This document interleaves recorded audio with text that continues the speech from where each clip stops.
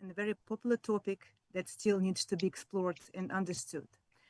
As Natasha mentioned it yesterday, Geshe has supported the dialogue between Russian scientists and Buddhist scholars for many years.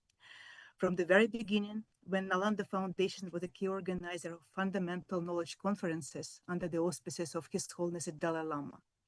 Geshe was so kind to meet and support Russian researchers of meditation.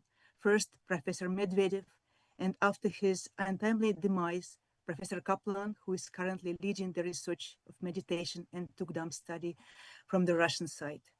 Recently, Geshe kindly agreed to be interviewed by a film crew supported by the Russian Ministry of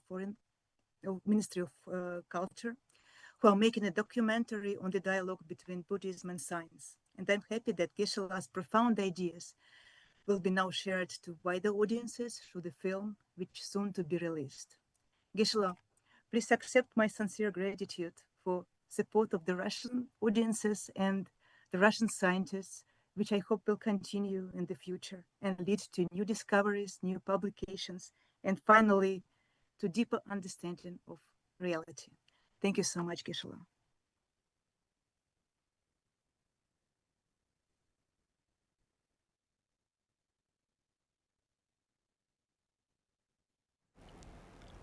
Thank you, Julia. Thank you so much. And indeed, it has been a great interaction with the Julia. Is it Professor Dmitry? Professor Medvedev, the first Medvedev, yes. And in fact, I have incredibly great respect for the Russian scientist, Professor Demidov, and I miss him a lot. He passed away, and I miss him because I could see the brilliance, and seeing him and think that the Russians have good minds. Russians have very bright minds. Just seeing him and his articulation, his way of thinking, creativity, and a way to do the research. I started to have an incredible great respect for the Russian scientist. We all miss him. We all pray that he should come back as a scientist and to lead the world to know the reality more closely. This is very important. And then the next followed by Professor Kaplan. Yes, Professor Kaplan. Again, I met him after the demise of Professor Dmitriev. And Professor Kaplan, likewise, I could see the ability to grab at things, the nuances. I was very impressed. And I wish that I should have met with Professor Dmitriev way like 20, 30 years ago, so that I could have learned a lot from him and the talents, the cognitive sharpness, and also I wish that there can be more interaction with Professor Kaplan with respect to particularly the neuroscience, the interaction, the interplay of the neurons and the mind. So where the two converge, to collapse, or to diverge. So this is something that we need to explore with these scientists, and I'm very happy that I got to know these two great minds of Russia. I have a tremendous respect for the Russian scientists by seeing this. And I also remember many years ago when I was just, I think about maybe 20 or 21 years old, and I don't know at that time Julia she was in a college, and it was like 1990 or 1989. So there was once the Mind and Life conference, the conference which His Holiness the Dalai Lama started in collaboration with Professor Francisco Varela, greatly renowned neuroscientist, and a biologist. And then I think during the second or third Mind Life conference, His Holiness the Dalai Lama has a special affinity to one scientist from Russia. There was one scientist. I don't know. I was just 20. Somehow I got opportunity because of my institute of Buddhist Dialectics, that I got opportunity to be there. And then while they were all the scientists from, for example, Professor Francisco Varela, he himself was Chilean and he was living in France, and many scientists from America, from Japan, from many countries, India also. And then day one, His Holiness I could see that His Holiness the Dalai Lama was waiting for somebody. And then His Holiness mentioned the name of one scientist, and he was not there, day one. Second day, His Holiness publicly welcomed him, saying that my very good scientist friend from Russia. So Julia, if you can check who this scientist is, you must check that. And His Holiness has a personal sense of affection and respect for this scientist, and so much a feeling of the closeness, the friendship. This is something which I was amazed. And then the scientist, the next day he came, there's so much a demeanor of gentleness, and of course he must be extremely smart, extremely intelligent. So he's had so much of respect for the knowledge, and so much of deliberately bringing him closer in the mainstream, saying that my Russian scientist friend.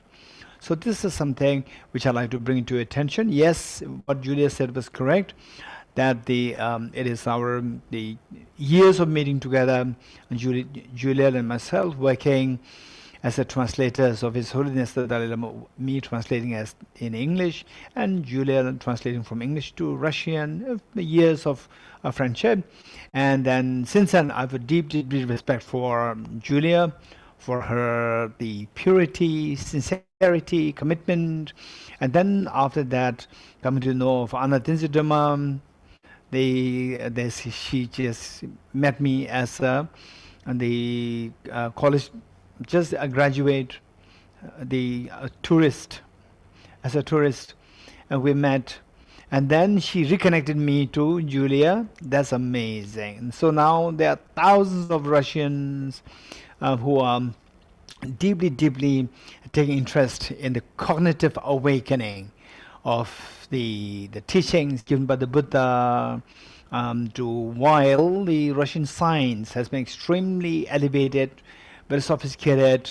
Scientifically speaking, Russia is very developed, plus now the emotional or spiritual development, which Julia through the Nalanda Foundation and Anatinsidama and the whole team here.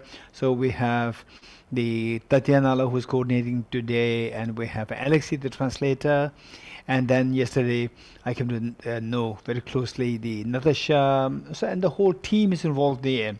So I truly appreciate all those under the mentorship of the Julia and then Anatinsidama and all everyone in the team, Alexei, Tadania, Natasha, and everyone. I really appreciate all our efforts. Okay, so with this in mind,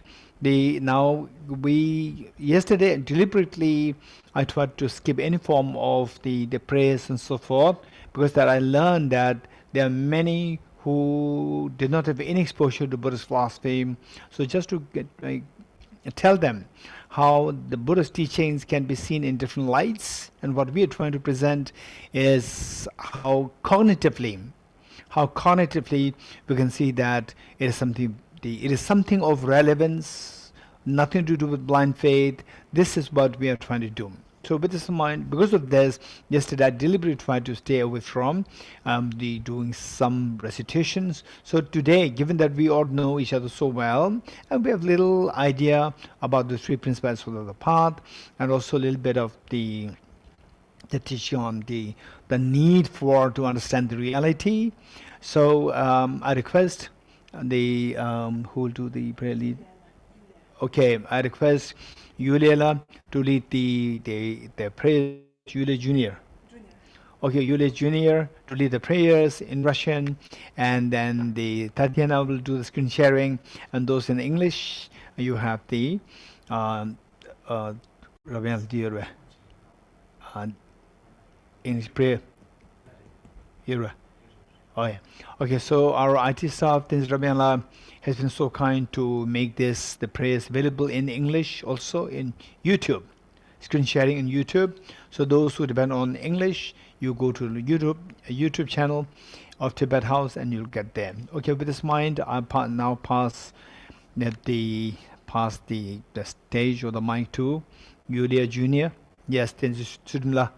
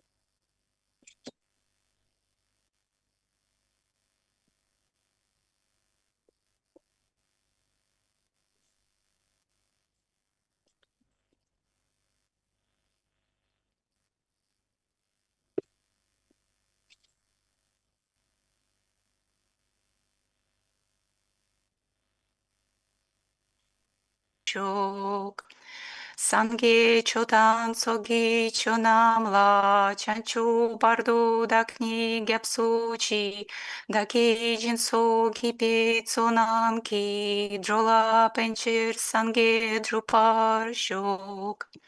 Sange chodan sogi chonamla chanchu bardu dakni gyapsuchi daki jinso kipi tsonamki drola pencher санге джупарщок. В Будде, Дхарме и Санхе ищу прибежище вплоть до пробуждения. Силой заслуг, накопленных практикой даяния и других совершенств, достану я Буддой на благо всех живых существ. В Будде, Дхарме и Санхе ищу прибежище вплоть до пробуждения. Силой заслуг, накопленных практикой даяния и других совершенств, достану я Буддой на благо всех живых существ. В Будде, Дхарме и Санхе ищу прибежище вплоть до пробуждения. Силой заслуг, накопленных практикой даяния и других совершенств, достану я Буддой на благо всех живых существ. В зависимом возникновении нет пресечения, нет рождения, нет прекращения, нет постоянства, нет прихода и нет ухода, нет различий и нет единства. Склоняюсь перед совершенным Буддой, превосходнейшим из проповедующим, учившим покою, в котором гаснут умопостроения. Простираюсь перед матерями Будь собрание Шаравак и Бодхисаттв перед знанием всего Матерью, что ведет к полному успокоению ищущих умиротворения Шаравак, перед знанием путей Матерью, что помогает тем, кто приносит благо скитальцам осуществлять цели мира, и перед всеведением Матерью, которая всецело обретя, Будда излагает многообразие дхарм во всех аспектах. Пред тем, кто стал надежным проводником, кто стремится к благу всех живых существ, пред учителем, сугатой, защитником склоняюсь. Тому, кто устранил сеть умопостроений, кто наделен телами глубоким и обширным, всеблагому, чьи чистые лучи сияют повсюду, тебе, о Будда, я поклоняюсь. Исполненный мудрости и сострадания, сегодня, в присутствии Будды, я порождаю устремление к полному пробуждению ради блага всех живых существ. Сущность мантры зависимого возникновения.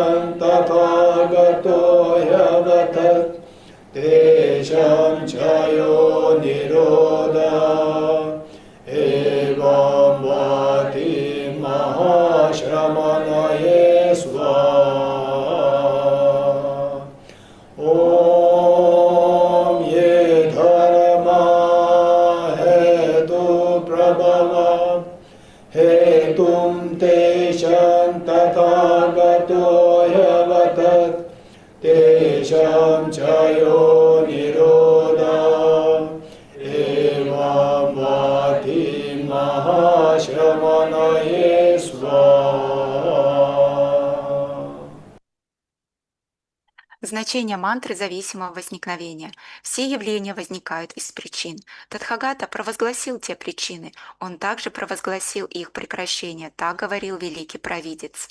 Глубокое и умиротворенное, свободное от умопостроений, необусловленный ясный свет. Я нашел подобную нектару дхарму, но если бы я учил ей, никто бы не смог ее постичь, поэтому я буду пребывать в молчании в лесу. Предпрачня прамитой, невыразимой, непостижимой и неизъяснимой, нерожденной, непрекращающейся, сущностью пространства, объектом постижения, различающей, самопознающей высшей мудрости, пред матерью победоносных трех времен склоняюсь. 4 печати учения Будды. Все составные явления непостоянны, все загрязненные явления – суть страдания, все явления пусты и бессамостны, нирвана есть покой. Гуру – это Будда, гуру – это Дхарма, гуру – это Санха, гуру – это источник всего, перед всеми гуру я склоняюсь. Пусть звуки великого барабана Дхармы избавят существ от страданий, да будете вы пребывать и учить Дхарме в течение бесконечных миллионов кальп. Водою Будды не смывают скверны, страдания существ рукой не устраняют, к другим не переносят прозрения свои, они учением существ освобождают. Наставление об устранении 4 привязанностей. Если ты привязан к этой жизни, ты не являешься последователем Дхармы. Если ты привязан к 3 мирам сансары, ты не обладаешь отречением. Если ты привязан к собственному благу, ты не обладаешь бодхичиттой. Если же у тебя возникает цепляние за самость, ты не обладаешь воззрением. Сложив ладони у сердца, я молю совершенных Будд всех сторон света, зажгите светоч Дхармы для страдальцев, бредущих во тьме. Породив ум высочайшего пробуждения, я приглашу всех существ стать моими гостями. Я буду выполнять превосходные практики бодхисаттв. Достану я Буддой на благо всех существ. 3 основы пути Лама Че Цонкапа. Склоняюсь с благоговением перед превосходными досточтимыми ламами. Разъясню, насколько сумею, суть всех учений победоносного Будды. Путь, превозносимый сыновьями победителя, врата для удачливых, стремящихся к освобождению. Не привязанный к усладам сансары, стремящийся извлечь наилучшее из свобод и благих условий, полагающийся на путь, что Буддам приносит радость, о удачливые, внимайте мне искренним сердцем. Без чистого отречения, не уняв тяги к радостям и благим плодам, океана сансары не прийти к покою нирваны, воплощенные существа крепко связаны страстью к существованию, а потому вначале взрасти отречение. Размышляя, как трудно обрести свободы и блага, и о скоротечности жизни, преодолеешь соблазны этого рождения, думая снова и снова о непреложном законе действий и их плодов, а также о муках сансары, отвернешься от соблазнов будущих жизней. Если при таком освоении желание процветания в сансаре не появится ни на мгновение, а стремление к освобождению присутствует непрерывно и днем, и ночью, значит, отречение зародилось в тебе. И все же одно только отречение без чистого устремления бодхичитты не приведет к неистощимому блаженству непревзойденного пробуждения. А потому мудрые должны породить наивысшую бодхичитту. Захваченные потоками 4 бурных рек, накрепко стянутые путами кармы, что нелегко развязать, заключенные в стальную сеть цепляния за «я», окутанные со всех сторон непроглядным мраком неведения, существа рождаются снова и снова в бесконечной сансаре, беспрестанно испытывая 3 вида страданий. Созерцая эту участь существ, некогда бывших нам матерями, породи наивысшее намерение – бодхичитту. И все же без мудрости постижения высшей природы существования, пусть ты и взрастил отречение и бодхичитту, невозможно отсечь корень сансары, а потому усердствуй в постижении взаимозависимого возникновения. Тот, кто постиг нерушимость причинно-следственной связи, действенной для всех явлений сансары и нирваны, и полностью уничтожил тягу к восприятию их самобытия, вступил на путь, дарующий Буддам, радость Буддам. Пока 2 положения, непреложное взаимозависимое возникновение видимых проявлений и пустота, свободная от любых утверждений, предстают перед умом как отдельные, ты еще не постиг мысли Будды. Когда эти 2 положения больше не сменяют друг друга, но приходят одновременно, и один только взгляд на непреложность взаимозависимого возникновения полностью уничтожает цепляние за самосущие объекты познания, тогда анализ воззрения полностью завершен. Кроме того, восприятие видимых проявлений избавляет от крайности бытия, интернализма, а постижение пустоты от крайности небытия, нигилизма. Когда видишь, что пустотность проявляется как причина и следствие, более не впадаешь ни в одну, ни в другую крайность. Когда ты правильно уяснил важнейшие моменты 3 основ пути, сын мой, отправляйся в уединение, породи радостное усердие и быстро приди к высшей духовной цели.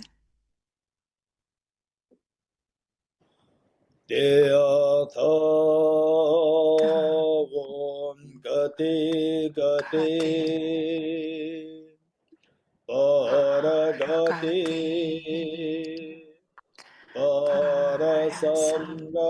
bodhisvatyata Om gati gati paragati Parasamgati bodhisvatyata Om gati gati paragati Parasamgati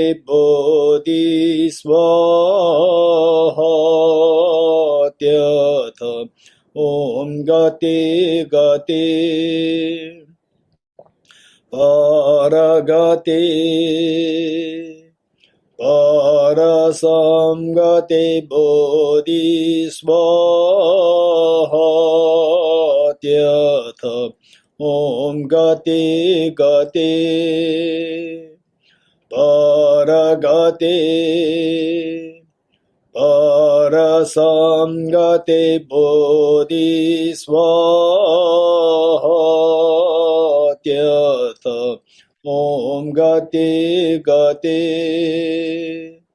paragati Parasamgati bodhisvatyata Om Gati Gati Paragati Parasamgati Bodhisvaha.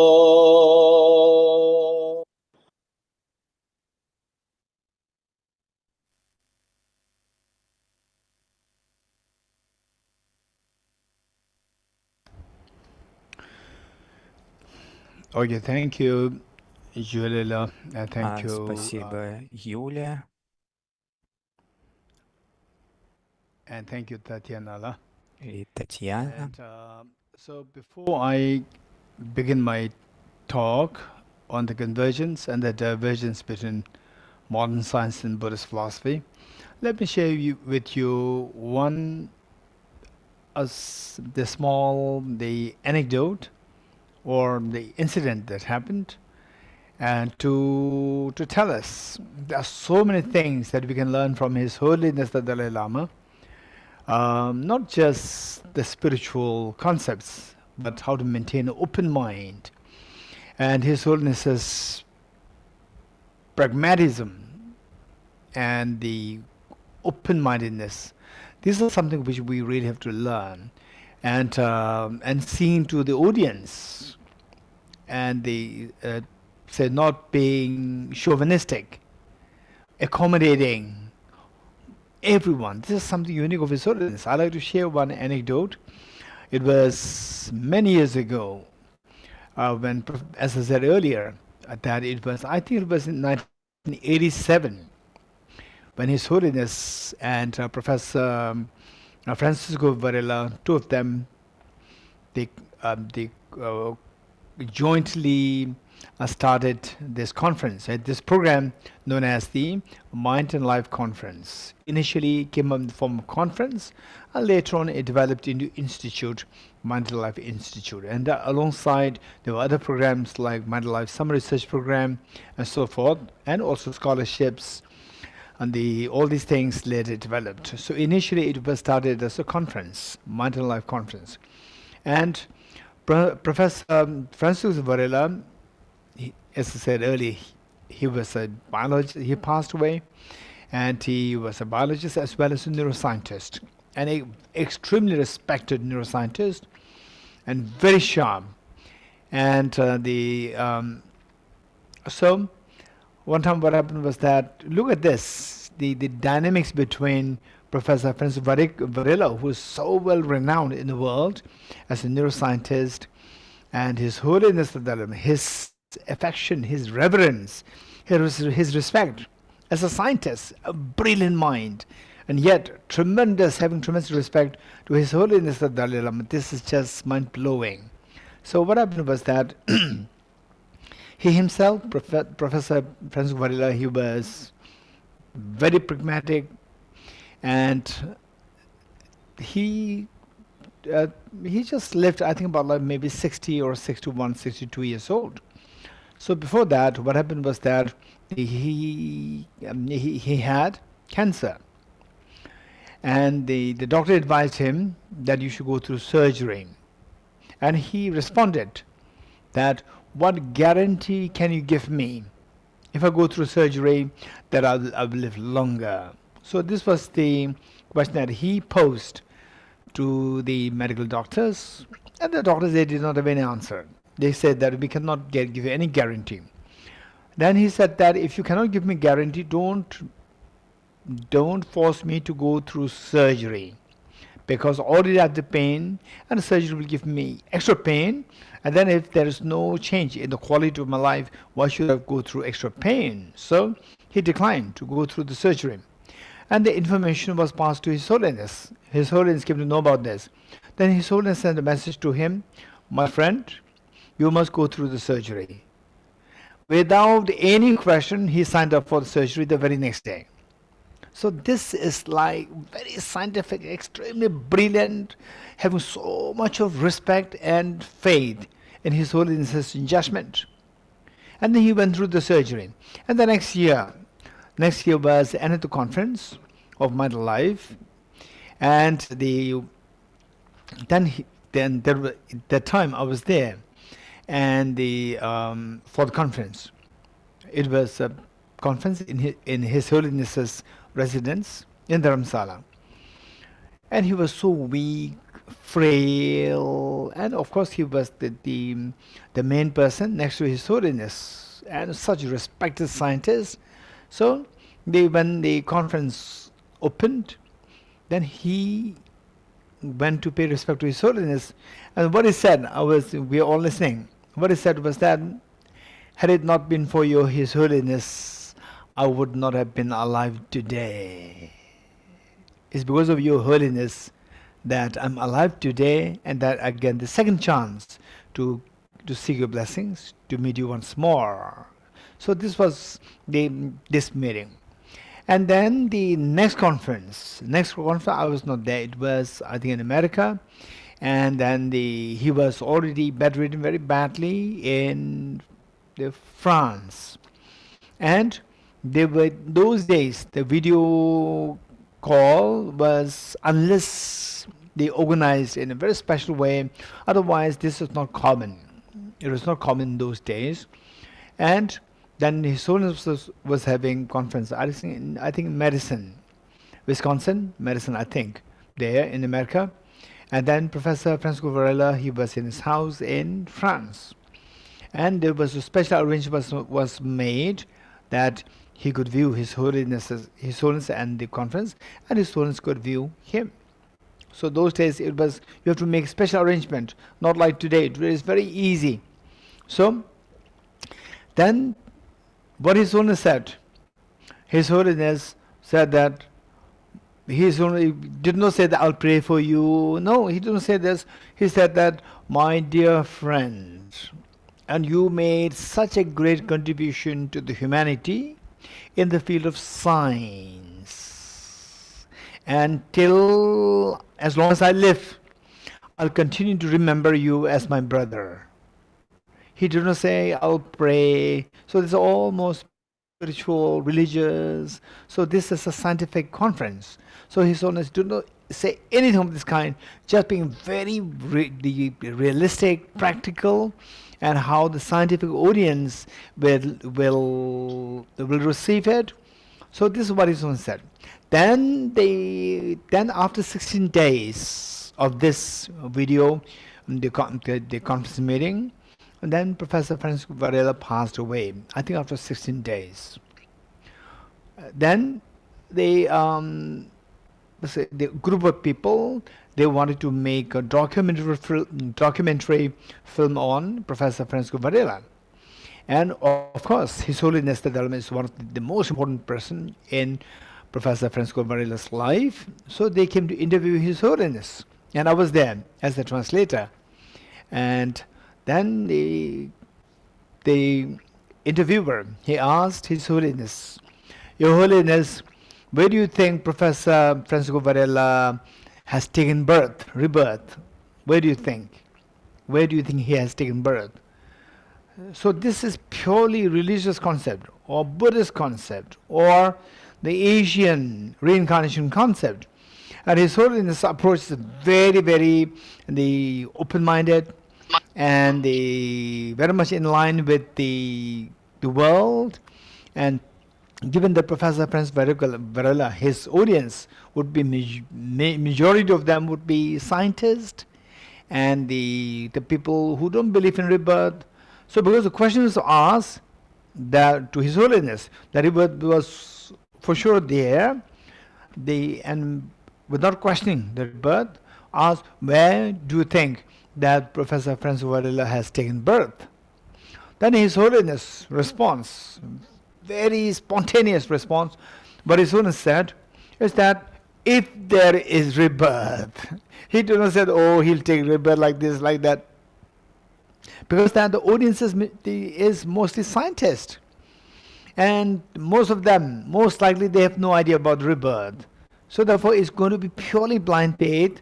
If you say that, oh, he will take rebirth like here, them, he's been extremely scientific. Said that if there is rebirth, it doesn't mean that rebirth is not there. If it doesn't mean that His Holiness doesn't believe in rebirth, because to accommodate the audience, the scientific audience, majority of the audience of Professor Francis Varela, no doubt, would be the scientists themselves. They have tremendous regard and respect for the Professor Francis Varela's insight and the wisdom, intelligence, and contributions. So therefore, His Holiness said, if there is rebirth, he will come back, he will be born again as a scientist. This is what His Holiness said. It was so vivid. I was there, and the interviewing, the essay translator for His Holiness. But when I say translator, there's nothing to translate. In fact, I learned many words from His Holiness. So the only thing is that, and also it's very difficult to translate for His Holiness, because His Holiness English is so good already. And whereas the Russian translators, you should be very lucky that whatever you translate is fine, no stress. But for English, when it's translated, His Holiness catch you very easily. No, I do not say that. So you have to say like this. So that it's very stressful as English translator. I remember even the Dr. Tibet House, a brilliant translator, a great scholar. Even he finds so difficult to translate for His Holiness. So I remember he, Dr. Tibet House, and the Professor Ellen Wallace, both of them are brilliant scholars, and they were translating. He said, no, Dr. Tibet House tried 3 times. He said, no, this is not what I said. And then Dr. Ellen Wallace tried to translate. Again, he said, no. Then he said directly in English. And it was so succinct, clear. Okay, so this is a little bit of digression, how I went through these stressful moments when I was translating, and His Holiness can catch you very easily. Whereas the Russian translators, I envy many of the other translators. Russian translators, likewise Portuguese translators, likewise Spanish translators, Japanese translators, so they can freely translate. So even if they make mistakes, His Holiness will not catch you. So for the English, this is a big problem. So His Holiness can catch you very sharp. And His Holiness is extremely sharp. Can pick you like this so easily. Okay, a little bit digression, finish. So with this in mind, that this is the mindset that we need to have an open mind. To have open mind, and I won't use the word scientific, I would say open mind. Maintain an open mind to look for the reality. As Julia, the director of the Nalanda Foundation, Russia, she said that this is very important to discover the reality. And why do you discover the reality? This is something that we will explore. Okay, so first screen sharing.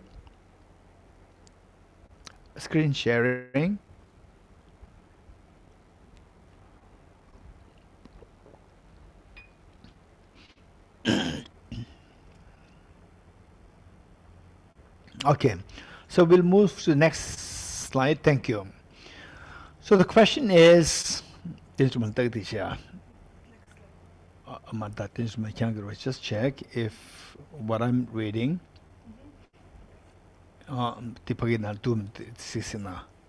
Okay.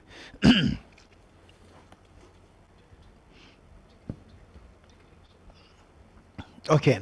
So the first is, why science? Why do we need to? Why the discussion on science, modern science, and Buddhist philosophy is very important. Why? This is a very serious question. So we see that what the science is doing, modern science, when I say science, I mean the modern science. What the modern science is doing and what the Buddhist philosophy is doing, in both cases, we're trying to explore the reality. And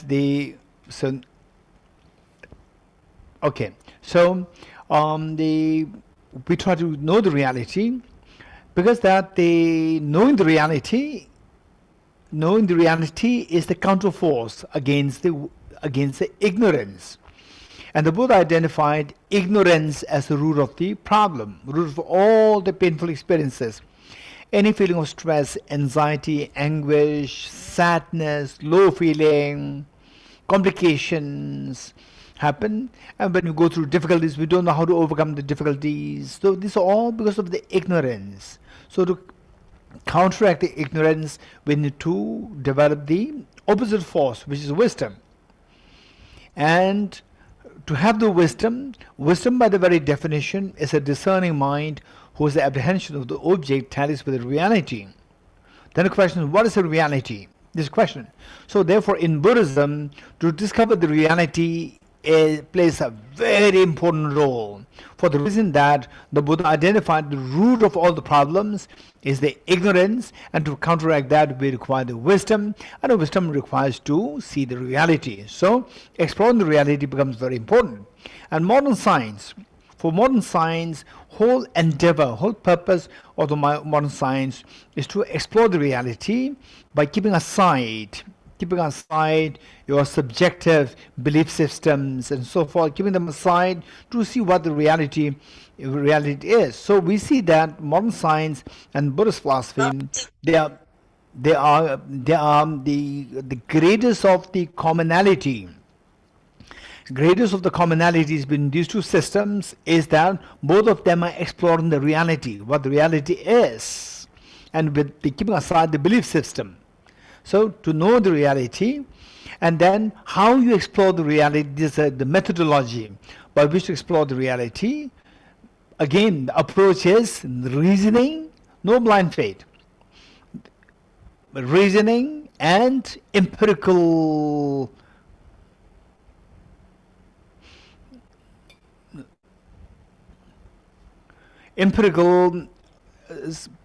reality through empirical observation and the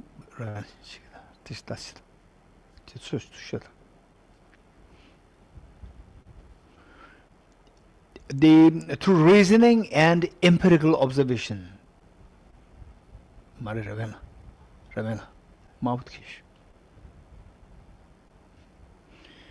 So this is what we are trying to do. Through empirical observation and the reasoning, to see what the reality is. This is a methodology. So the next slide.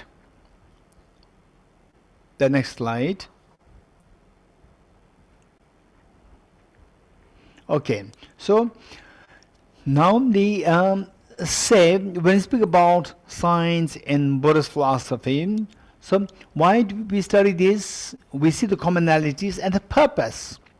Why do we need to see the reality? The purpose. The purpose, if I say something what the Buddha said or so forth, then people may think that, oh, this is purely religious, this is purely the spirituality. See what UNO has to say. UNO talks about this Sustainable Development Goals, SDGs, Sustainable Development Goals. And so if you look at it, we see the next slide.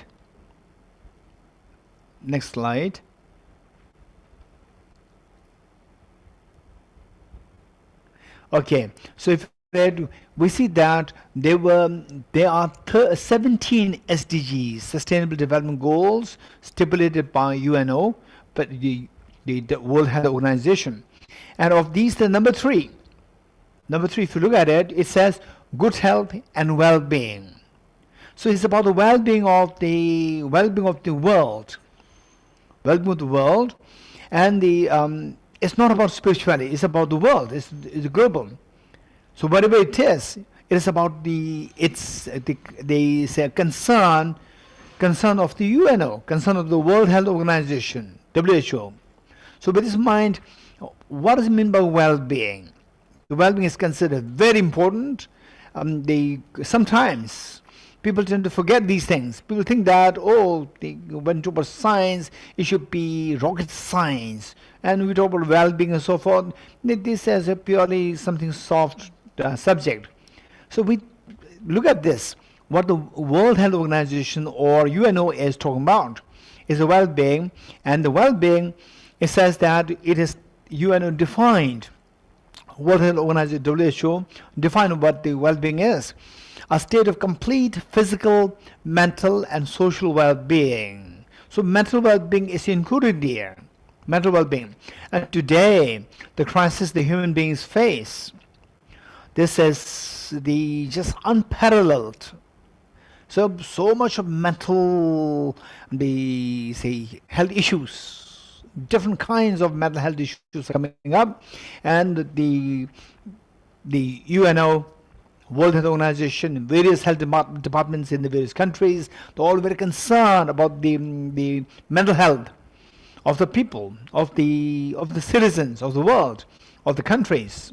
So because of this, mental well-being, this is so important.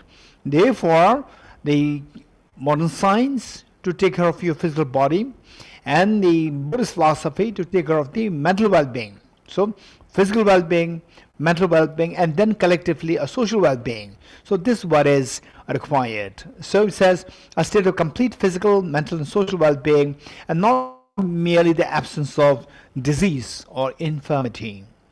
So this is what is meant by the well-being. So here, His Holiness the Dalai Lama, many years ago, I still remember vividly what his student said. His student said that we require modern education, we require the spirituality. For example, the Buddhist teachings, we require them. And modern science, we require them.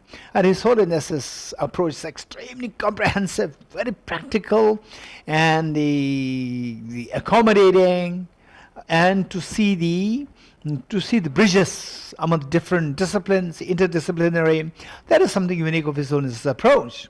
So what His Holiness says is that we are human beings. We're human beings with the body and with the mind.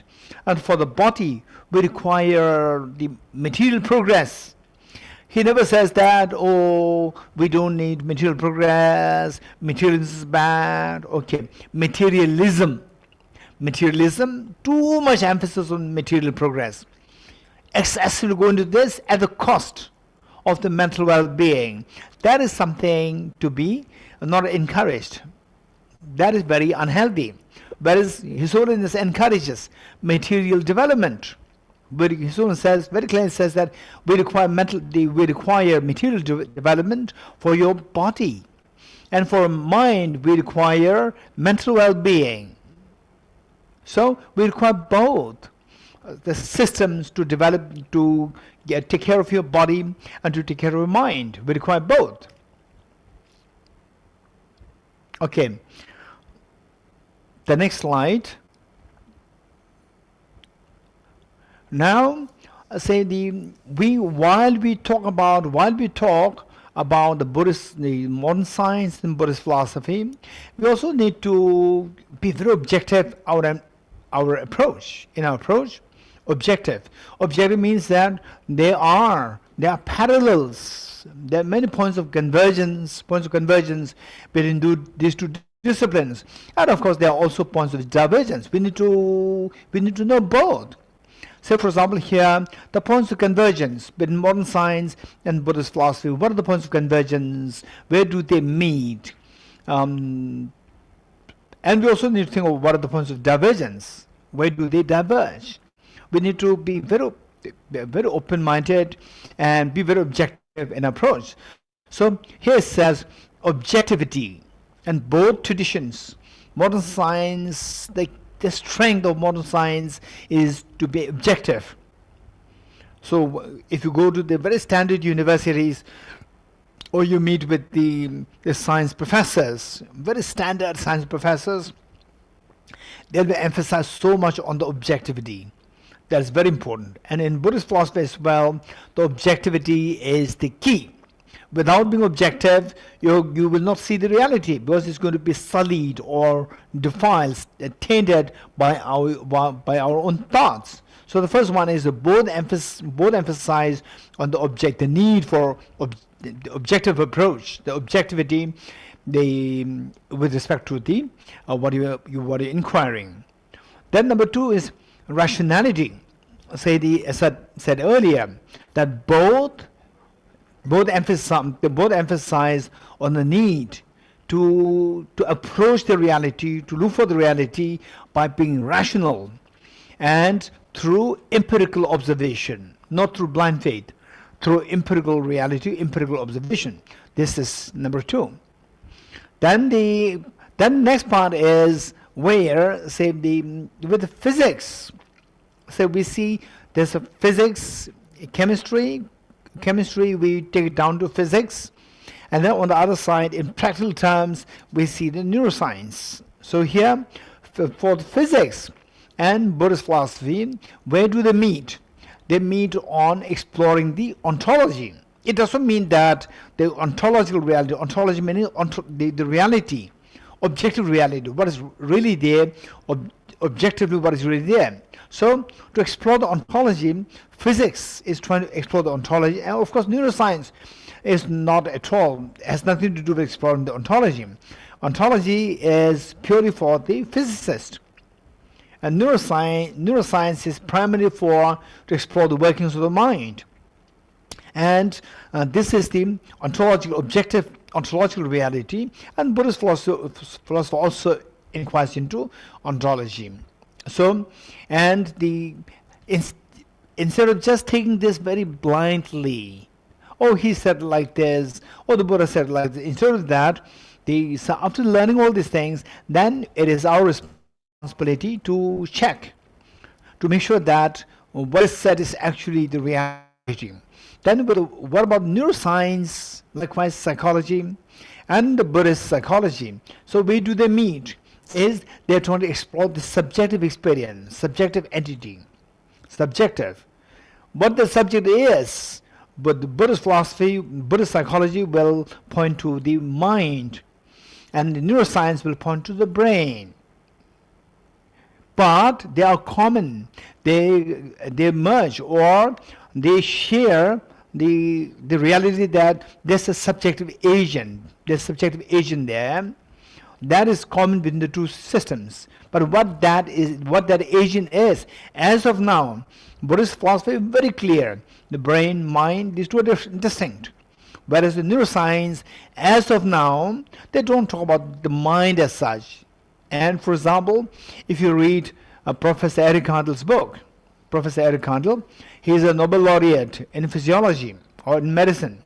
He's a Nobel laureate, 2004, I think. He became the Nobel laureate in 2004. Yes, 2004. And I got his book from Professor Paul Ekman in 2008. After 4 years of him meaning Professor Eric Kandel, having received the Nobel Prize in his research on the memory. And so there you will see what the position of the current neuroscientist is in the broad sense. And of course we cannot have a consensus to say that this position of neuroscience. No. Science is the extremely strong discipline, a very strong discipline, and the scientists, it's not that there is one particular theology to say that this is the main position of the science. So the people can keep exploring, and for example, like with physics, like 19th century AD, or no, the 17th century AD, with the Newton physics. At one point, people think that, oh, now physics already reached the pinnacle, the tip point of physics, the Newton's 3 laws of motion. And then there was whole paradigm shift from Newtonian 3 laws of motion to the quantum mechanics and relativity theory. So there was whole paradigm shift there, and this was totally unexpected. And says if somebody were to teach, or if somebody were to discuss on quantum mechanics and relativity theory during the time of Newton, people think that this is purely theology, this is not physics. But now, this is the highest level of physics today, and what the future is going to be like, we never know. We never know. So, having said this, and this is where we see the coming together of the study of the for what the mind is. Neuroscientists, as you will find in Professor Eric Kandel's book, Nobel laureate Professor Eric Kandel's book, as for neuroscientists, what the mind is, say at the moment, neuroscientists, generally speaking, they will say there's no mind, it's only the brain, number one. Number two, even if somebody accepts the mind, they say that mind is the derivative or the emergent property of the brain. So this is the current neuroscience perspective, and of course neuroscience is still a developing discipline, developing science. It is developing, it's in the process of development, and within the last 100 years there's a tremendous progress in neuroscience. It's an amazing system. At the same time, it doesn't mean that they say what it thinks today, its hypothesis today, is the final. Don't think like this. So while we appreciate the rigor of the modern science, the physics, chemistry, and biology, particularly neuroscience, while we really appreciate the depth and the rigor of these systems, it doesn't mean that what this is the ultimate at the moment. So still there can be paradigm shift happening in the future, we never know. So from the Buddhist point of view, I would say that the brain is accepted and the mind is accepted, and these two are seen as two distinct entities. And for that matter, again, we're not to follow this blindly. We have to learn how these two are two different entities, rationally speaking, and the empirical experience through these observations, these two, rational thinking and empirical observation, to see that these two entities are there and these two are not one at the same time, the same thing. These two are two different things. So this is where we need to go into deeper analysis, the deeper say the inquiry into the system. So this is where the science and Buddhist philosophy, the points of the convergence. The next slide.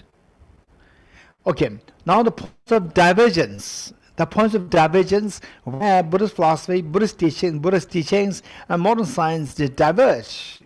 Where they diverge. So diverge doesn't mean that they oppose each other. No, this is not the connotation. As we explain, then you see that they are really, divergence has a different connotation, not necessarily in the form of contradiction. Say I say 2 plus 3 equals 5, and somebody says 2 plus 3 equals non-5. Say the blue and yellow mix and you get green, and somebody says no, blue and yellow mix and you get red. These two are contradictory. Whereas when I say divergence, it may not necessarily be in that context. Okay, I'll quickly explain this. The points of divergence between modern science and Buddhist philosophy. The first, we said modern science, it has multiple disciplines, and they're all compartmentalized. Physics deals with physics. It doesn't talk about neuroscience. Neuroscience talks about neuroscience, and it will not talk about electrons, protons, neutrons. So we see that they are very, very compartmentalized. They are very separate, the disciplines, and they don't really talk to each other. And of course, there are scientists who are very good in physics as well as good in neuroscience, but neuroscience per se, they're not interested in what electrons, how the electrons behave with respect to how the neurons, how workings of neurons, and how neural firings give rise to the mental experience. So we see that these disciplines they differ in that sense. Whereas the Buddhist philosophy, we see that they are all connected to each other. They are not compartmentalized. They all come under one umbrella and they are all connected. This is one thing. Then so here, for example, like compartmentalized disciplines like physics, chemistry, biology, neuroscience, psychology, they all remain very segmented and different from each other. And then the next part, which is very important, is that the reality. Modern science is trying to explore the reality. The Buddhist philosophy is also exploring the reality, keeping aside your belief system, keeping that aside, and then trying to explore the reality. And what the reality, when talking about the reality, we come to discover that there are 3 levels of reality. 3 levels of reality. And okay, so keeping aside, say, modern science, Buddhist philosophy, keep them aside and just see if you agree with me that the reality the world contains is of 3 kinds: that The first category is a very gross one. For example, like, what is in the hand? Oh, there's a flower there. It's so obvious. It's so obvious. What is in front of you? There's a screen there. It's so obvious. This is known as the first level of the reality. Gross reality, we call it evident phenomena. The first one is evident phenomena. This is a reality. Then we talk about, say, oh, this flower is made of atoms, electrons, protons. No, I don't see this. In fact, in the domain of the humanity, amongst the humanity, say, the concept of the atom, the scientific explanation of the atom came way later, way late. The Homo sapiens is 300,000 years. And the concept of the atoms, actually the whole world is consisted of atoms, whole universe is operating based on the movements of the atoms, electrons, protons, neutrons, so forth. But till late, the Homo sapiens, even the Homo sapiens came very late. The planet Earth, 4 billion years that the organism already came on the planet Earth. It was 4 billion years. 4 billion, just imagine. It's not even 1 million, it's billion. 4 billion years. And Homo sapiens came less than 1 million, 0.3 million. Not even 1 million. Homo sapiens came that late. Within the Homo sapiens, again we see that the concept of the atom came much later. So, but the universe, since that time, like say 4 billion years, and then you go back in time, 15 billion years, the universe came into being through the Big Bang, through the singularity. So with this 15 billion years, and what is before that? The scientists, they disagree. Some scientists say this is the origin of the universe. Some say no. For example, like Professor Roger Penrose, again a Nobel laureate, I think 2020 or 2022, I think 2020, Nobel laureate in physics, Professor Roger Penrose. And likewise, Professor Michio Kaku, a brilliant physicist, a world-renowned physicist, and I don't think he's a Nobel laureate as yet. So these two professors, physicists, would say that to say that the universe has a beginning point, this is totally illusory. Without something before that, this universe cannot possibly come into this particular form.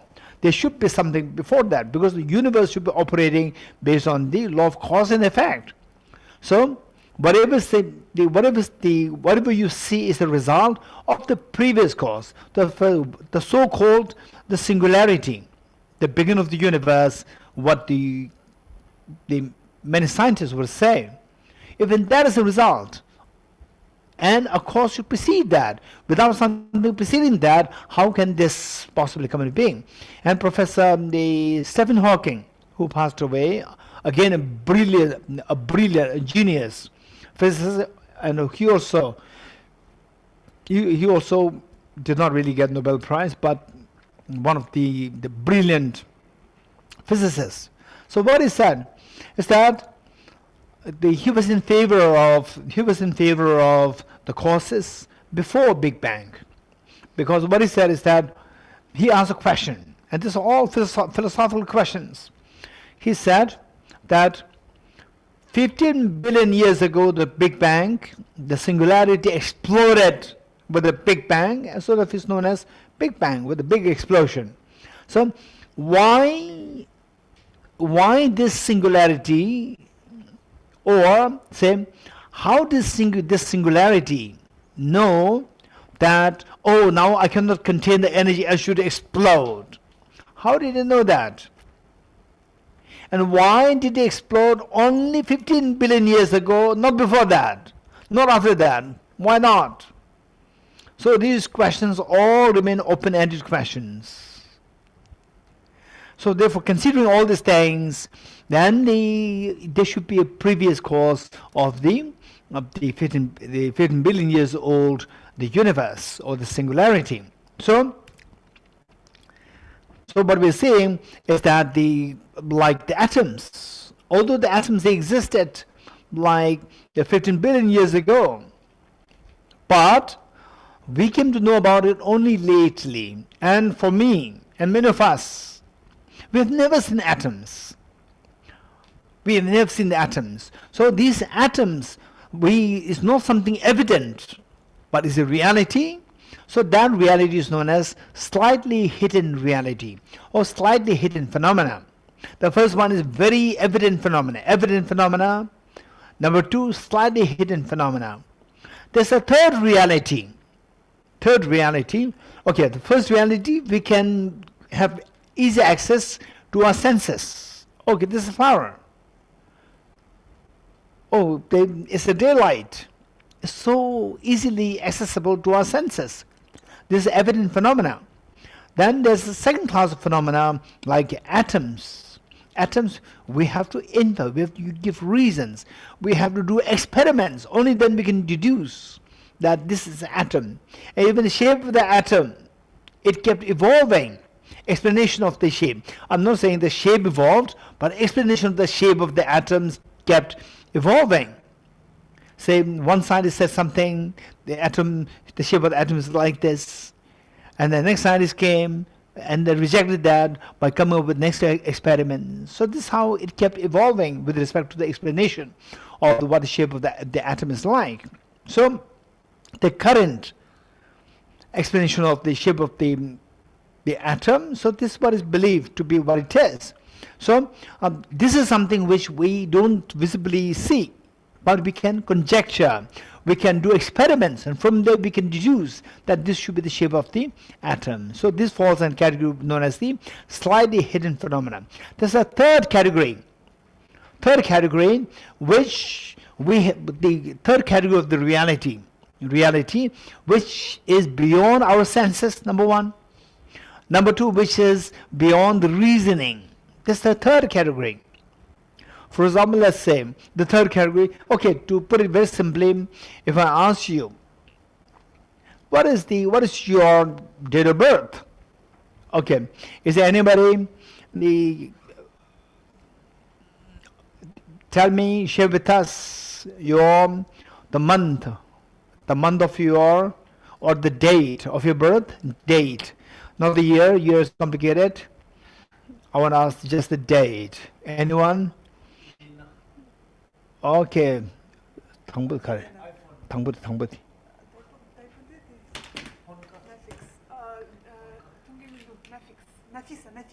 Nafisa. Nafisa?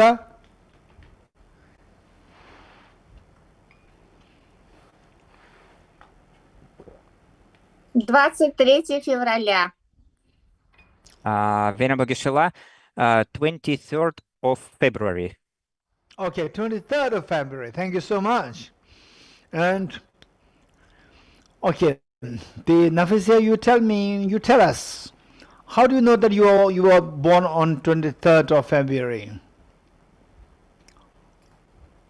How do you know that? Did you see yourself born on that day?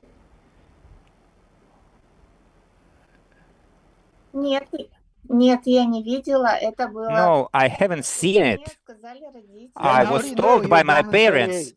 I was told by Huh? my parents. Okay, so you have to trust somebody that you have not seen it visibly. You have not seen that you're born on this day, and that you cannot give reasons. Yeah. Oh, I was born on this day because of this.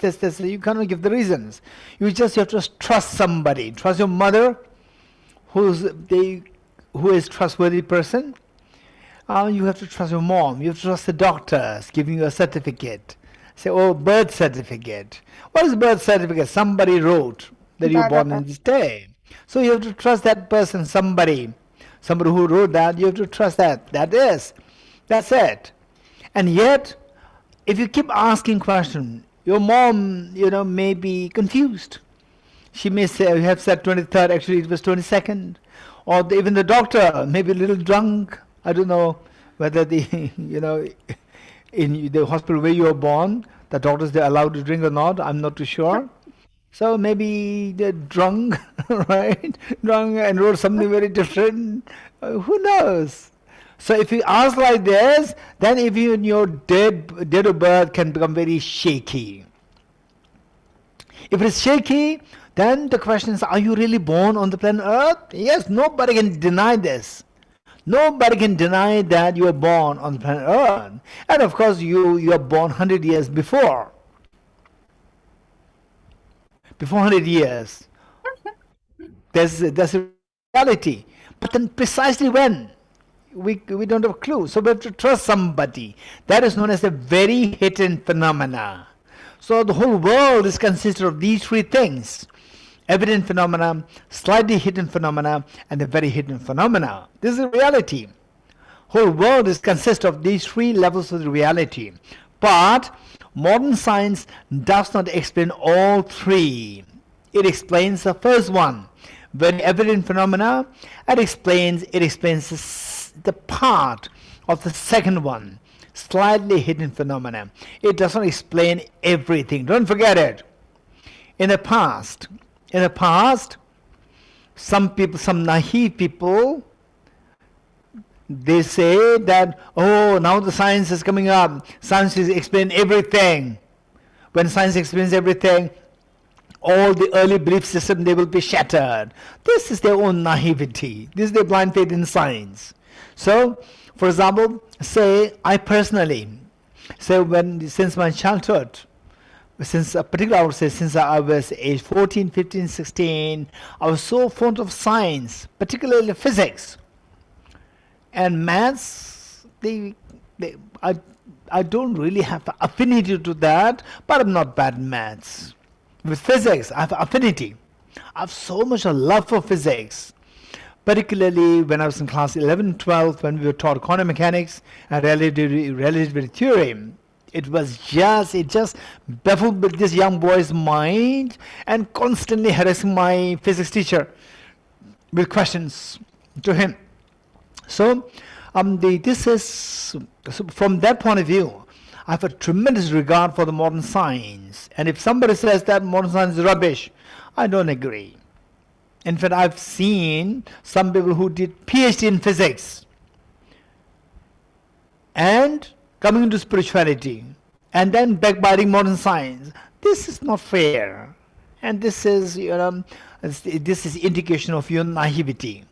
And later on, I come to realize that those people who did PhD in physics and come to spirituality become too spiritual. So in fact, I came to learn from their own professors. I asked how smart this gentleman is when he was your student. He said, no, not smart. So having the degree, PhD in physics, but not too smart, and people think that he's very smart.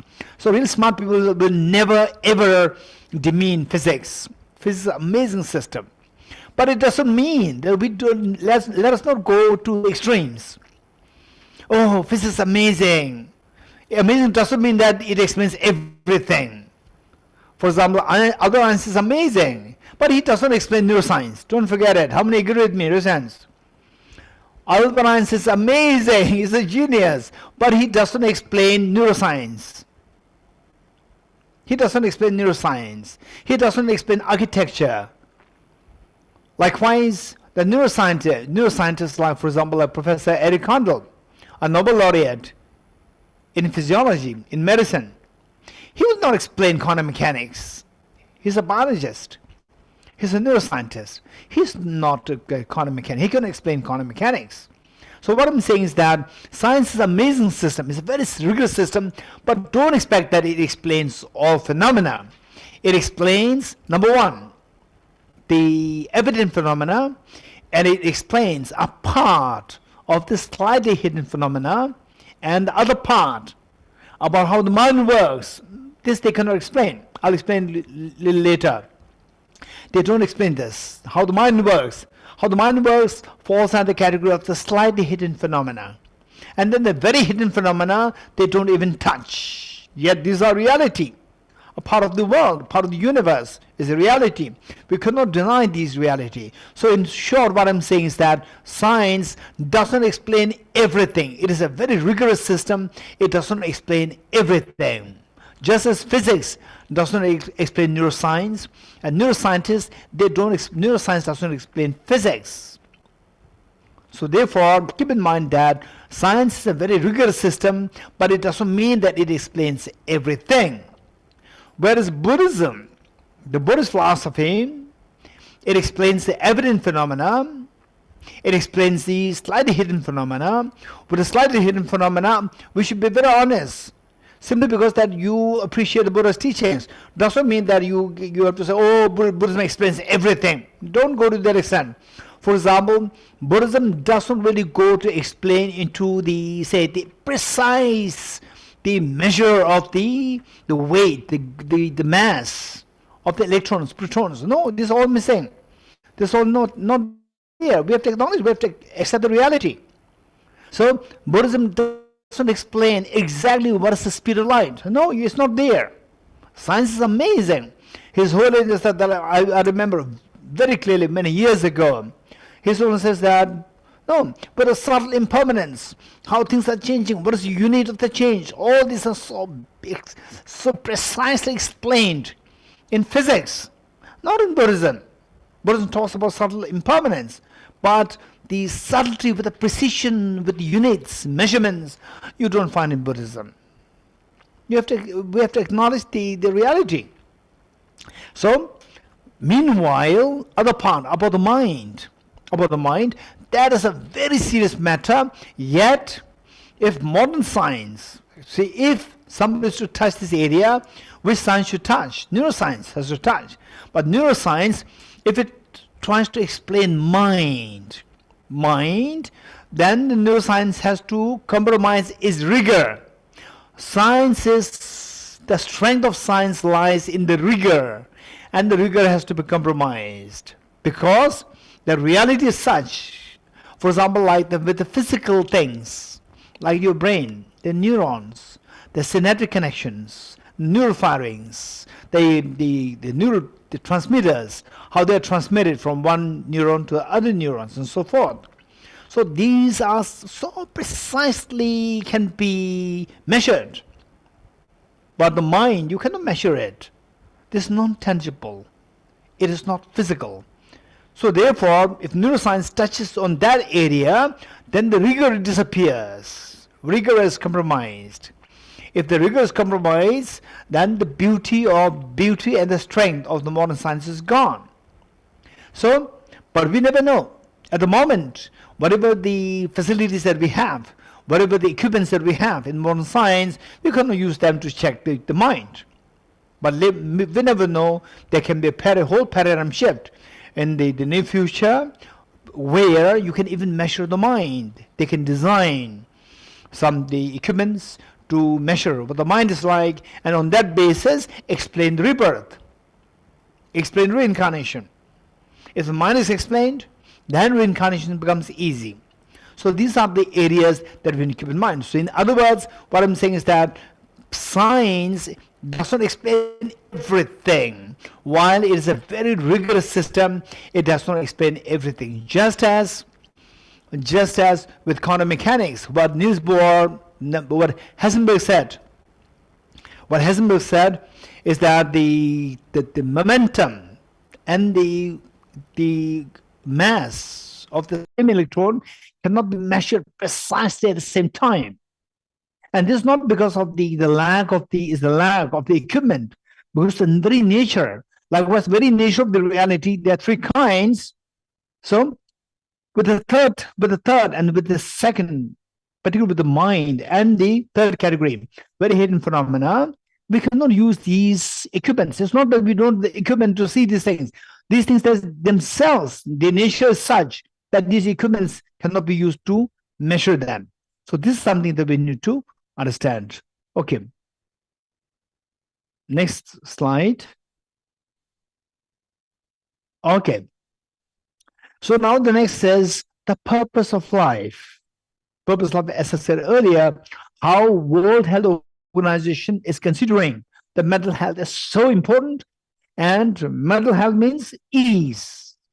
Get rid of the fear. Where the anxiety, these feelings are there, your life expectancy will be cut short. And they must be removed for the mental health, well-being, mental well-being. So with this mental well-being, the next question is that what degree of well-being do you want? Mental well-being do you want?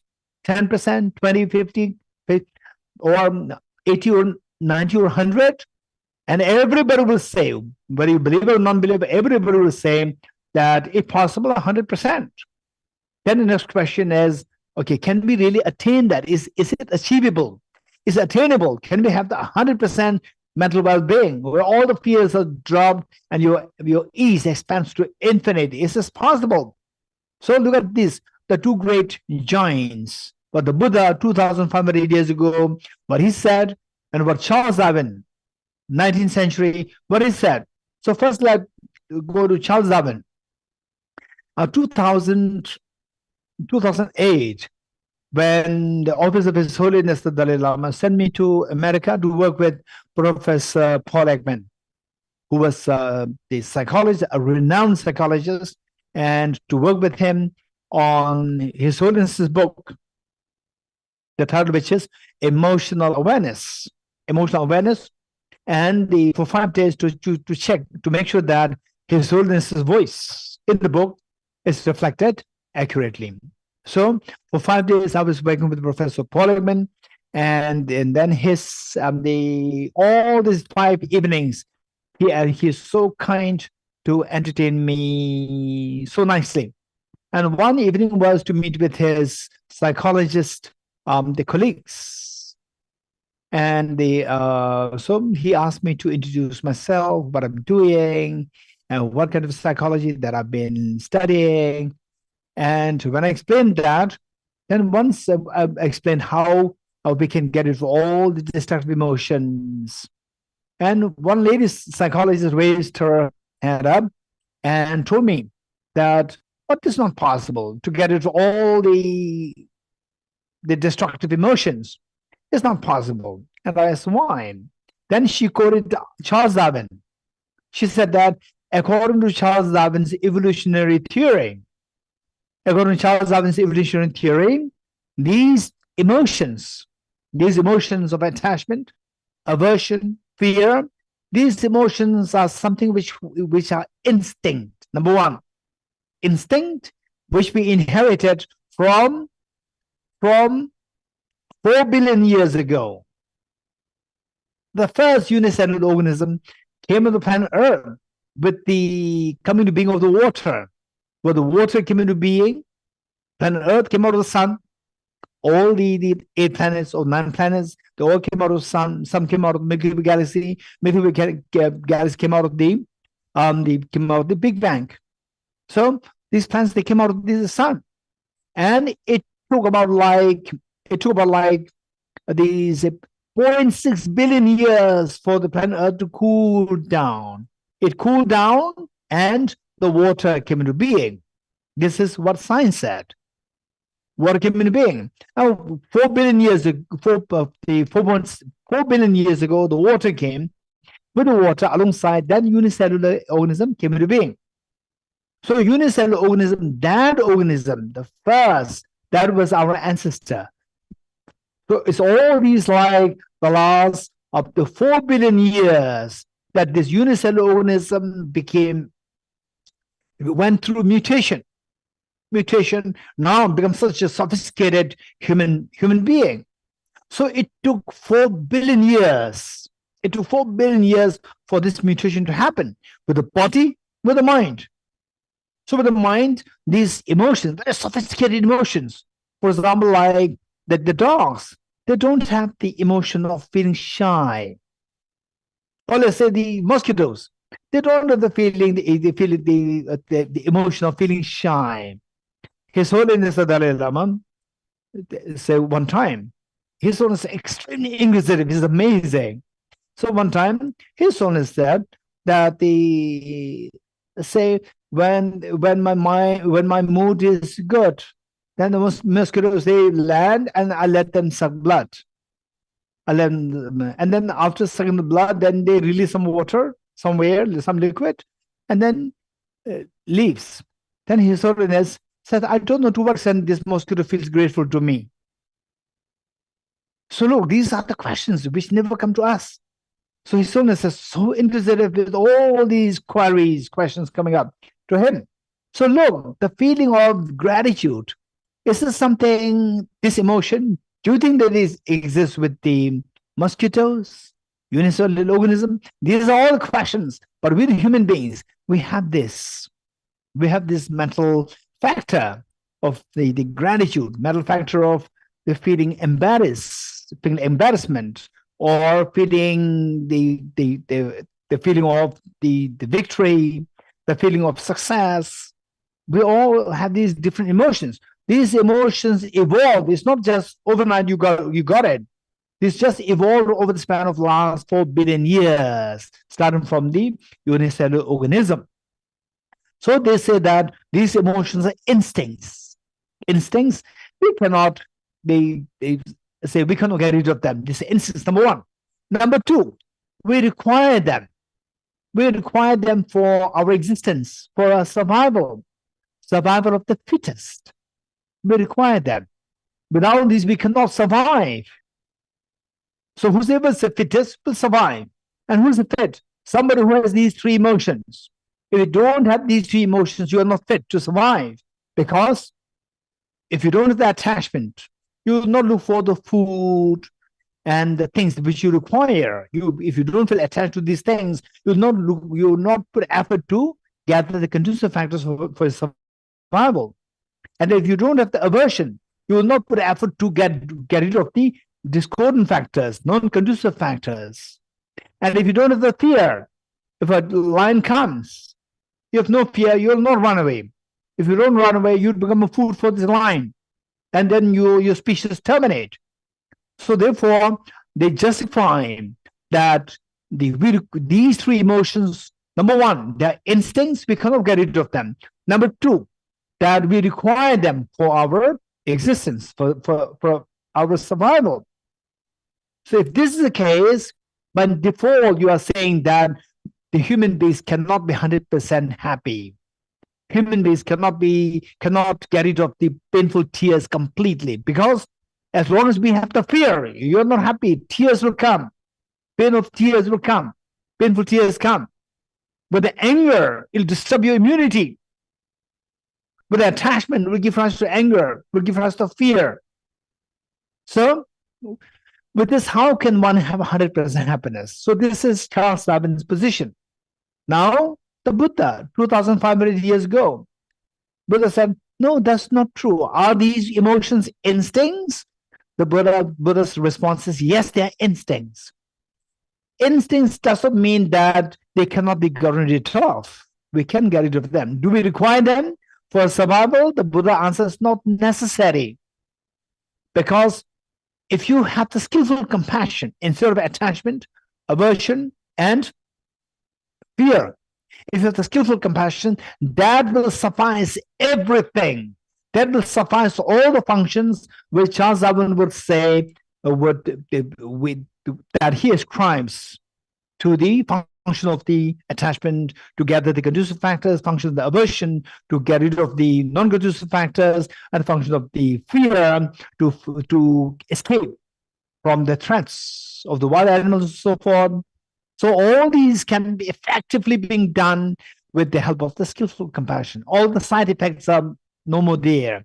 Whereas with the attachment, there's a side effect. With the anger, there's a side effect. Your immunity will go down. Your stress level will go high.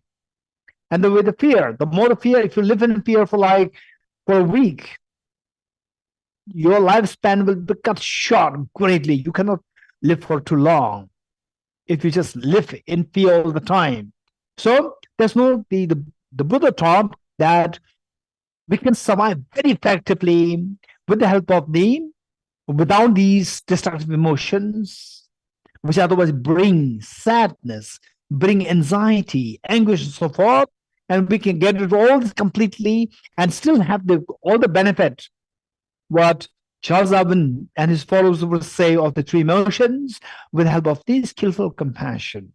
And the Buddha didn't. So why the Buddha is so confident in this direction is because that Charles Darwin was so particularly, he was so much focused on the evolution of the human body, the physical aspect of the human beings. Whereas the Buddha is so much into the mind, the mental aspect of the human beings.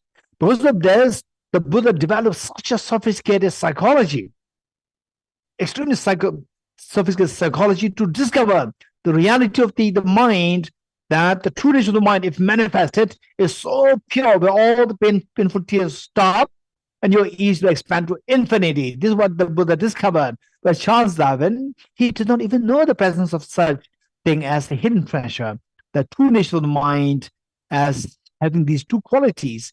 Charles Darwin did not have any clue, didn't even have a clue of these. So that's the difference between these two teachers. The next slide. Okay. Okay, so this is about Charles Darwin, how he explained the evolution of the human beings. The next slide, please.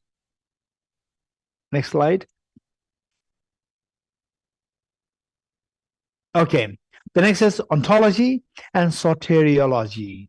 So now let us go more into the physics and Buddhist philosophy. With physics and Buddhist philosophy, both focus on ontology. What constitutes the ontology?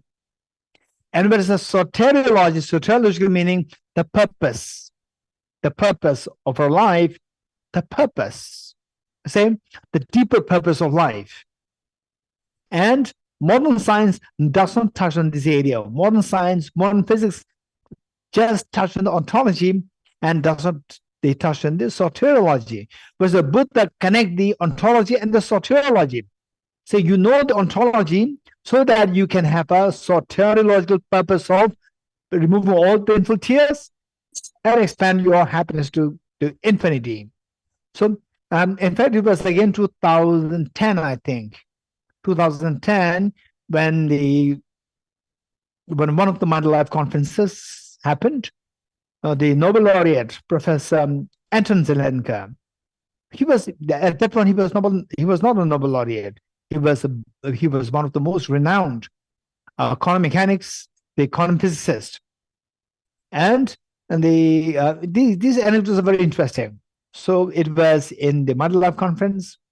No, it was not 2010. It was 2008. Yes, it's still 2008.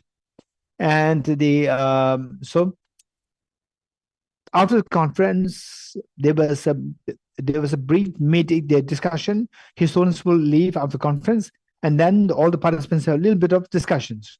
In discussion, I asked a question quantum mechanics, and Professor Andrew Zelenka gave the answer. And when everything finished, then he came to me directly and said that you seem to have questions on quantum mechanics. I said, yes, I have many questions. He said, ask me now. I said that we are in His Holiness's campus. For security reasons, we are not supposed to be staying here longer. We have to get out. Okay, I will invite you to my room. So I invited him to my room. Those days I was in Dharamsala, to my place, and certain tea, and I asked many questions on quantum mechanics. So while he was there was also one journalist, Newsweek journalist, one Indian Newsweek journalist who was also my friend. And the journalist, his job is to inquire, just keep asking, interview people. So he asked Professor Andrew Zelenka. He said that, Professor, you are such a renowned scientist in the world.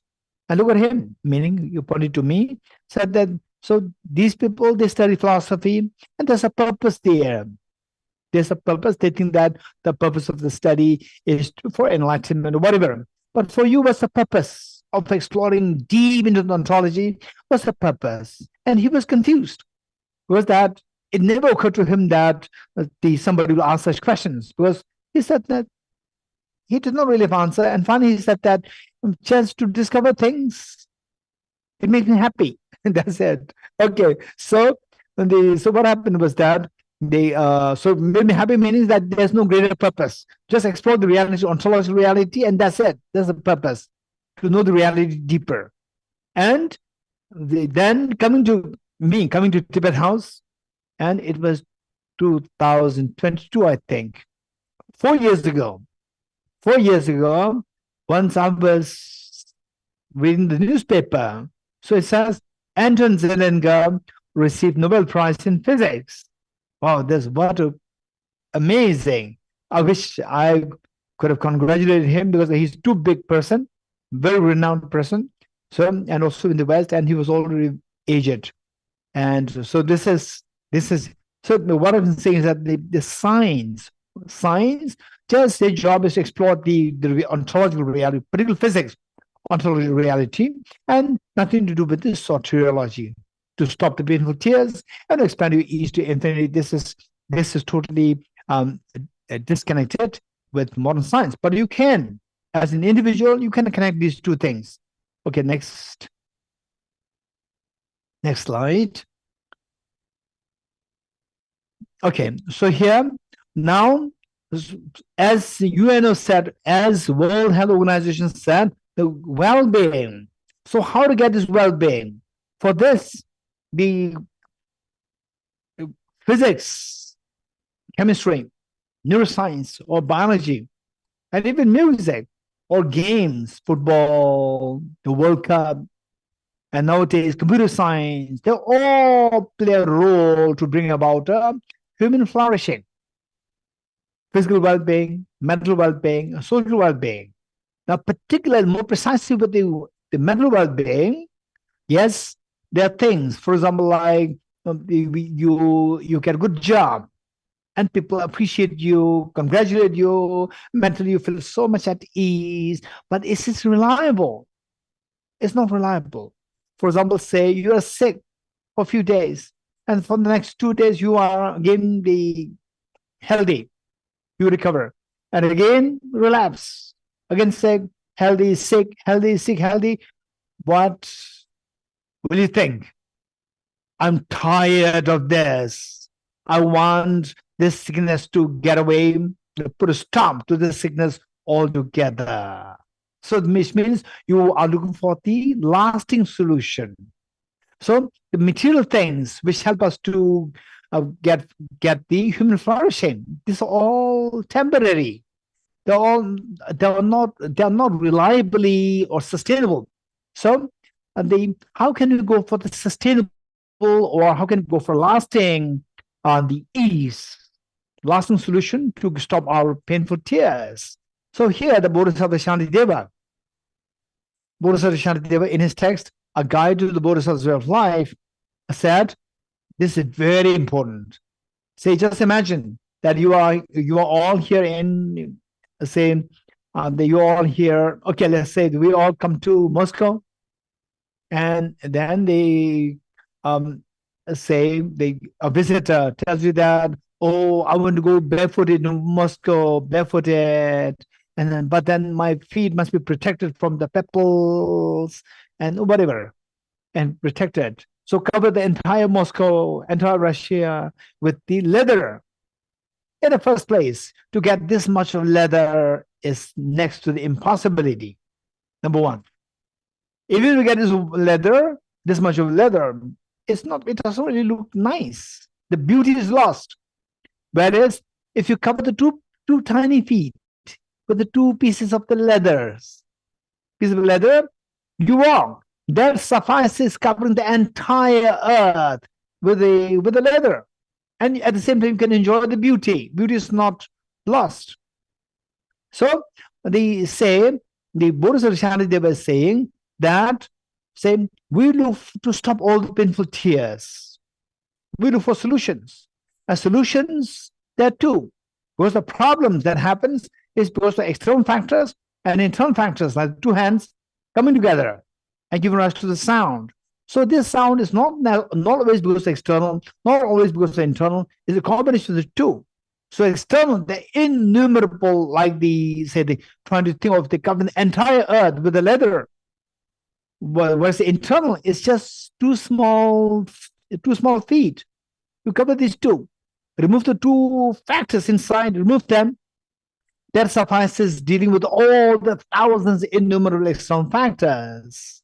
So this is the method taught by the Buddha, how to deal with the internal factors so the external factors cannot affect you, and your all painful tears will stop and your ease will expand to infinity. This is amazing, the method which the Buddha taught and further explained by Bodhisattva Shantideva. Next slide. Okay, now, how to manage these internal factors? Internal factors, we see that broadly speaking, there are two internal factors which contribute, which attract all the miseries, painful tears. So what are they? One is selfishness and the other one is ignorance. And to be very precise, given that there are many of you who are doing the Nalanda courses, so you need more precision. So to be very precise, one is selfishness, self-centered attitude, and the other one is ignorance, more precisely, self-grasping ignorance.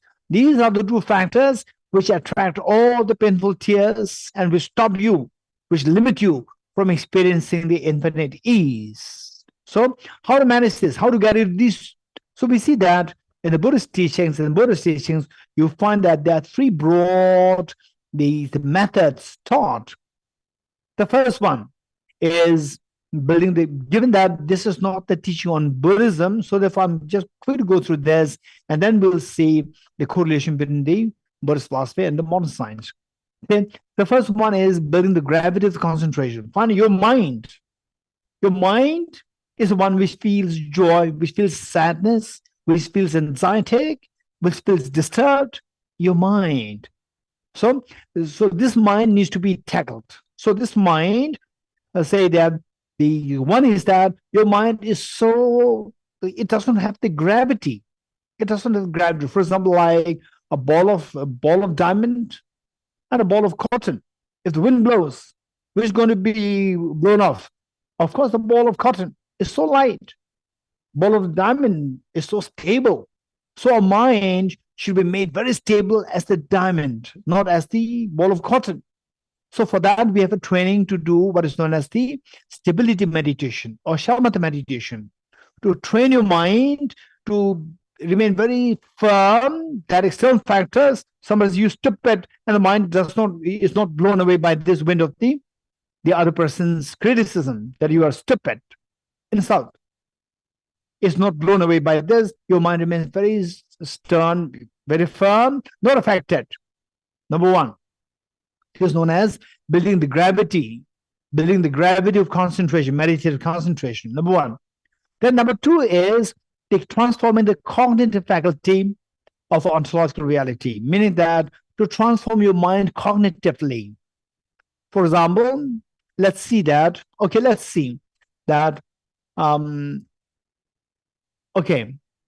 say the statue of a demon.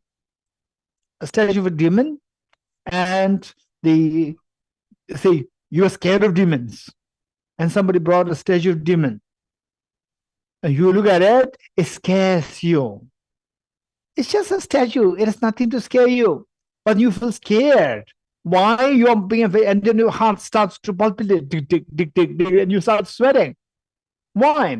What is this statue is not coming to harm you, but your mind is affected. How is it affected? What is the communication? Communication is the cognitive faculty of your mind.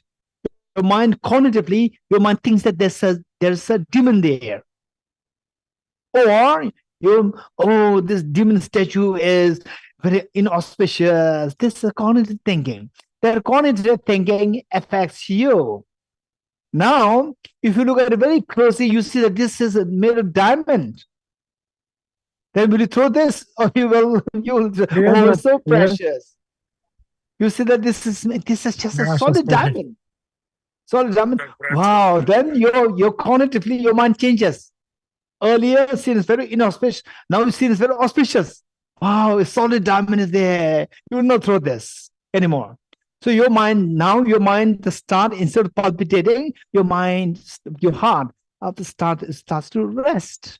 And you could feel the ease, peace, joy, happy hormones flow, endorphin, oxytocin, and dopamine, they all start to flow in your body. You feel so happy, accomplishment, since the accomplishment comes to you. So look, it's purely the cognitive thinking. Now the Buddha taught how to change your cognitive thinking. This is number 2. Cognitive thinking, to change your cognitive thinking so that you are not going to be affected by any external factors. Number 2. Then number 3. Number 3 is expanding the affective faculty of the mind.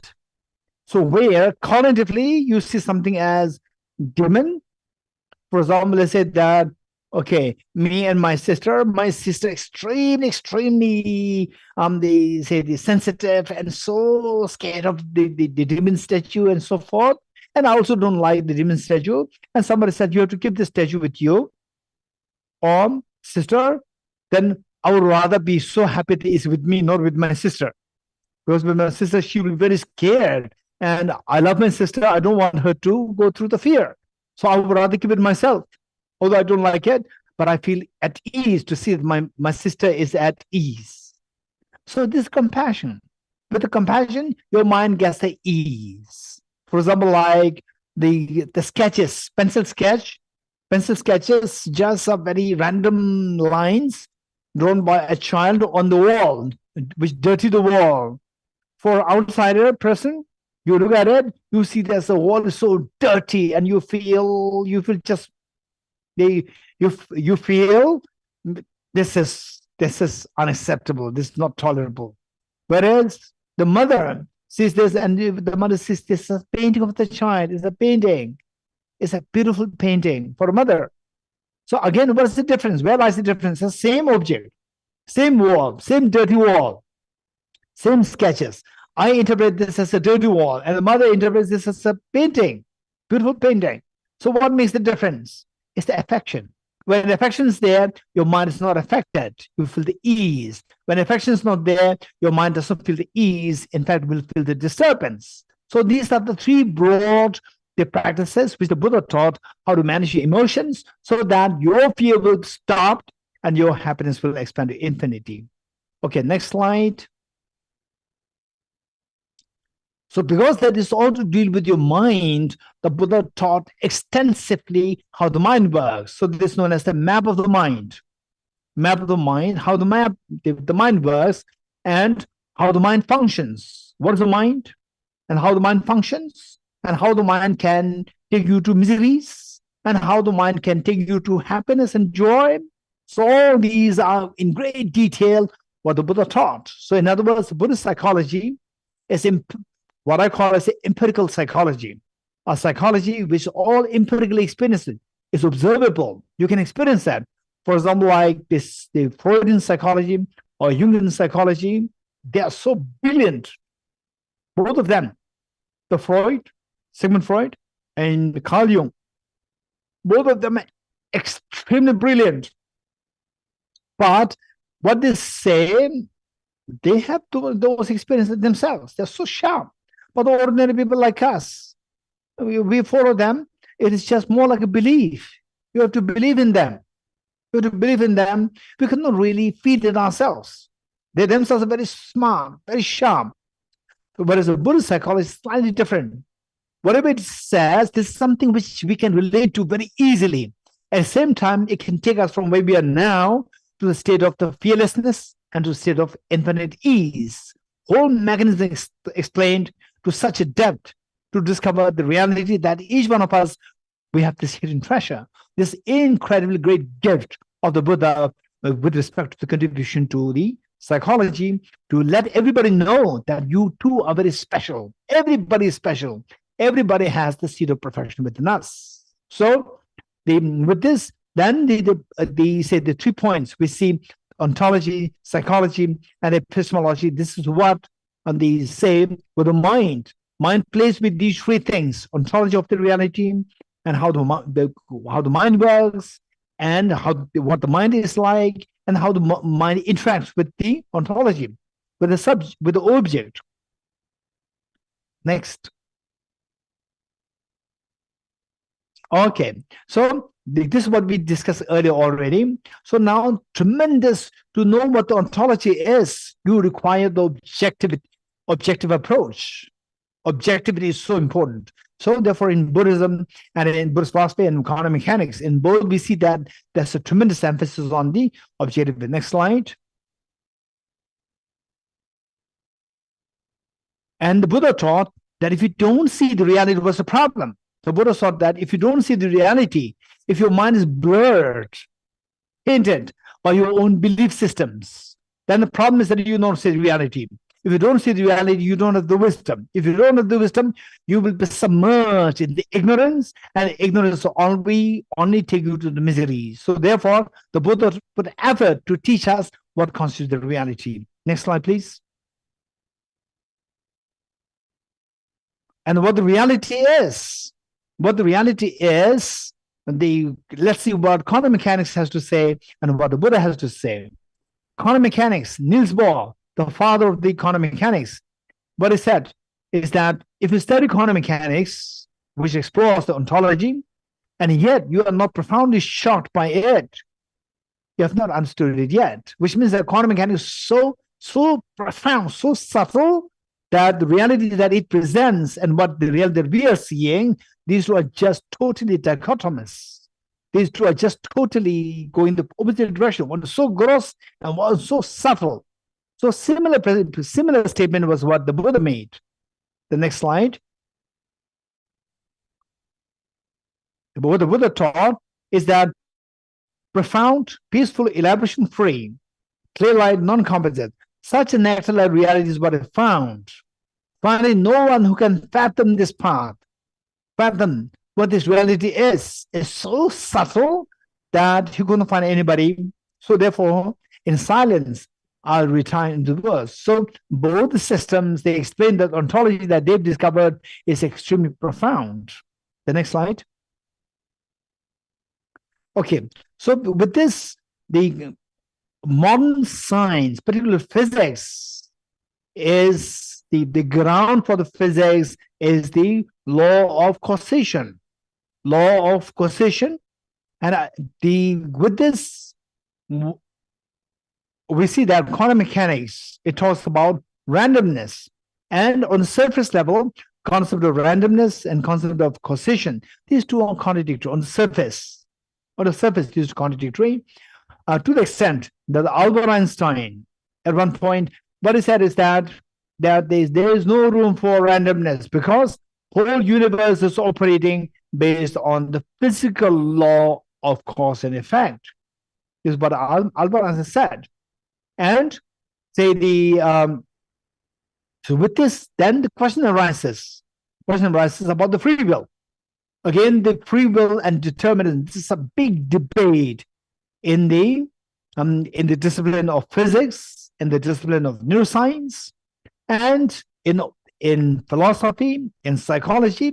This is a big debate on free will and determinism. If you don't accept free will, it contradicts with the conventional world. If you don't accept the law of cause and effect, then it contradicts with the basic principle of physics. So this is a big debate. I don't want to go into detail. Next slide. Now the same and the approach to the reality, how the science approaches and how the Buddhist, the philosopher approaches. So here, it was 2000. It was 2003 that when I was in Cambridge, that I used to meet with many physicists, and one particular physicist who was extremely bright, so bright and so intelligent, and then many people find him very difficult to talk to because he's so forthright, direct, and says that he's so too sharp that he can see your contradictions very easily. He said there's contradiction in what you say, and then nobody dares to talk to him anymore. So when we were having a conversation, at one point he said that in this world only physics is education. Let me repeat it. In this world only physics is education. Then I asked him, what makes you think like this? And then he justified that by saying that it is only physics which allows you to have a critical thinking. All others are imitation of the earlier teachers. Then I said, okay, wait and listen to what the Buddha has to say. Then I cited this. And I said, listen to what the Buddha has to say. The Buddha said, the bhikshus and the wise people, just as the goldsmith tests the purity of the gold by cutting, rubbing, and burning the gold, you should also examine my words and put them to practice, not simply because you respect me. Then he remained silent for a few seconds, and he said, oh, the Buddha must have been a great physicist. So this is the approach, the methodology of maintaining a very objective approach and rational, not based on the blind faith. This is a very important thing. The next slide. Okay, I'm not going to begin the next slide. Still the next slide. Still the next slide. Next slide. Okay, good. Macrocosm and a microcosm. Okay, so let me quickly just touch on this part. With physics, today we see that there are two main streams in physics. One is quantum mechanics and the other one is relativity theory. And these two systems, these two theories, we see that they are both equally respected in the contemporary physics. At the same time, these two don't go in conformity to each other. They are not compatible to each other till date. For example, say the quantum mechanics, it explains the macro world, explains the world in its micro level, electrons, protons, how they operate. So that is so beautifully explained by quantum mechanics. And the theories developed based on the quantum mechanics, it works so well with the macro, the particles. Whereas with the macro world, the universe, the galaxies, gravitation, and so forth, then the quantum mechanics doesn't work. So there, the relativity theory works. So many scientists, physicists, they were trying to bring the two disciplines together to see the harmony, to bring about a unified field theory. And yet, unfortunately, thus far, this is not possible. So whereas in Buddhism, but in physics, we have these two systems, these two disciplines, explaining microcosm and the macrocosm. In Buddhist philosophy, there's what is known as the conventional truth and the ultimate truth. Conventional truth, the gross reality, and the ultimate truth, the subtle reality. And these two, the next slide, these two, the Buddha taught that these two are compatible. These two are compatible. This is taught in Heart Sutra. Form is empty. Form is conventional truth. Is empty, meaning ultimate truth. So on the ultimate level, it's empty, subtle reality. And the next, emptiness of form. That's conventional truth. Then the third and fourth line says these two are not contradictory to each other. These two are complementary to each other. So emptiness is also not other than form. Form is also not other than emptiness. So these two are seen as complementary, the macro world and the micro world. These two are not seen as dichotomous. These two are seen as complementary. So this is where, say, what the physics today will see that their own disciplines, these two things go in divergence. When it's Buddhism, convention to the ultimate truth, these two are seen as compatible to each other. The next slide, please.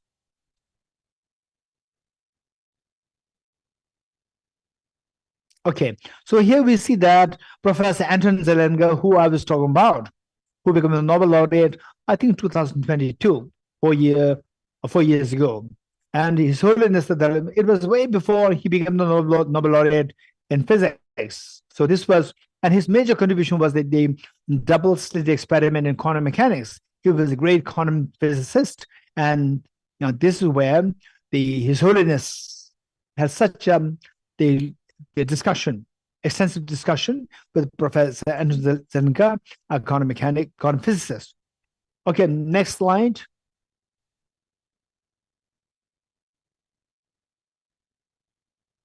Okay, I would say still next slide. Okay, good. So here, if you look at this, we see that this is about how we see the quantum vacuum in quantum mechanics and the Buddhist philosophy, emptiness. Empty means vacuum. Vacuum means empty. So in Buddhist parlance, there's a concept of emptiness. In quantum mechanics, there's a concept of quantum vacuum. So what are the two things? Are they identical or these two different? Simply because that they are similar, let us not be too quick to say that they are identical. Let us not quick to say that, oh, Buddhist philosophy is supported by the quantum mechanics. Don't go to this. Some people, they try to prove what you believe in is correct. You bring the science, so say that, oh, this is scientifically proven, and it's nothing to do with this. Let us be very unbiased. Let us be extremely objective to see where the two things converge, where they diverge, and then try to use, say, for example, in my case, because I have a personal affinity to physics, that really helps me to understand, to go deeper into Buddhist philosophy, emptiness. So likewise, with the Buddhist philosophy training and Buddhist philosophy, that really helps me to understand the little bit of what physics that I've been the learning or having discussion with the physicists. So if you look at this, we see that to the extreme left, you see the white, like sparkling thing. That is a Big Bang. That was 15 billion years ago. From the extreme left to the extreme right where we are seeing the galaxies. So it's a span of, extreme right is where we are now today in time, and extreme left what the universe was 15 billion years ago. And of course, there's a huge lot of discussions. And if you really want to go deeper, so is this the everything of the universe, or is it a part of the universe? These are some big questions, open-ended questions. So the time span of the what shows that gap from the extreme left to extreme right, there's a gap in time. So that gap in time is 15 billion years. As some scientists say 14 billion, some say 13.5 billion years. It doesn't matter. It's just a matter of say like 13 to 15 billion years. So this is the evolution of the universe. And then with this, we also talk about the evolution of the organism. So this one. Now, to the extreme left, you see this white part. That is a Big Bang. Big Bang started from the singularity. So at the time before the Big Bang, there's what is known as singularity. And that singularity, the quantum physics described that as a quantum vacuum. There's vacuum there. There's no solid object like this or that and so forth. There's a quantum vacuum there. And for them, quantum vacuum doesn't mean empty. This is like a space. No. They say that this is a vacuum, not to be described as house or a planet or a star and so forth, but it's a tremendous potential for all these things to come out. Likewise, the Buddhist concept of emptiness. Buddhist concept of emptiness is not that just empty. It's emptiness with dependent origination, the potential which can manifest in any form through dependent origination. So these concepts are very similar. Quantum vacuum and Buddhist concept of emptiness, these two are very similar in this context. Now, where they diverge is that the quantum vacuum and the macro world, these two macro world that we see now, the diversity of the world that we see, these two don't coexist. These two are at two different times. Whereas the emptiness of Buddhist philosophy and the diversity of the world, these two coexist. This is the difference. So one is arrow of time meaning from the quantum vacuum to what the world is today for us. This just goes in arrow of time. Whereas with the emptiness and the diversity of the world, these two are not the arrow. It's just the coexisting. The next slide. Okay, so I don't want to go too much into this. The next slide. Next slide. Next slide. Okay. So so here is a little modified. Okay. No, what I'm saying is that the Professor Nicholas Kissen is missing. You're not too happy with Professor Nicholas Kissen. So they removed Professor Nicholas Kissen photograph. They removed that. Okay, it doesn't matter. So they thought that maybe, I don't know. They thought that this man is just another man. No need. But the machine is important. Okay, machine is not, man is important. Okay, that man is missing. That man is Professor Nicholas Gisson. He's gone. Okay, it doesn't matter. So, huh? For the English, who was the English, you can see that. And that's Russian. So unfortunately, it's not seen. Okay, it doesn't matter. For the Professor Nicholas Gisson, again, he is a great quantum physicist, and he talks about what is known as the quantum entanglement, non-locality, and the teleportation. And he's one of the pioneers of this the concept of teleportation in quantum physics. And based on that, he's created made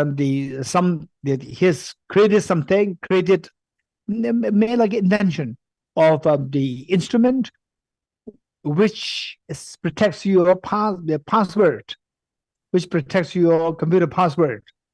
And what he told me was that that he is, of course, on the level of the Nobel laureates. Brilliant. I'm very, when I was talking to him, I was really amazed by the clarity of his thinking. That's amazing. So, in the course of our discussion, I was when talking about ontology. So, ontology speaking, there's no objective reality, and he said that he did not study all these things. He did not study the Buddhist philosophy. On the spot, he said, "But I believe in objective reality," and I was very impressed because he did not study these things, and he's very definite. Yes, but I believe in objective reality. And I said, why? What makes you believe in objective reality? He said that objective is, there's nothing there. I produce all the instruments objectively there. These things are there. And I sell these products. He said that. So what is his product? This is interesting. So this is known as the teleportation, non-locality, quantum entanglement. So the two things. So two electrons ejected on an opposite direction. If you know the property of the one electron, you will know the other side automatically. You know that. You don't have to go to measure it. So this is known as quantum entanglement. So which Albert Einstein was not too happy. So saying that this is spooky action at a distance.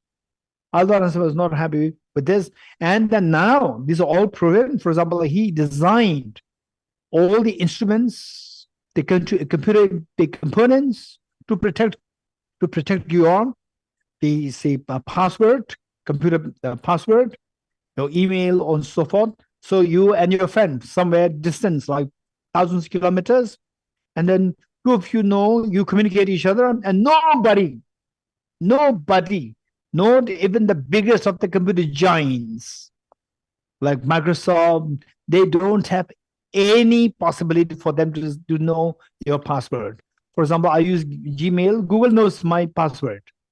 So you've already given power to the Google that this is my password. So they save your password. But so with what he invented, you only know your password. Nobody else in the world, Google giants, even they don't know your password. They cannot. They don't have access unless you give it. There's no, but you can operate very effectively where your passport is so well protected based on this principle of the teleportation. Okay, so I think time up. Okay. Okay, so and then maybe in the next class, I'll just finish 1 or 2 slides and we'll stop here. Okay, now, so we have 50 minutes. Is we are running 10 minutes late. So in 50 minutes, 50 minutes, we'll come back. Indian Standard Time, let's come back at 4 o'clock. Russian? Okay, thank you. Stop here.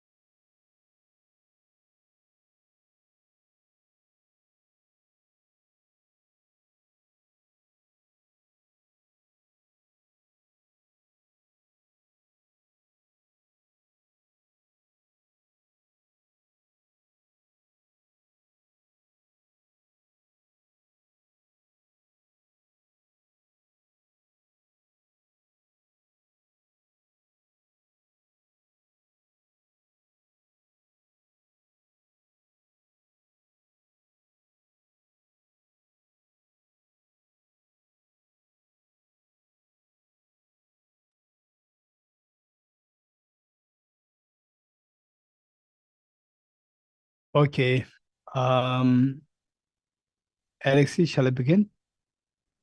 Venerable Geshe, yes, I'm ready. I'm here. Okay. Now, welcome you all back. So now we are on screen sharing. The next slide. The next slide. Okay. So if you look at this is very important. In Buddhism, there is the concept of dependent origination or interdependency. And if you look at this, if you look at the screen, you see there are wheels, bigger wheels and smaller wheels.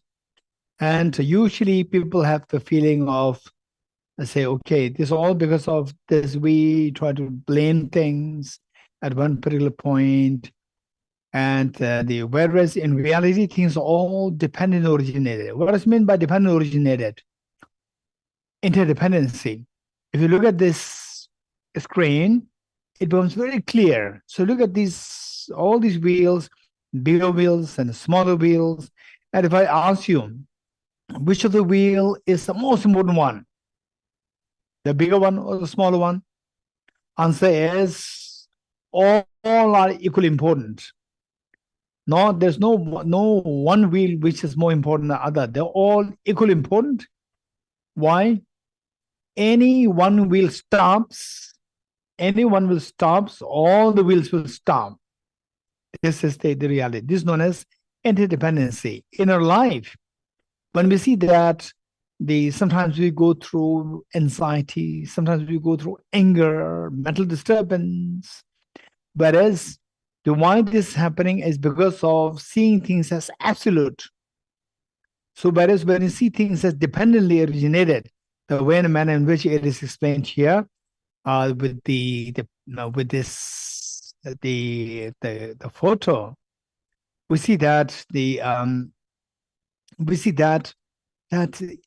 cannot blame one particular factor.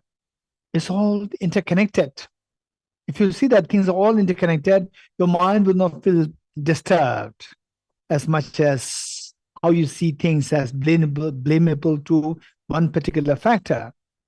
So this is a very helpful concept.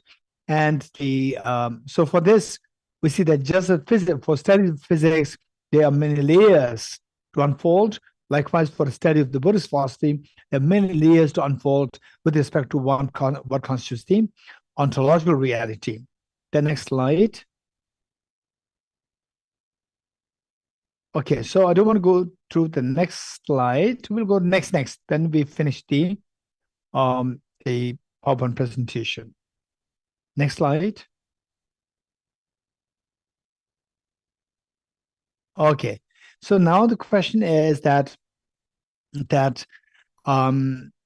so what's the purpose after studying physics, after studying neuroscience, and after studying anything, whatever you are studying, for example, like hotel management or music or games, or say the business or the teacher's training, or say the administration, whatever you are doing, what's the purpose? So, for example, like Albert Einstein, who is a great example for being a genius in science, in physics. So what he has to say, so what he has to say, he concluded the purpose of life, which is holiness, that very beautifully encapsulated the purpose of life as the genuine happiness. We live in hope, and we hope for happiness. So therefore, the genuine happiness is the purpose of life. Now let us see what Albert Einstein has to say. Albert Einstein said that human being is a part of the whole by us universe, a part, limited in time and space. He or she experiences themselves as their thoughts and feelings as something separate from the rest, a kind of optical delusion of their consciousness. So here this part, the first part says that Albert Einstein saying that all our problems are because of the delusion which the Buddha identified as the ignorance as the root of all the problems. And Alban has used another word, delusion. Delusion of their consciousness, to see things as separated, you and I as separated. And then all the problems happen. The next slide. Okay, so then it says that this delusion is a kind of a prison for us. So how this delusion creates problem to us? Because this delusion is like a prison for us, restricting us to our personal desires and to affection for a few persons nearest to us. So where you see I and you separated, me and mine, you and yours, when you separate this, when you create this distinction, the separation, then automatically attachment to your side happens, and aversion, anger to the other side happens. And that is a prison. Prison means where you cannot go beyond the wall of your prison cell. Likewise, you cannot go beyond the circle of your immediate friends. Beyond that is your enemies. You cannot go there. You cannot go in that territory. So it limits your space. That is known as a prison. So it's a prison of one's own mind. Now, what should we do to remove this prison of the mind? He says, this delusion is a kind of prison for us, restricting us to personal desires, to affection for a few persons nearest to us. Now, what should we do?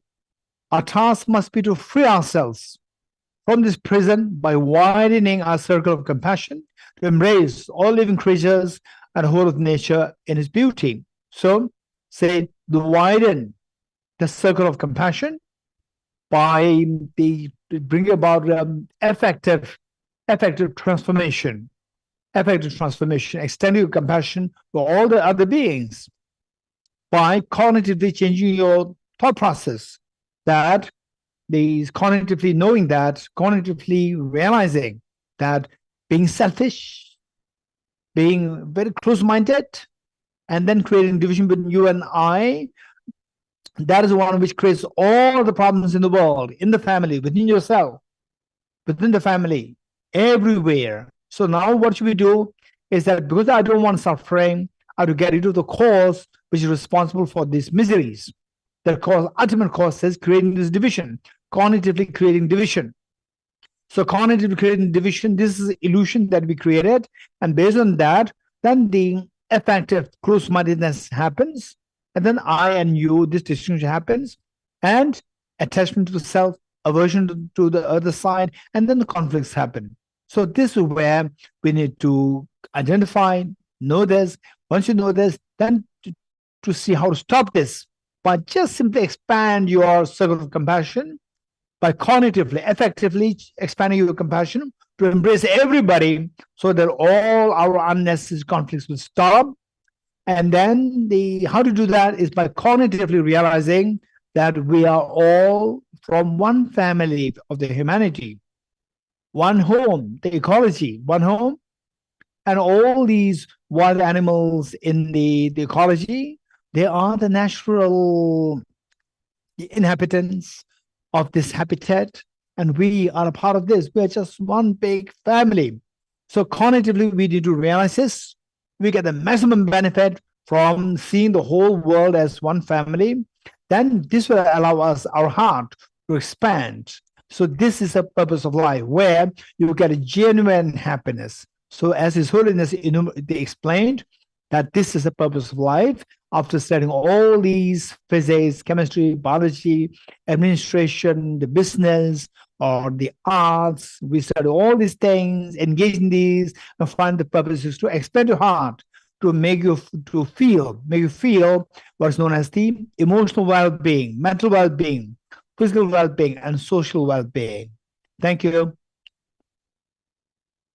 Okay, so the next is continuation of the emptiness teaching, which we did. But okay, now we can shut down the PowerPoint presentation. Thank you. So now we will quickly do the remaining part of the emptiness teaching, and then we have several questions. We'll do the question answer following that. And from the question, I can see that the questions are really good. And from the question, I can see that they are many from the Nalanda studies, and your comprehension of the subject that we have studied, you did so well. I really appreciate it. And then the others who are not a part of this program, you also can learn about these courses from Julia and the whole team. And looking at the quality of the questions, many questions there from the students of the Nalanda studies. So that way, we will be inspired. I'm so glad. I personally would say that it makes me feel so happy that the Tibet programs is really of creating benefit to the people as intended by His Holiness the Dalai Lama. Okay, so now yesterday, with respect to the emptiness topic, what we said is that finally we talked about the two sets of 3 points. First set with respect to how we suffer in samsara, and second set how to get out of samsara, how to get out of our problems. The first set of 3, if you could remember, the first set, what we said is that when we come out of the nightmare, when we come out of the very scary dream, the moment you wake up, your fear dissolves. So, what makes your fear dissolve? Which you want? You want fear to dissolve, or you want the fear in the dream? Which of the two you want? Naturally, everybody wants the fear to be dissolved. This is, but I don't have to ask anybody. It's a reality. Everybody will feel that I want to dissolve my fears. If that is the case, then what makes the fear dissolve when you what makes the fear dissolve when you wake up? By knowing that the dream is not real. Dream is empty of being real, emptiness. The dream is empty of objective reality. Wow. The moment we discover that the dream is empty of objective reality, the fear dissolves. Yes, this is what we can empirically experience. If that is the case, then the Buddha taught not only the dream, everything is like a dream. Everything is empty of objective reality. Wow, then if you discover that everything is empty of objective reality, all your fears will dissolve? Answer is 100% yes. 100% yes. So, the reason that you gave as to why the fear dissolves when you wake up, to discover that the dream is empty of objective reality. So that being the reason, so that should be applicable to all other things. If you discover that everything is like a dream, all your fears related to everything else will stop. Okay, so with this recognition, with this understanding, that's very important for us to know the 2 sets of the 3 points. The first set pertaining to our miseries in samsara, the first set has 3 points. That is, seeing the dream as objective real. That is ignorance or wisdom. We said this is ignorance. Number 1. Point number 1. Point number 2. So this seeing the dream as objective real, it happens in the dream or when you wake up? Of course, it happens in the dream. Number 2. Number 3. What is the outcome? Outcome is that there's so much of fear. Fear arises. With cognitively, we see the dream as objective real, and effectively the fear arose, which you don't like. These are 3 sets. These are 3 points with respect to the set pertain to how we suffer in samsara. Now, is there a way out? The answer the Buddha gave us, yes, 100% yes. How yes? But the Buddha taught the 4 seals. All composite things are impermanent. All contaminated things are suffering nature. Everything is nature, emptiness, selflessness, emptiness, and selflessness. Emptiness means objectively empty like dream. Then what's the outcome? Transcending sorrow is absolute peace. All your sorrows will be transcended, and you experience the absolute lasting peace. This is what everybody seeks. Whether believer or non-believer, what gender, what ethnicity, it doesn't matter. Everybody seeks this state where all the painful tears stop, and your experience expands to infinity. This is what everybody's seeking. So this is, if this is the case, then what is that liberation like? What is that freedom like? What is that the nirvana? What is that freedom, the transcendence of sorrow is like? So there, the second set of the 3 points. One, okay, is there anybody who likes to now share with us what are the 3 points, that the counter 3 points with respect to coming out of the samsara, or anybody experiencing absolute peace? Is there anybody who likes to share the next set of the 3 points? Okay, we have Albina. Здравствуйте, Гешала.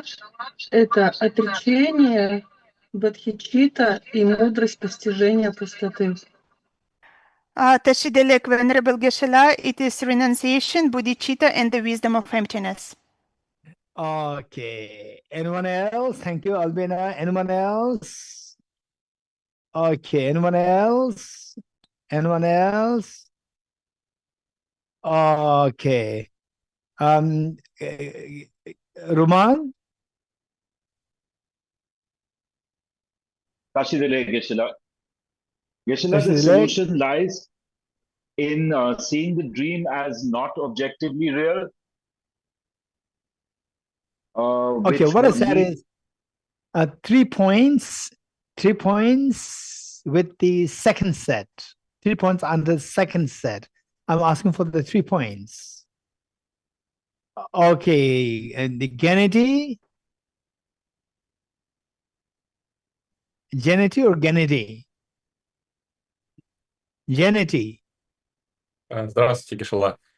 Да, исходя из 3 пунктов, которые вот мы вчера разбирали, первый пункт, вы говорили, что это мудрость, то есть нужно понять, что сон пуст от объективного бытия. Вот. Дальше 2 пункт, нужно понимать, что мы находимся во сне. И 3, что видя, что мы во сне находимся, короче, и осознавая мудрость, то есть, что сон пуст от объективного бытия, то мы, естественно, уходим от страха. Venerable Geshe Tashidelek, the 3 points, the way I understood it from the yesterday class, the first point is the wisdom. When we understand that the dream is empty of the objective existence, and the second point it's we need to understand we are actually dreaming, and the third point is when we employ our wisdom to counteract our fears in samsara. Okay, so very good. There are 2 very good. One is very good and the other is very good. Okay, anyone else? Okay, Venerable Tenzil Hamala.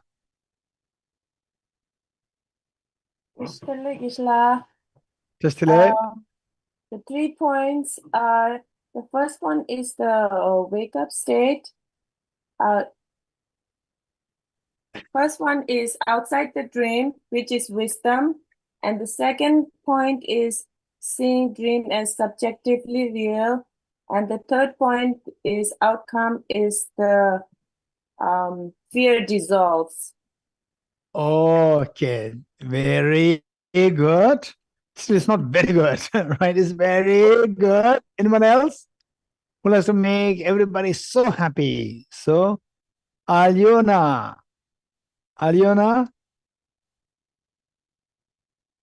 Первое, для чего мы должны практиковать. Второе, как практиковать. И третье, когда я достигну цели, каков результат.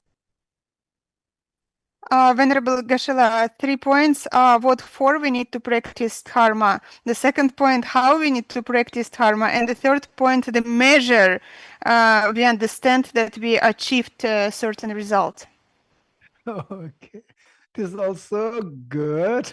Okay. I'm looking for very good. Anyone? Okay. Anyone?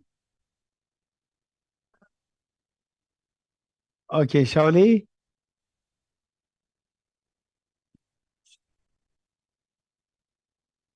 From the offline. Okay. Yes. Geshe-la's question was about what are the second set with the 3 points encounter for the first set with the 3 points. So then the second set. Okay, Shauli, the online participant, can you hear? Can you hear? Can you hear what the Shauli is saying? Yes, Geshe. Okay, good. Say it again. So I continue, right? Yes. Okay. So then the first point of the second set is to see the dream as not real. So to say is empty of objective reality. Then the second point is to see the dream as unreal, it's out of the dream, to come out of the dream. Then the third point is that if these two happen, then all field dissolves. Okay. Thank you, Shauli, thank you. Next we have Lulia.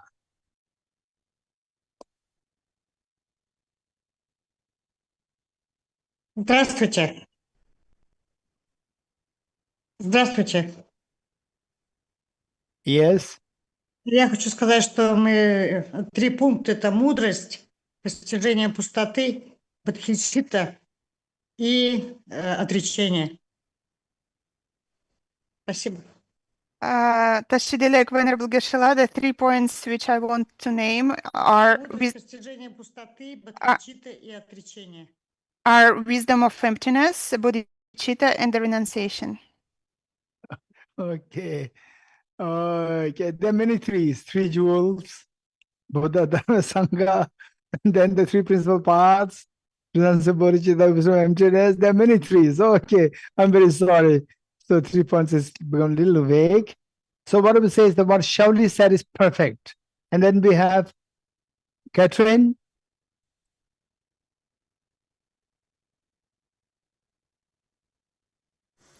Добрый день, Geshe. Я думаю, что, как я услышала, как я поняла, это те самые 4 коренных яда, да, только здесь ответ 3 из них. Это неведение, привязанность и ложное воззрение.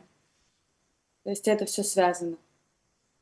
Чтобы выйти из колеса сансары, нужно как раз избавиться от вот этих коренных ядов. Venerable Geshe, the way I understood it, it's like 4 poisons, but now we are talking about the 3 of them, and they are ignorance, attachment, and the wrong apprehension. And in order to get rid of suffering and samsara, we need to get rid of these 3 poisons. Okay.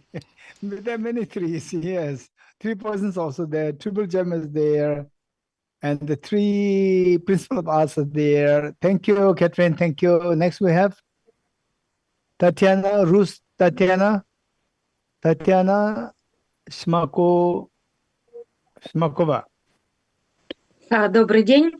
Первый пункт – это полагать, что сон – это нечто реальное, но это неведение. Второй пункт – это восприятие сна во сне или за сном. И 3-й пункт, каков от этого эффект? Вот. Venerable Geshe, the first point is dream. So basically it is the state of ignorance. The second point is when we understand that dream is, as dream. And the third point is the outcome of this understanding. Okay, this is good. Good. Okay, so in fact, Elena. А что ты это самое масло топленое брал? Я думаю, что первое – это понимание, что сон – это субъективное порождение нашего ума.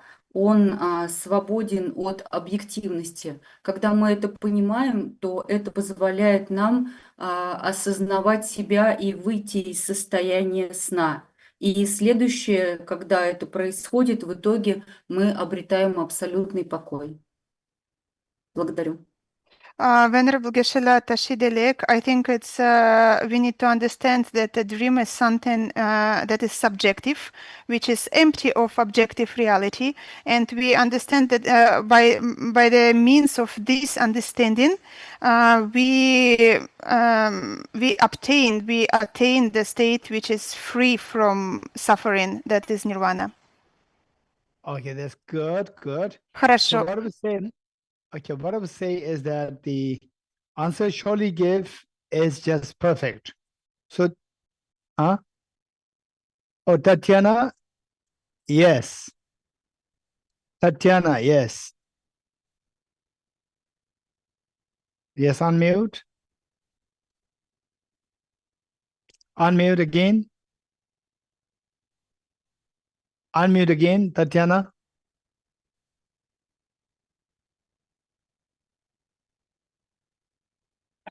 Добрый Okay, день good. всем. Первое – это неведение, второе – это мудрость, и третье – это покой. Venerable Geshe, the 3 points are ignorance, wisdom, and nirvana. Я просто не слышу. Okay, thank you, Tatiana. Thank you so much. Thank you. Okay, now let me repeat what we said yesterday.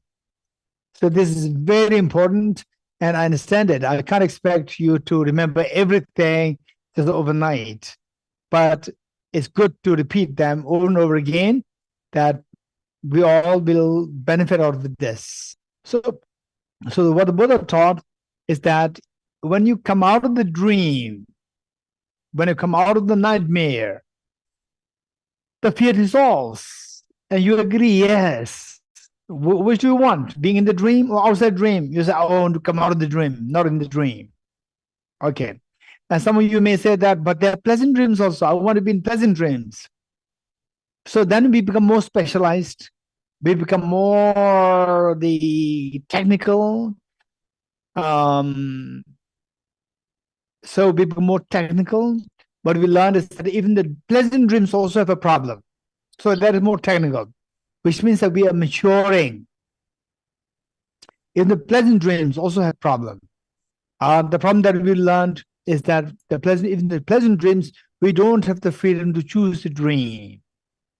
And of course, there's a question here, question which talks about lucid dream. We'll discuss this later. But for time, I don't want to mix up the question answers and the main flow of the talk. So with the pleasant dreams, the problem is that we don't have the freedom to choose a pleasant dream. That's the problem. So if the pleasant dream has a problem of lack of freedom, lack of freedom is misery. Misery is samsara. Nobody wants lack of freedom. Everybody wants freedom. Okay. So with this in mind, they say to be in the dream and to wake up. Of course, we prefer to wake up. If that is the case, then the Buddha said, then there's a solution here. The solution is that everything is like dream. This is reality. Everything is like dream. So we can wake up from the dream of everything. We can wake up. And all your fears related to anything else stops. That is known as the ultimate liberation, ultimate freedom. The transcending sorrow is absolute peace. Okay, so this is what I learned. You know, wow, that's amazing. So that's a solution to all the problems. Yes, answer is yes. So how does it work? So for this, yesterday we learned something, and I'm going to repeat it now. Here yesterday we talked about the 2 sets of 3 points each. 3 points each for 2 sets. Same. The first set of 3 points related to our being in samsara, how we are in samsara, the mechanism of being in samsara. And second set of the 3 points, how we can come out of samsara and how we can be liberated, how we can stop all the painful tears. This is what we learned yesterday, the 2 sets of 3. 2 sets of 3 points. So let me first do the first set of the 3 points. And yes, yesterday we said it so clearly. And I would suggest that each one of us try to jot down the points. Note down to make notes. Because if you don't make the notes later on, then there's, as I said earlier, there are so many the 3 points. There are so many 3 points, and you can easily get confused. Renunciation, bodhicitta, and the wisdom of emptiness, 3 principal paths. 3, again 3. 3 jewels, Buddha, Dhamma, and Sangha, 3, again 3. And 3 poisons, attachment, aversion, anger, 3. So there are so many 3s. So many 3s. So this is a problem. So we have to, even though when I explain this here, oh, that's easy. I can remember it. You may think that, oh, easy, I can remember it. But in actuality, no, there are so many 3s and you can easily get confused. So therefore, making note of them and later on going through them over again, that would be very helpful. I've been thinking about these points I learned from my teachers all these many years, still contemplating, revising, sharing this with other people is of great benefit for me. Okay, what are the 2 sets of 3 points? The first set of 3 points, the first set with respect to how we revolve in samsara. So under this set, the 3 points. The first one is seeing the dream as objectively real. Seeing the dream as objectively real is ignorance, number 1. Seeing the dream as objectively real is ignorance, number 1. Number 2, when does it happen? It happens in the dream, number 2. Seeing the dream as objectively real is ignorance. And number 2, this ignorance happens in the dream, number 2. This ignorance of seeing the dream as objectively real happens in the dream, number 2. Number 3, the outcome. Outcome of seeing the dream as real, dream as objectively real in the dream, outcome is the fear, number 3. Let me repeat it. The first set of 3 with respect to how we revolve in samsara. Of the 3 points under the first set, the first point is seeing the dream as objectively real is ignorance. Seeing the dream as objectively real is ignorance, point number 1. Point number 2, seeing the dream as objectively real, the ignorance which sees the dream as objectively real happens in the dream, not when you wake up. Let me repeat it. Ignorance which sees the dream as real happens in the dream, number 2. Number 3, the outcome. Outcome of seeing the dream as objectively real. The outcome is the fear. The fear, outcome of the fear arises as an outcome of seeing the dream as real by being in the dream. Next set of 3. Next set of 3, which pertains to getting freedom from samsara, freedom from the miseries. So what are the 3 points?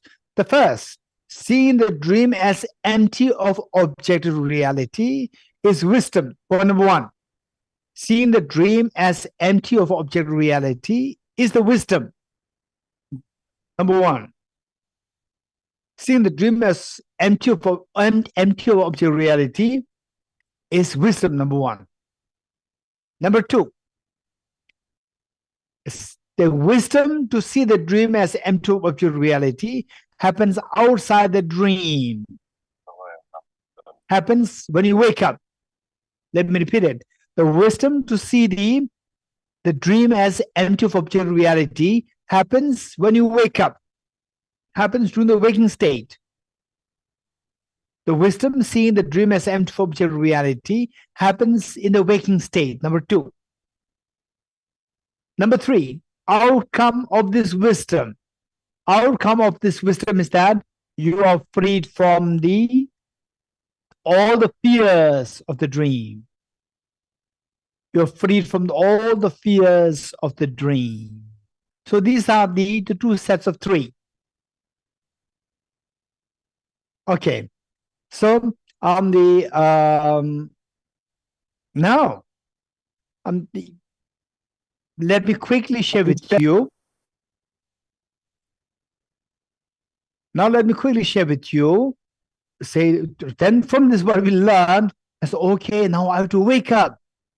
If I don't want to go through this stress, anxiety in my life, for example, say with the job, stress is there, and you seek promotion.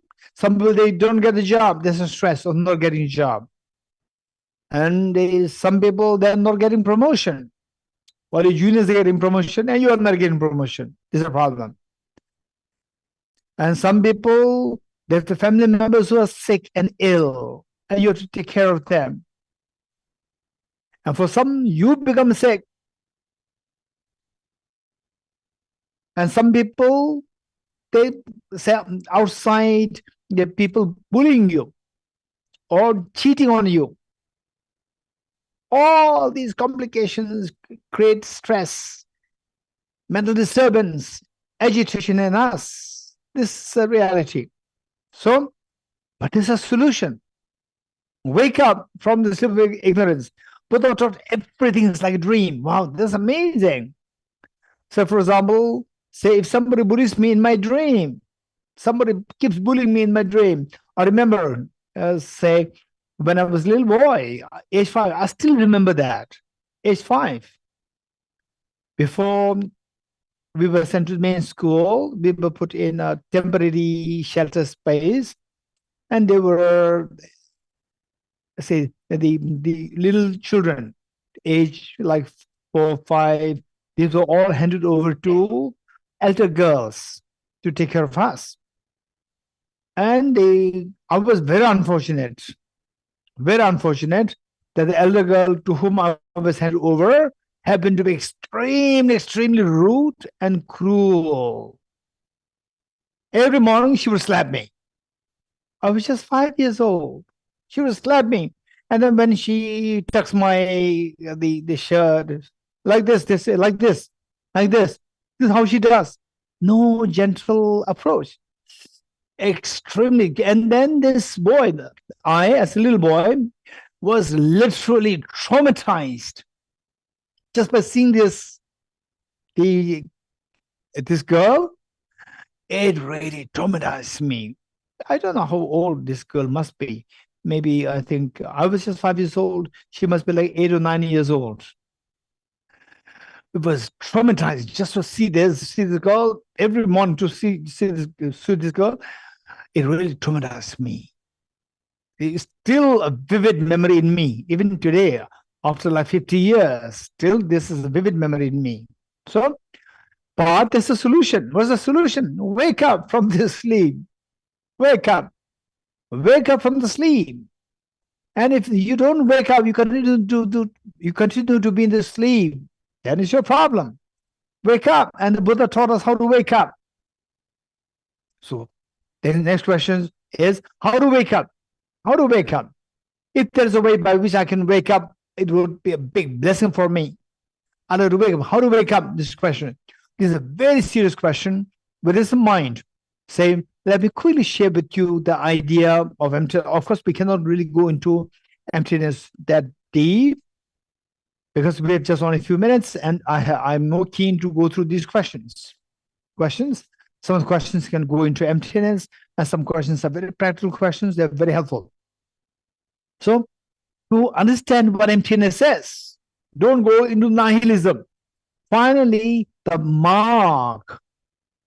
bottom line of you really getting the proper understanding of emptiness. In the first place, you need to get a proper understanding of emptiness.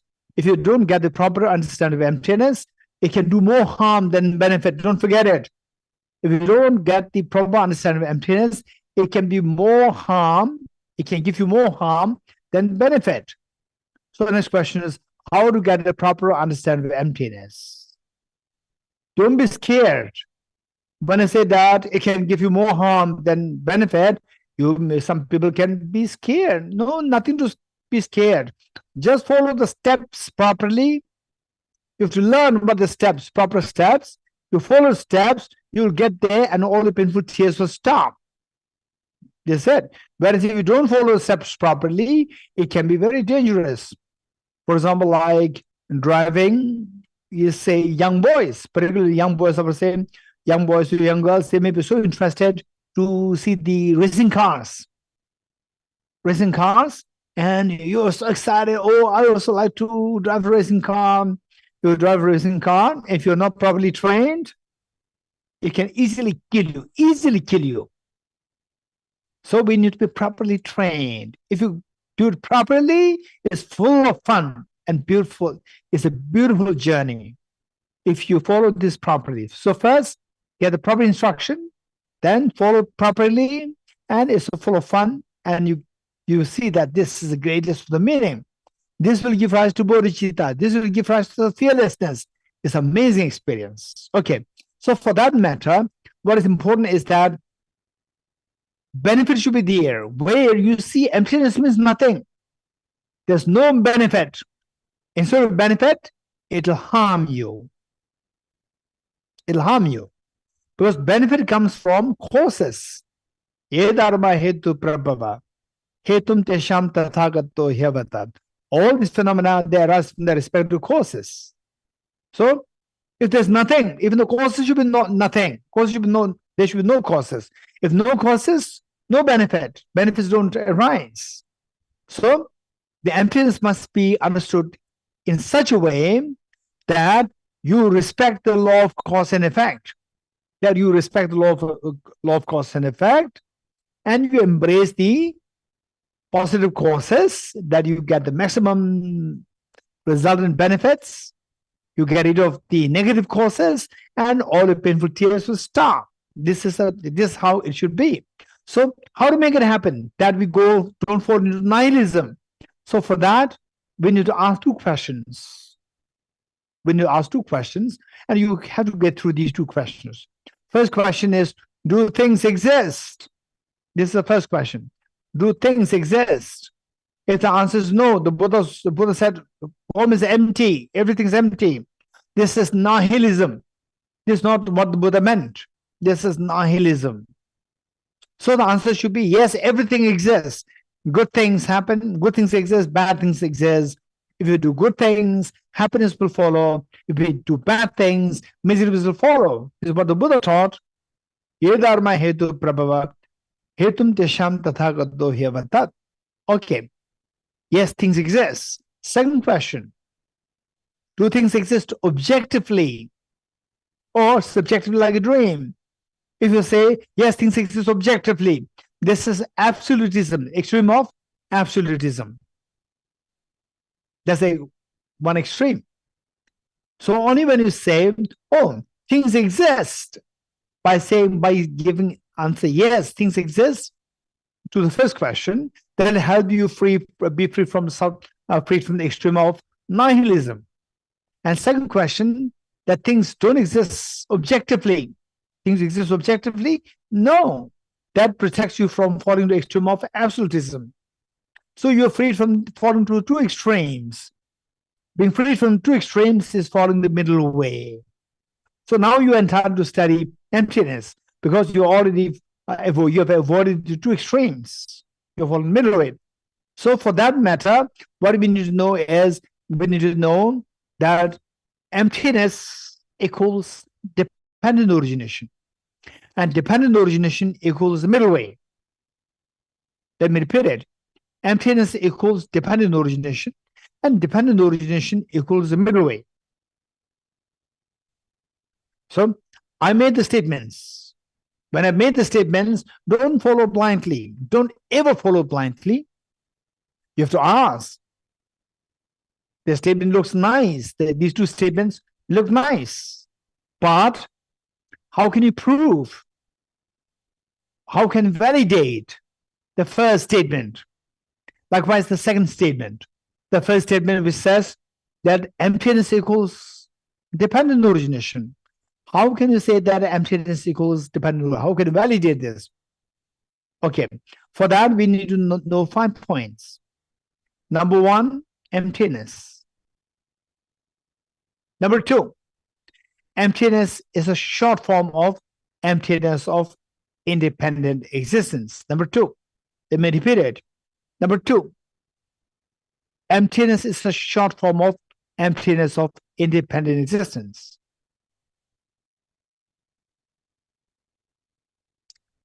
Okay, usually I ask this question to people. What is who? Okay, anyone? Or anyone? What is bro? B-R-O. Anyone? What is bro?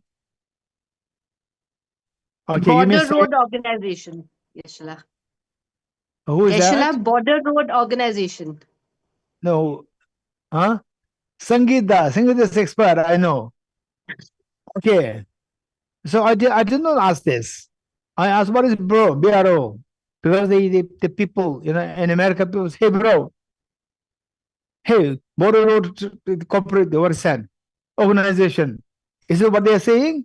Hey bro, you know, let's go for a pub. Hey bro, let's go to the pub. You know, this is not the Border Road Organization. Bro means a friend. Okay. But on the road to Arunachal, I saw this. And then later also, last year, when I was going to Ladakh, I saw this BRO everywhere. And I thought, what? I've been hearing this, hey bro all the time. And then now there's bro. Bro means brother. So what is this? So there's no sister. There's no sis. Only bro. So later I realized that what Sangeeta said is correct. That is not the bro in the sense of brother. It's a short form of Border Road Organization. Okay. So likewise, say the emptiness is a short form of emptiness of independent existence. Number two. Number one is emptiness. Number two is that it is a short form of emptiness of independent existence. Number two. Number three. Emptiness of independent existence means nothing exists independently. Number three. Nothing exists independently. Number four. If nothing exists independently, then everything exists by dependence. If nothing exists independently, everything exists by dependence. Number four. Number five. If everything is dependently existent, everything is dependently originated. This is how we deduce emptiness to mean dependent origination. The first part is done. Now, how do we, okay, let me say this once more. Emptiness equals dependent origination, and dependent origination equals middle way. Therefore, emptiness equals middle way. So for this, I made these two statements, and we need to verify, we need to validate. You can ask, how can we validate these two statements? Or how can we verify the efficacy of these two statements? So the first statement, that emptiness equals dependent origination. To verify the efficacy of that, we need to know the 5 points. The first one is emptiness. Second point is emptiness is a short form of emptiness of independent existence. Number three, emptiness of independent existence means nothing exists independently. Number four, nothing exists independently means everything exists by dependence. Number five, if everything exists dependently, then everything should be dependently originated. So these are the 5 points to verify or to validate. This is the first statement. The second statement, dependent origination equals the middle way. How is it that dependent origination equals the middle way? For this, we need to know 2 points. 2 points. First, dependent. When we say dependent, what is the opposite of dependent? Independence. So independence means something. So when you say dependence, it rejects independence. Independence and absolutism, absolute, independent, these two mean the same. So when you say dependent, it rejects the extreme of absolutism, extreme of independence. That is rejected. Extreme absolutism is rejected. Now, the second part is origination. When we say origination, origination means something comes into existence. What's the opposite of existence? Non-existence or nihilism.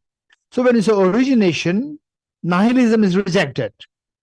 But the first one, dependent, it rejects the extreme of absolutism. Second part, origination, it rejects the extreme of nihilism. Bringing the two together rejects the two extremes. Rejecting the two extremes is following the middle way. So this is how dependent origination means the middle way. So I said A equals B, B equals C. Now your job is to tell me, therefore you mean A equals C. Answer is yes. Likewise, emptiness equals dependent origination. Dependent origination equals the middle way. Therefore, your job is to tell me, that, do you mean to say that emptiness equals the middle way? Answer is yes. Okay. So with this, now the next is that the dependent origination. Dependent origination, the Buddha, yesterday I cited this from Salisamba Sutra. In the place, this book, anybody can download it for free. Of course, you are not supposed to use this for commercial purposes, but you can, for your education purpose, you can freely download this book, The Blaze of Non-Dual Bodhicittas, and in Russian, a part of this is translated, and hopefully the Nalanda Foundation will be able to have this fully translated eventually. It'll take time. For Tibet House, Delhi, it took us like 20 years. 20 years to compile this and bring to this. So this is the book, The Blaze of Non-Dual Bodhicittas. Okay, thank you. So from the we have included, it's not that this is what one person wrote. This is a compilation of many important sutras, teachings of Buddha, teachings of the Indian masters, teachings of the Tibetan masters, and those short texts, the treatises, which His Holiness the Dalai Lama used for the last many years when His Holiness was giving teachings. That His Holiness taught on these the short text. So this is a compilation of what His Holiness taught on. So this is very important, the compilation, and in it we have included one sutra, Salisamba Sutra, the Rise-Seeking Sutra, which I studied yesterday, where the Buddha taught, whosoever sees dependent origination will see the Dharma, and whosoever sees the Dharma will see the Buddha. Let me repeat it. Whoever sees dependent origination will see the Dharma, and whoever sees the Dharma will see the Buddha. So here, understand dependent origination, the Buddha hailed as so important, and that this will take us to understand that Dharma here is in the context of your realizations where your mental defilements are removed gradually, and then this will eventually take you to full enlightenment, Buddhahood. Okay, so with this in mind, so with this, the dependent origination, His Holiness the Dalai Lama explains dependent origination on 3 different levels. This is very important, ranging from the very coarse to the subtlest one. Okay, the first one, the 3 levels. The first one is a dependent origination of the courses, dependent origination of the results, dependence on the courses. Let me repeat it. Dependent origination of the results, dependence on courses. Number 1. Number 2, dependent origination of the wholes, dependence on the parts. The whole and the parts. Dependent origination of the wholes, dependence on the parts. Number 2. And number 3, dependent origination of dependence on mere mental designation. Dependent origination of dependence on mere mental designation. So the first one is about the cause and effect. Cause and effect. And second one is the parts and whole. And third one is the dependence on your mind. So to understand emptiness, we have to understand the third level of dependent origination. To understand the third one, you have to understand the first and second. Let me repeat it. To understand emptiness, you have to understand the third level of dependent origination. To understand the third level of dependent origination, you have to understand the first two levels of dependent origination. So this is what we need to keep in mind. So with this mind, let me quickly explain each one of these three. The first here, looking at the flower, you see that this flower is a result. It fulfills the first level of dependent origination. This is a result, and it is because of the earlier seeds, the seed, and the water, the soil, the sunlight. These factors serving as the causes gave rise to this flower. This is the causal dependent origination, or dependent origination of the results depends on the causes. Number one. Number two, this also fulfills the second level of dependent origination. This is a whole, as a flower is a whole. And this flower is made of parts. The petals, the stamen, and all these the parts, and the independent of the parts, the flower doesn't make sense. So this flower as a whole comes into existence by dependence on its multiple parts. This is the dependent origination of the wholes, dependence on the parts. Number two. Number three, dependent origination depends on mere mental designation, how the mind imputes, how the mind projects. Say, I'm sure that you'll all agree with me that this flower is nothing but made of millions of billions of cells. And each cell is made of the nucleus, the cytoplasm, the cell membrane. And the nucleus is made of chromosomes, and chromosomes are made of DNA molecules, and DNA molecules are made of atoms. So, in short, we see that this flower is nothing but a pool of atoms. On the atomic level, there's no flower there. On the atomic level, there's no flower. For example, from distance, you see the forest. When you go into the forest, you don't see the forest, you see the individual trees. Likewise, from distance, we see a flower. But when you go in there, you just see the pool of atoms, you don't see the flower. The flower disappears. But earlier, you saw the flower. What is that? The flower is just what appears to your mind. For example, a robe is there in the dusk, in the night. There's just something, say, a feeble light. Under the feeble light, you see the robe as a snake. There's no snake there. What is it? But I saw something. I saw a snake there. What is that snake? There's no snake. It was purely your mental projection, what the mind designates. Likewise, what I'm holding is just a pool of atoms. But you are seeing something as a flower. That's purely mental projection. Purely mental projection. So this is known as the third level of dependent origination. Dependent origination of the results depends on the causes. So when you know that, is a mental projection means it's subjectively like a dream that your mind dreams.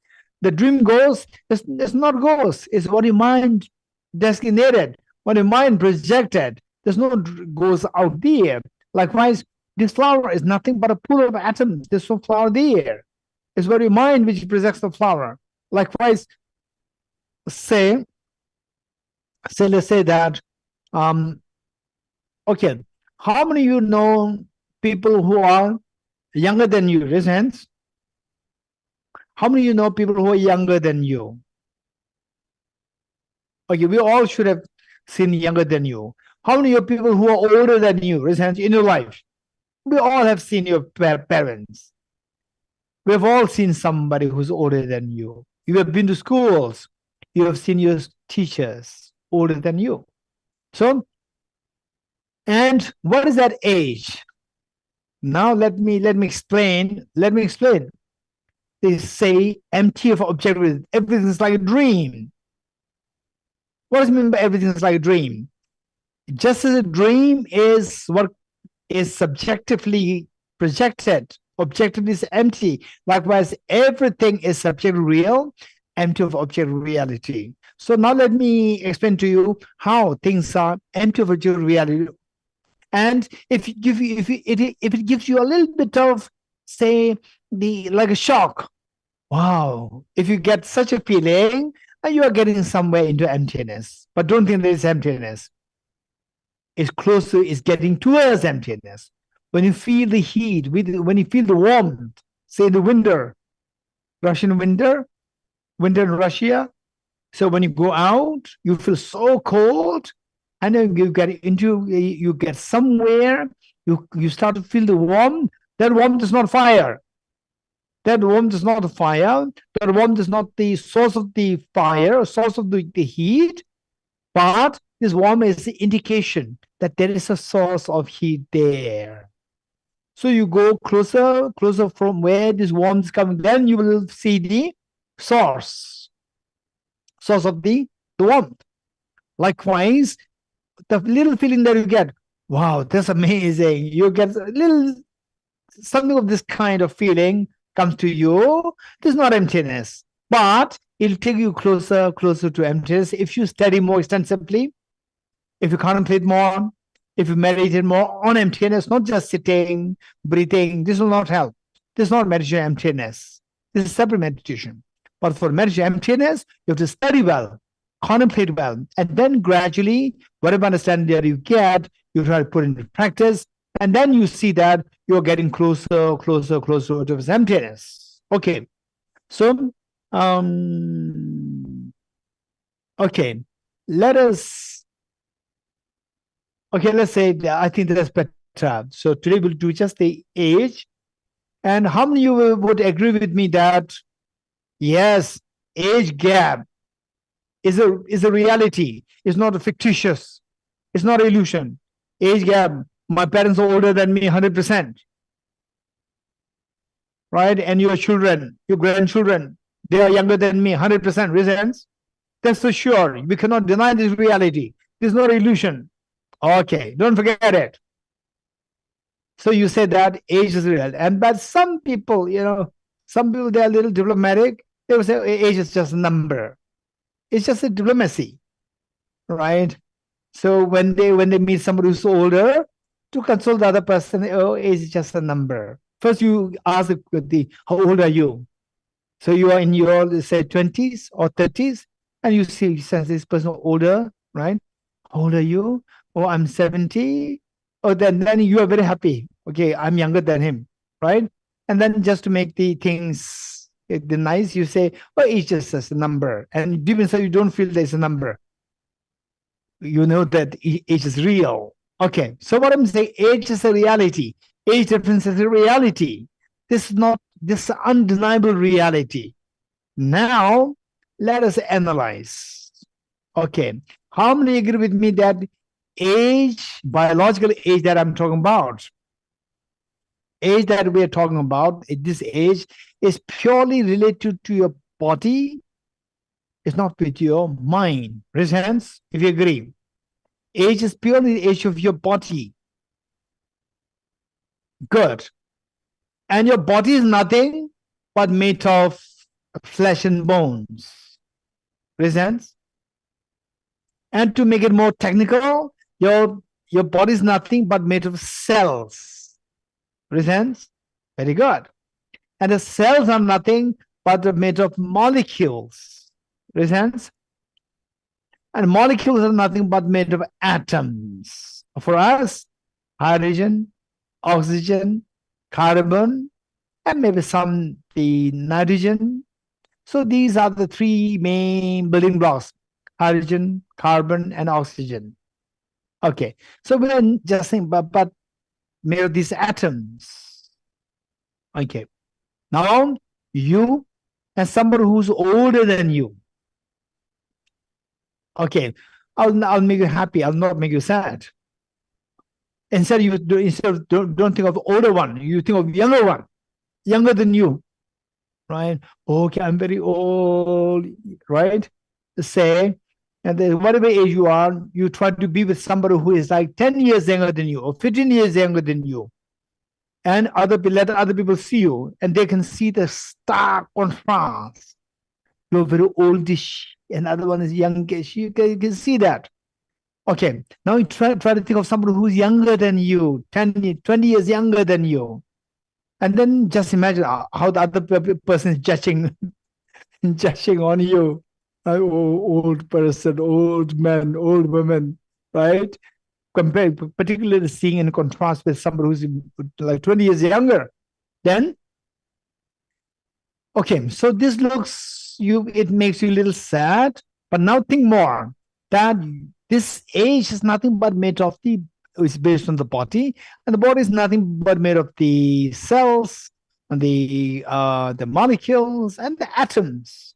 In other words, age is nothing but to be related to the atoms, your atoms, which constitute your body, and the atoms of the younger boy or the girl, whose bodies are also made of atoms. On the atomic level, they're all same age. On the atomic level, all are same age. Your atoms and the atoms of the younger one, they're all same age. All the atoms are minimum 15 billion years old.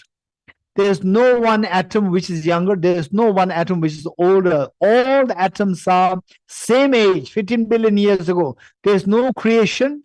There's no destruction of the matter.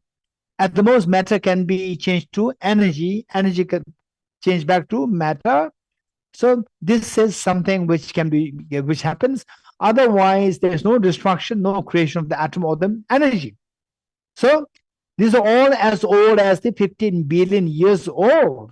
So from that point of view, you are not older. You're not older than the younger one. You feel happy now.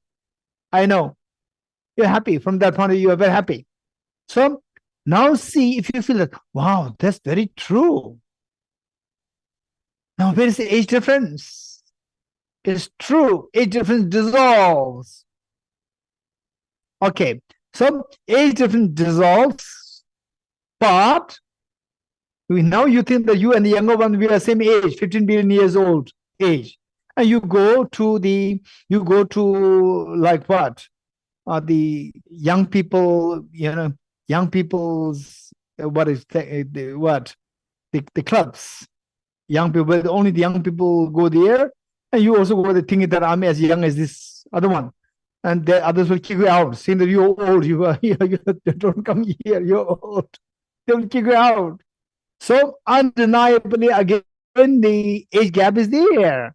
But with this reasoning, we see the age gap is not there. So where lies the contradiction? There's obvious contradiction there. Rationally speaking, there's no age gap. Age is just same, all the atoms same age. But experientially, when you go to the conventional world, people will kick you out, saying that you're old. One time, one of my nephews who was in his 20s, and I was in my 30s, late 30s, and he was talking about one of my classmates, another boy, classmates, and my nephew, he was in his 20s, and he was telling me he forgot that he was talking to me. He was talking about the other boy, my classmate in school. He said that this old man, why he's coming to play with the young ones. He said that. In a way, he was telling me that I was old. He was my classmate. Classmate means we're the same age. And he forgot that he was talking to me, who was the classmate of that boy, who he was describing as the old man. Why the old man is coming to play with with us, the young people, is what he said. Okay, so what I'm saying is that this undeniable reality that in the society you go there, people will see you are old, you are young, this distinction is there. But rationally speaking, this distinction is dissolved. We are all just 15 years old. Now, where is this contradiction? On the one hand, there's no age difference. On the other hand, there's undeniable age difference there. So, where there's no age difference means objectively there's no age difference. Objectively, age difference is empty. and age difference empty of being objective reality.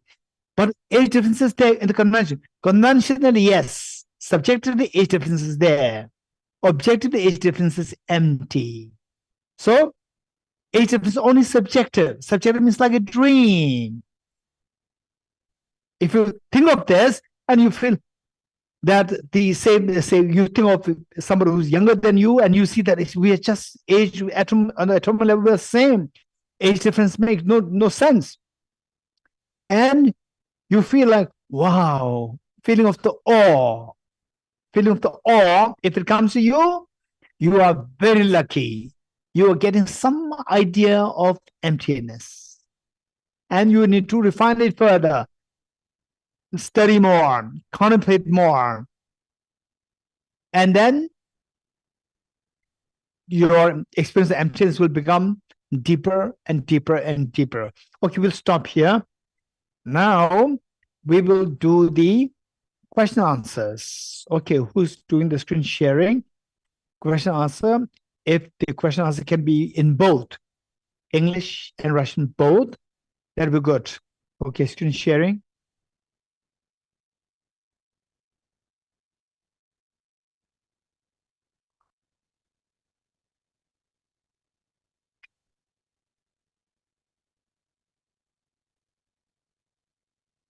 Okay, any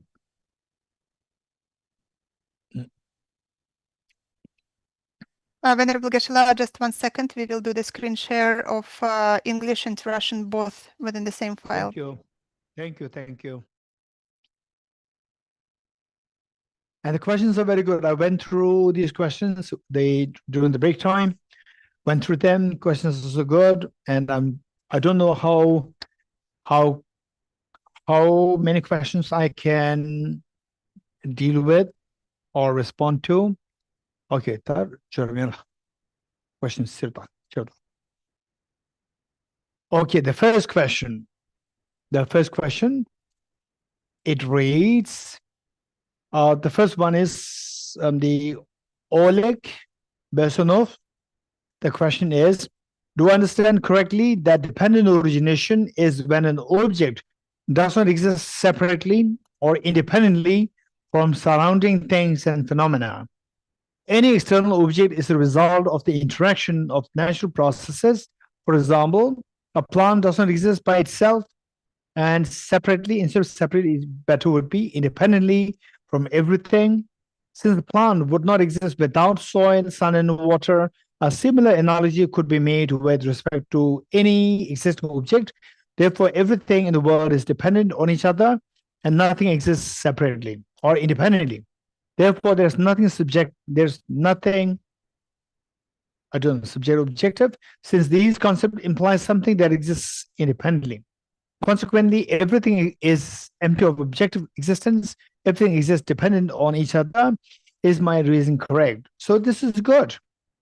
What Oleg said is good, correct.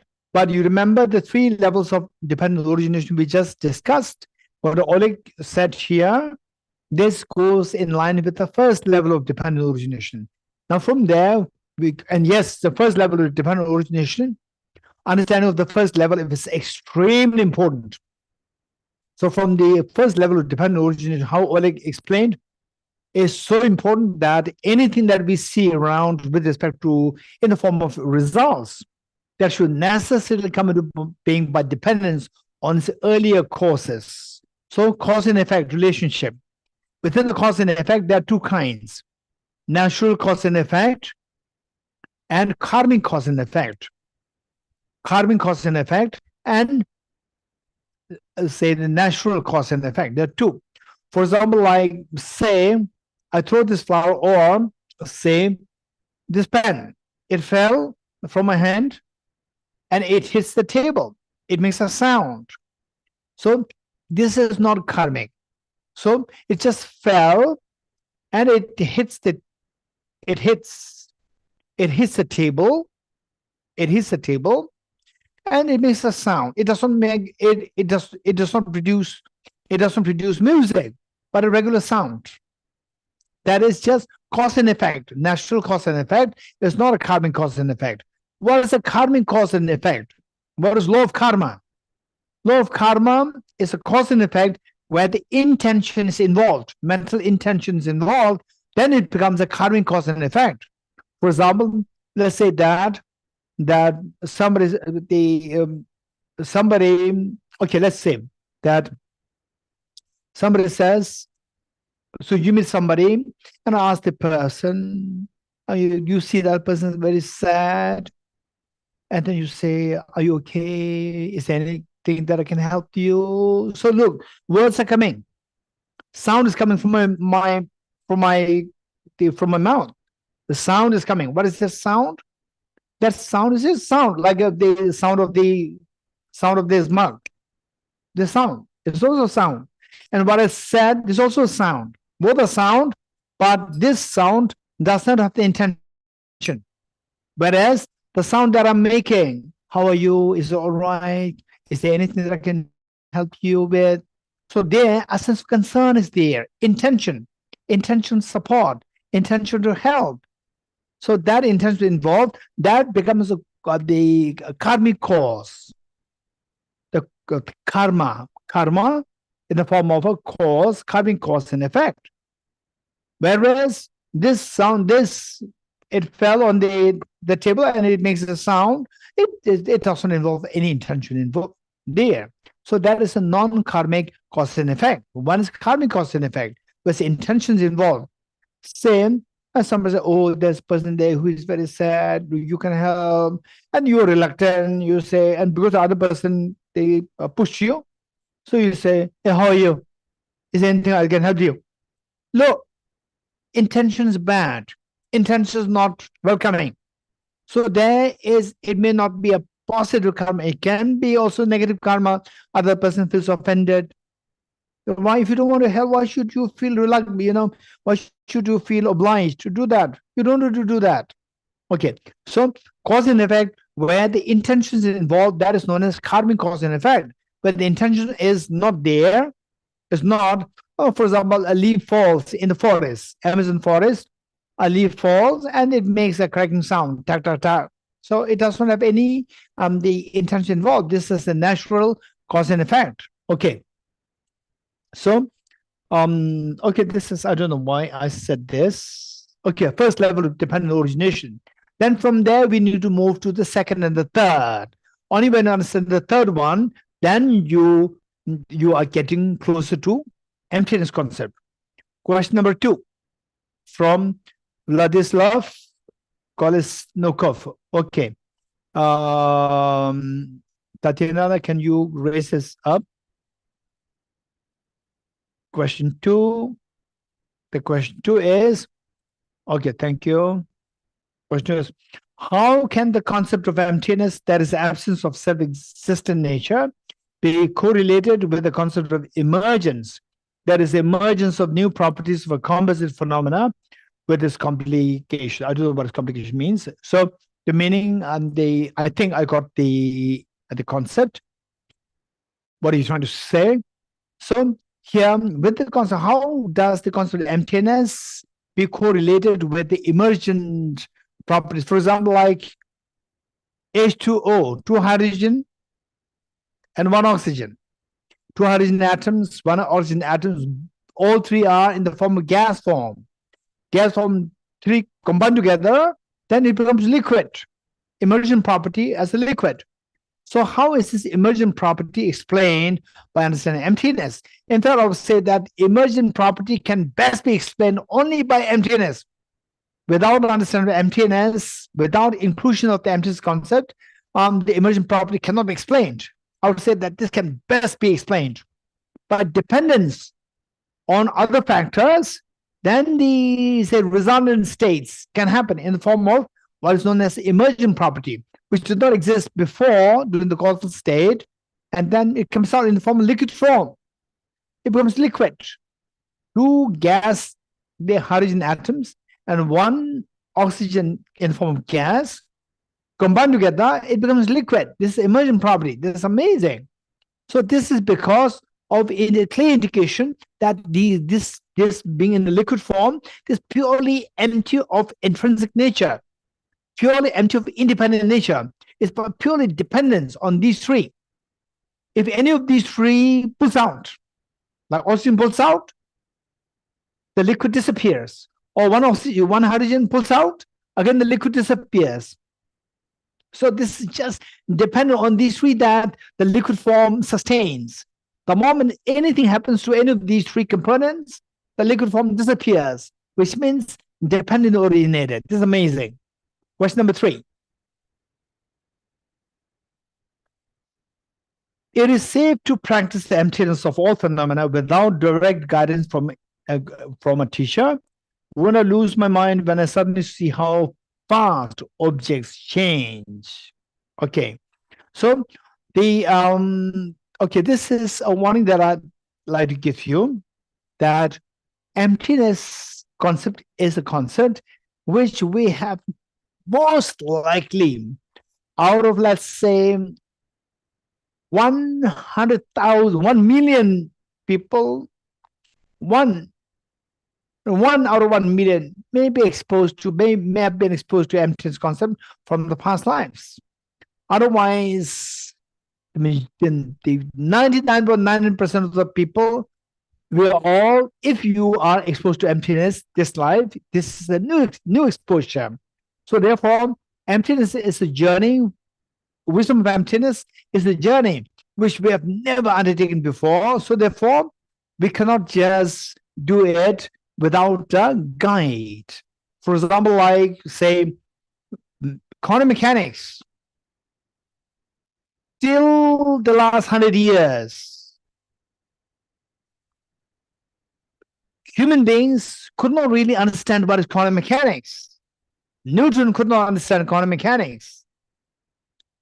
So just imagine, if somebody were to go on one's own, nobody succeeded to understand quantum mechanics till the point of the Niels Bohr and all these scientists. They collaborated, and then through collaboration, then the concept of understanding, concept of the quantum mechanics become better. Otherwise, till that point, nobody succeeded. Likewise, the wisdom of emptiness. Till the Buddha came, nobody succeeded in explaining emptiness. Nobody. So therefore, this is a journey which is quite, they say, if you think that, okay, I can go on my own by reading books. No, it can be very dangerous. Of course, whatever you do, you have a freedom. But to make sure that you use the freedom properly, that it does not destroy you. This is very important. So therefore, the best thing is that you have to study with a living teacher, and that too, somebody who has actually studied this and actually meditated on this. This is very important.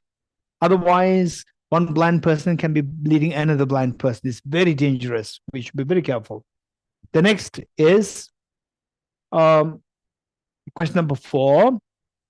Hello, please explain the following. Geshe said that we can't influence our dreams. And then how to understand lucid dreaming when people consciously practice dreams. Okay, so say lucid, this just vaguely touched this morning. A lucid dream. Lucid dream is, say, a dream where it's not that you create the dream. No, it's not that you create the dream. Say, in the dream is created, and then you being aware of the dream, not that you created the dream.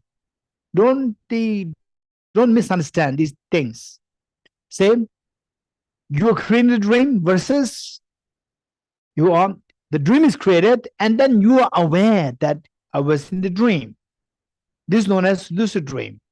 So then you are aware that you are in the dream, and then you take this as an opportunity to practice meditation.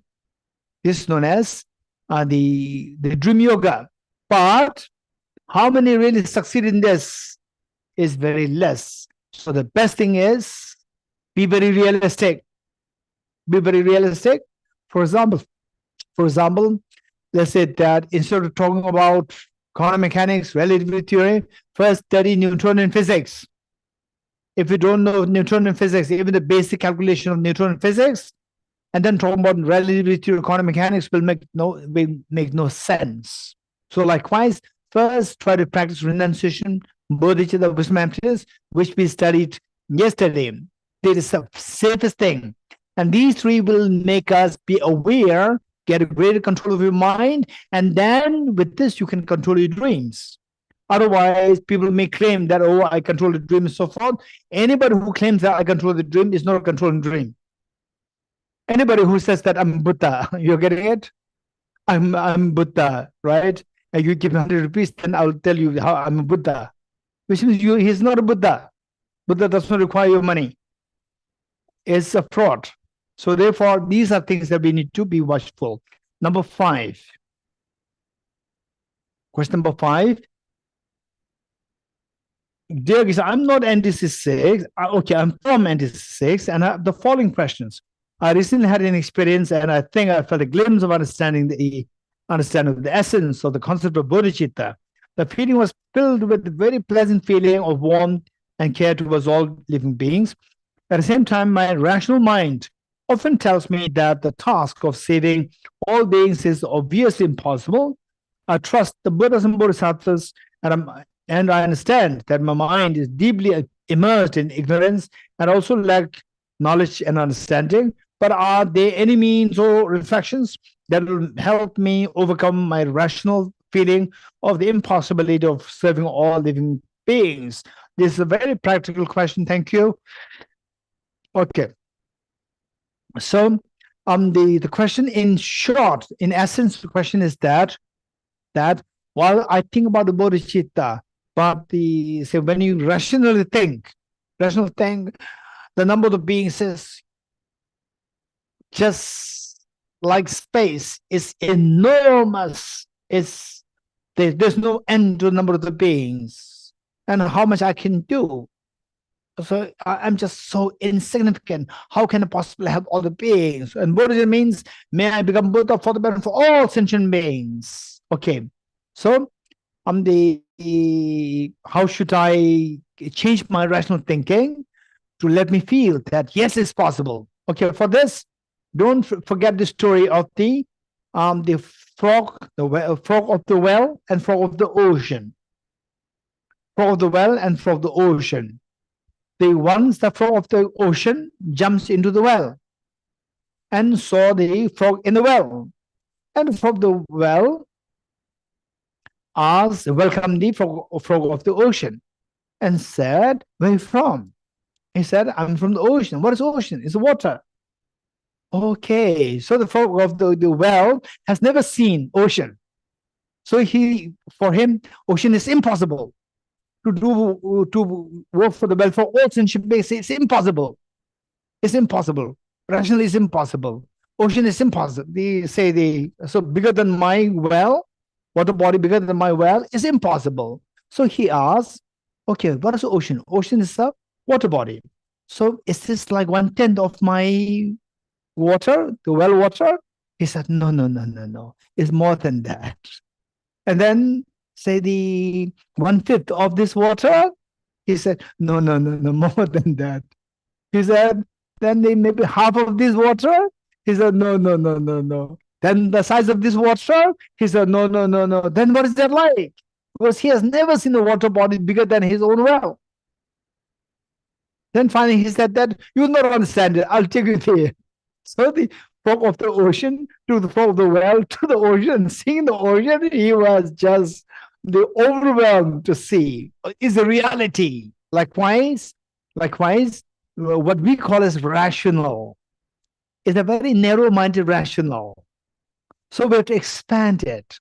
We have to expand it. How to expand it? It's lucky that you're from NTC. Continue the NTC and later join NMC, Nalanda Master's Course. And these texts composed by the great Bodhisattvas, Buddhas and Bodhisattvas. This text will tell you how to see the ocean of benefiting beings, and you become so courageous. So important for us to once in a while read the biographies of the great teachers. Like read the biography of His Holiness the Dalai Lama, a living Buddha today. Just see how expansive is his heart. So expansive to really see things very broadly for all the sentient beings. Is amazing. So likewise, read the biography of the Mahatma Gandhi. Read the biography of Nelson Mandela. Read the biography of these great teachers. Read the biography of the Buddha. Read the biography of all these great teachers. Then your mind, your heart will expand. And your true nature of your mind is so expansive. So expansive. Our mental departments, they make us to shrink. This is not your true nature. Remove the mental departments. Then your mind will expand. This is amazing. Then you will see the wonder, the magic of your heart. It's so expansive. So when you become a Buddha, just you don't worry too much about, oh, can I possible, not possible. Don't worry. First become Buddha. Become Buddha and then see, become Buddha, you will see that, oh, it's possible, 100% possible. So let me share with you just one simple anecdote. If you become a Buddha, how you are able to benefit all the beings. Let me just share you one simple anecdote. Okay. The Buddha was invited, Buddha Shakyamuni, he was invited by the king, the local king, for a meal, along with all the Buddha's disciples, the monks. And in the middle of the meal, one of the students of the Buddha, a lay practitioner, lay devotee of the Buddha, he stood up. He was a big businessman and great devotee of the Buddha Shakyamuni. He left, and he with the staff, they left. And why he left? He left for a very important task. The task is to help all the poor people. Poor people. He went into slum area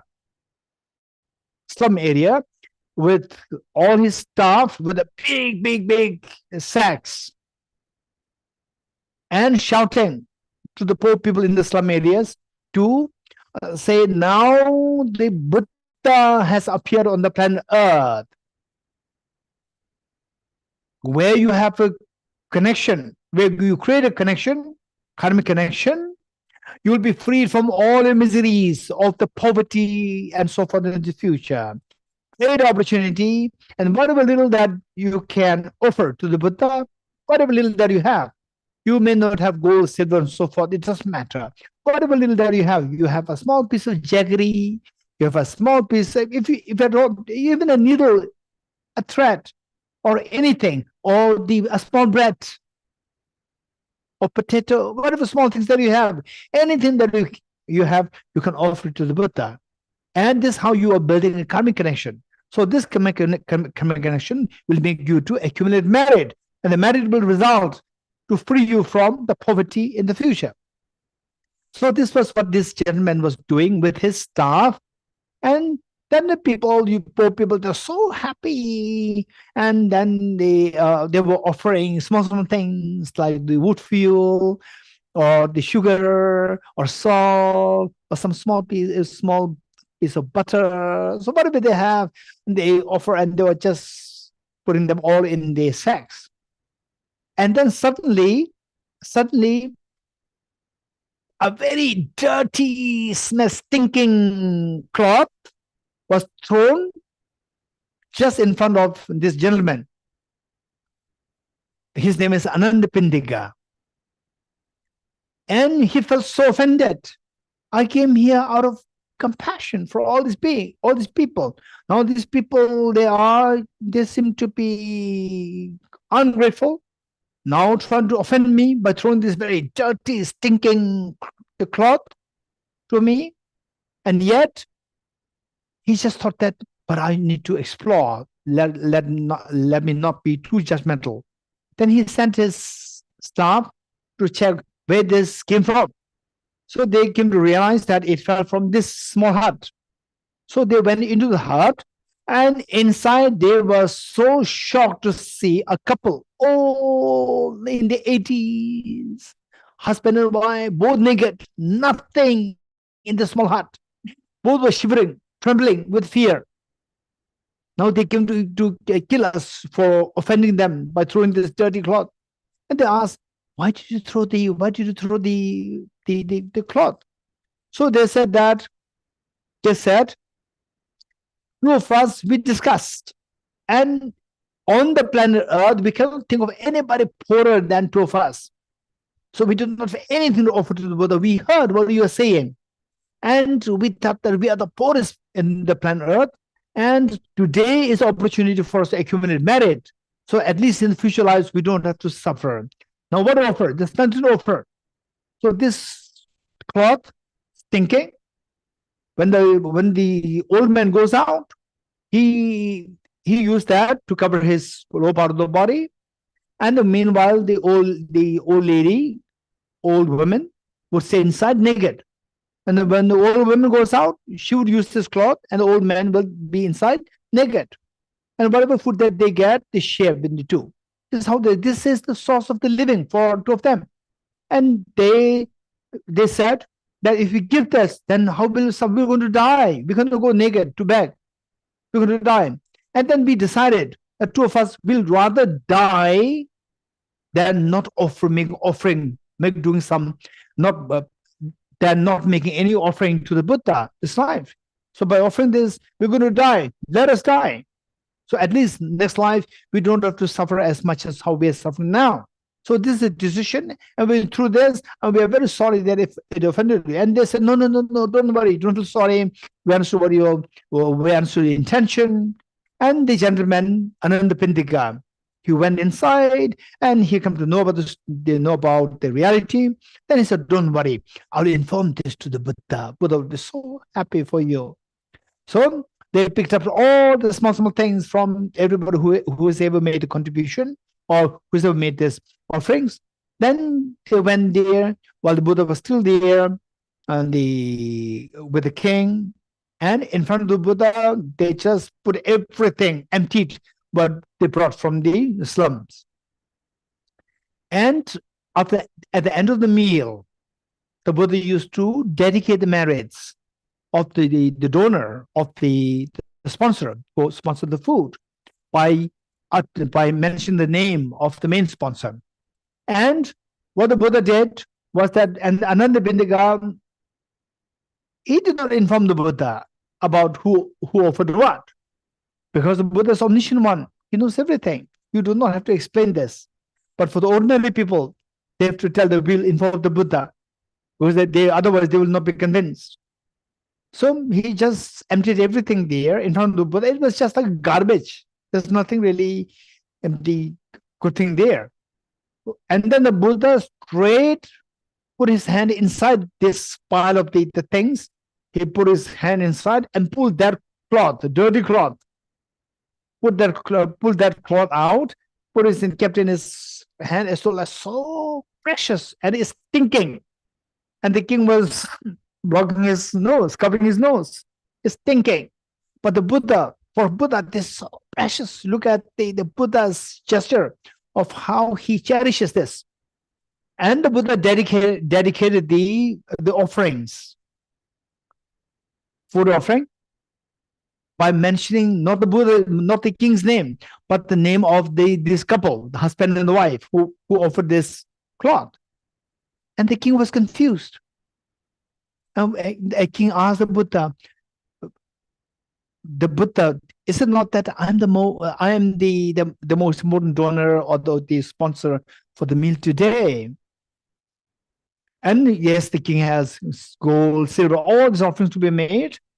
And the Buddha said, for me, what is the offering? It doesn't matter for me.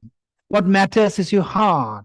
And of all the sponsors, including you, and all these people who offered these small things, like the sugar, these small pieces of sugar, the jaggery, or the wood, and so forth.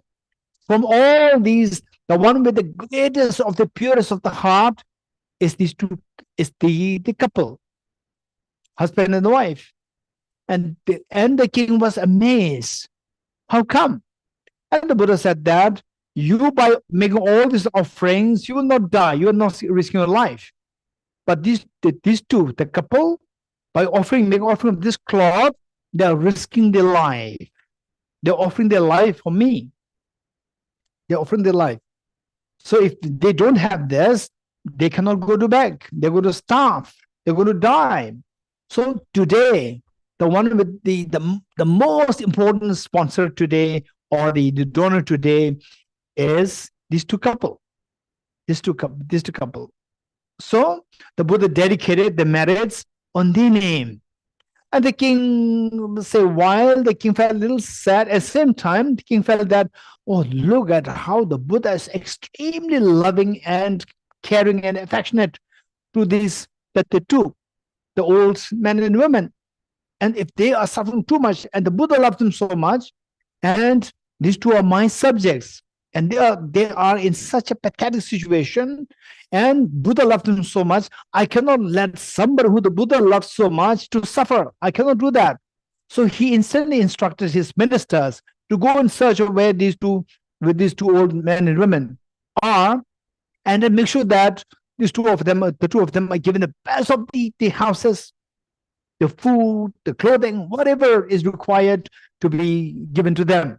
So the ministers, they were so busy, they just rushed to look for them. Finally, they found them, and then they got into the hut, and the old men and women, they are trembling even more with the fear that now the king came to know about it, and now the king sent the ministers to kill us. And on the contrary, the ministers, they were so respectful to two of them, and they were so respectful, and that they brought these two, and they gave them a very beautiful house with all whatever is required is given to them, because the king wanted to make sure that somebody who the Buddha loves so much, I cannot make them suffer. I should make sure that the somebody who the Buddha loves, I should make sure that they are taken care of by me. So they are instantly benefited because of the Buddha's compassion. So look, this is where the first Buddha, without being told, Buddha took out this cloth. Buddha knows the story behind this. This is the omniscient one. When you become Buddha, this is a benefit. You don't need anybody to tell you. You can instantly benefit everybody, where the common connections of the hook and the ring. So where somebody has created the ring, you as a Buddha, you have the hook. So you're able to take everybody to the state of enlightenment instantly. This is a benefit. Okay, good. The next question.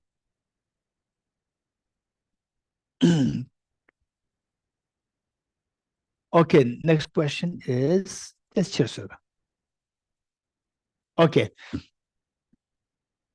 Question from Natalie. Natalie, it says, I disagree with Geshe in his example with students. I believe that a student who goes to pub will become a better scientist faster, since he is not tied to studies, and his brain in this case has more freedom and choice.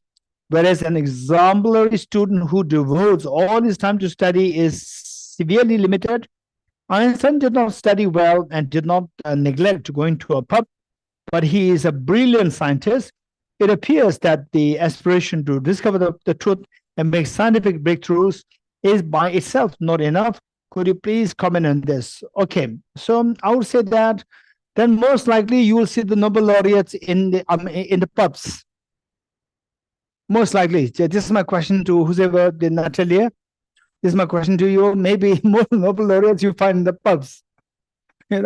So being in the laboratory, doing the research, and then you limit your mind. So people who are in the pubs, maybe the pubs are the people are there in the pubs. They are the Nobel laureates, you find them in there. This is not the case. And if I tell exactly what Natalie said in the class, all the parents will stop sending their children to my class. Now he is teaching a very bad instruction. You're getting it? Okay. So, they don't think that Nobel laureates will be found in the pubs. You will not find the Nobel laureates in the pubs.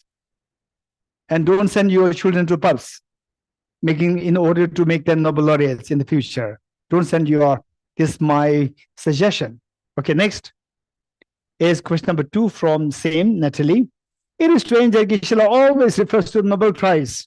Nobel Prize is a competition and has nothing to do with the Dharma and Buddhism. Any award is a result of competition, which generates envy and hatred, as well as ignorance. Perhaps this is an unfortunate example. Okay, thank you. And okay. In fact, to be very honest, so what I would say is that you, in fact, so you discourage competition and says that its competition is not good. Actually, you're comparing. You're comparing between you know the same you are doing the competition, meaning say, oh, he's better than me and so forth, and you say that this is bad.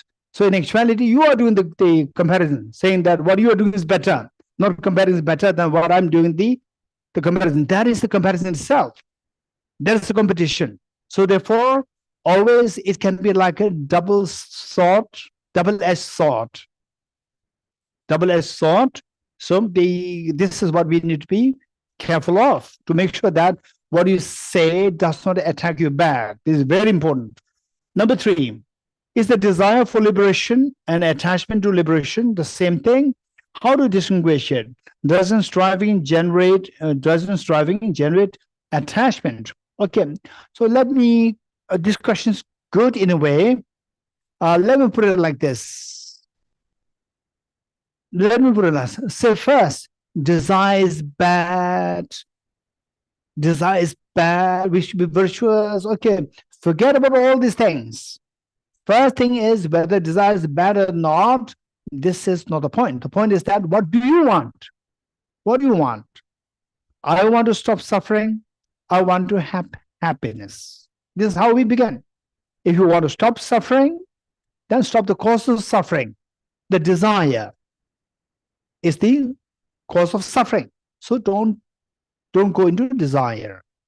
You want happiness. Happiness is the result of the virtues. So if you want happiness, then go for the virtues. This is a basic principle of cause and effect. Then the next, technical aspect is desire. If desire is bad, then what about desire for liberation? What about desire for liberation and desire for liberation, or so the word is desire for liberation and the attachment to liberation.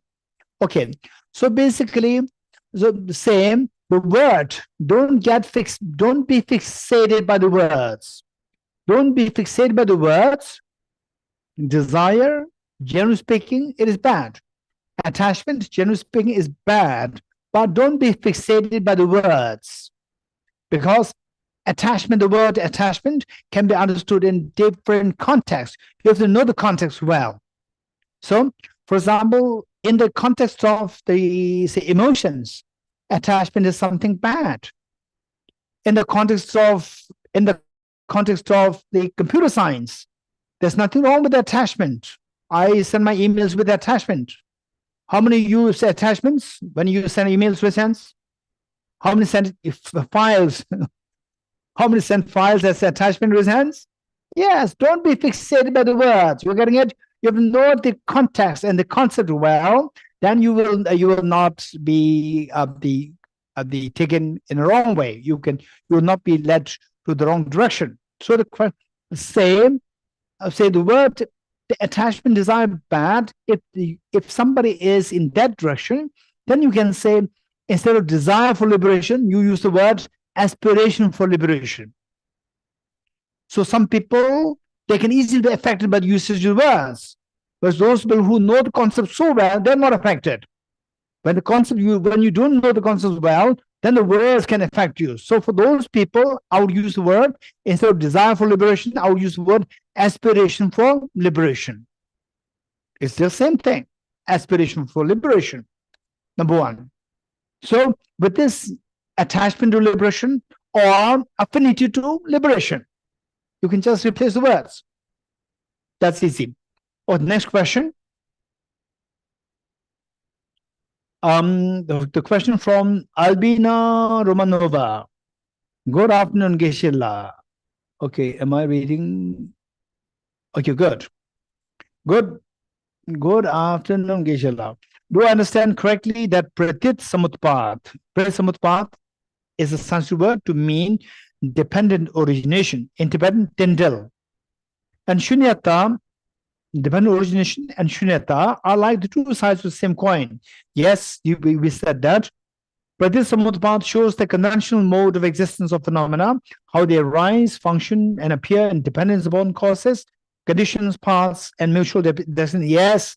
So the Albina got it correct. In a way, she is pointing to all the three levels of dependent origination. Very good.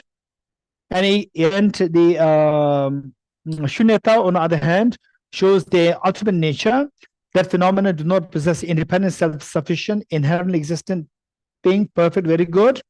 For example, there's a table. It is made of wood and other materials. It consists of parts, and it came into being through the work of a craftsman, the intention of the table designer, the time spent on making it, and various other conditions.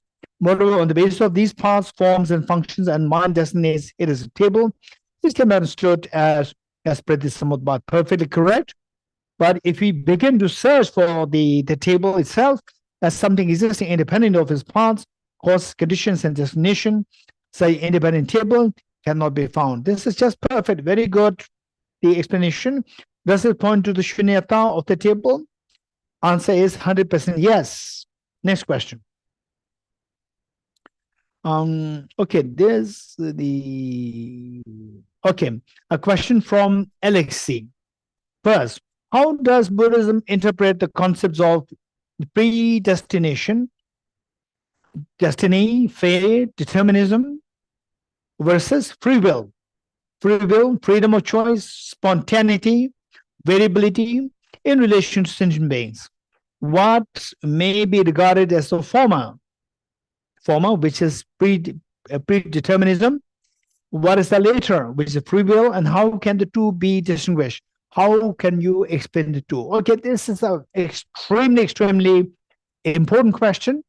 Very important question.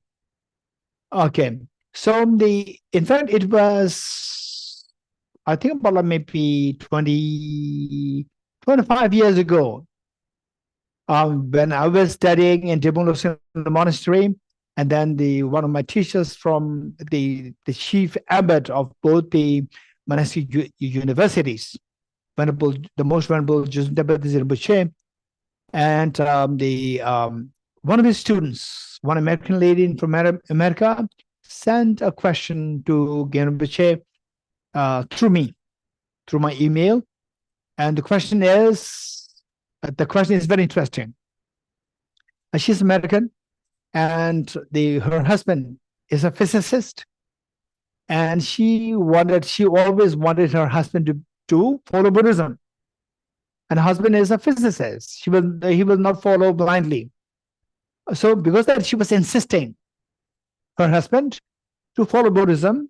So one day the husband he told her, yes, I'm ready to follow Buddhism, provided you can give an answer to one of my questions. And she was so happy. So all these she wrote in the email. She was so happy that she thought that, oh, I've been following Buddhist teachings for all these many years, and he doesn't know anything about Buddhism. So whatever question he asked about Buddhism, so my answers would be good enough.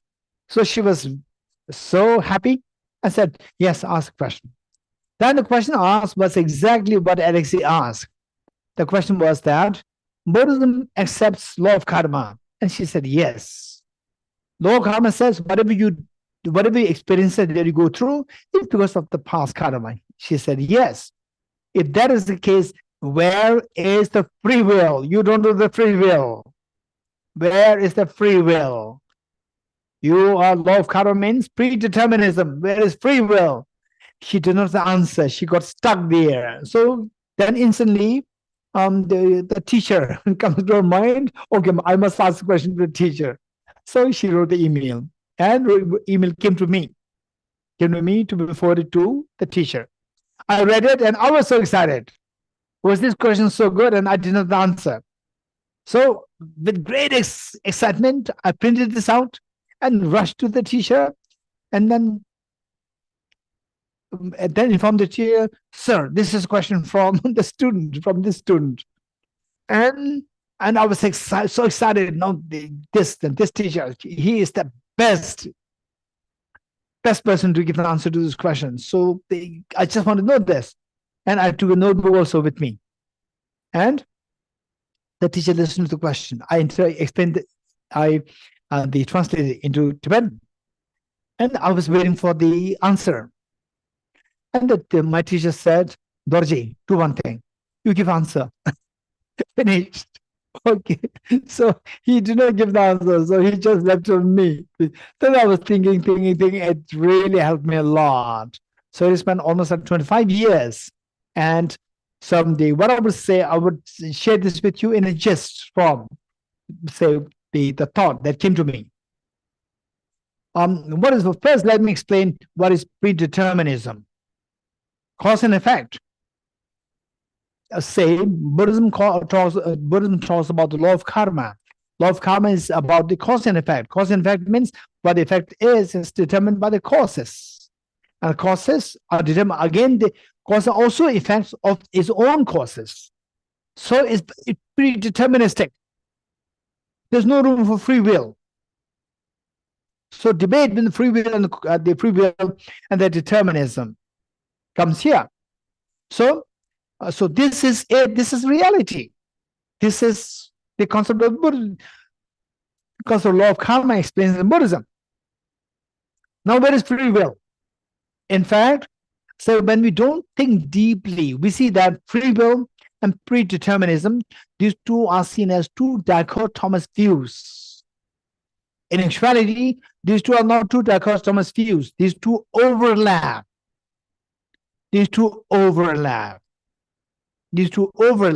Like what we discussed in the first session about the macro world and the micro world.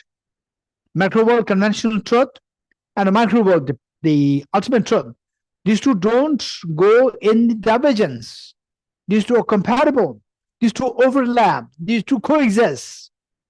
It's two different perspectives. So, likewise, the free will is like the macro world. Underneath free will, there is a cause and effect. These two overlap. They don't go in the directions. Overlap. How? I'll give you an example. Okay, let's say. Okay. I will ask.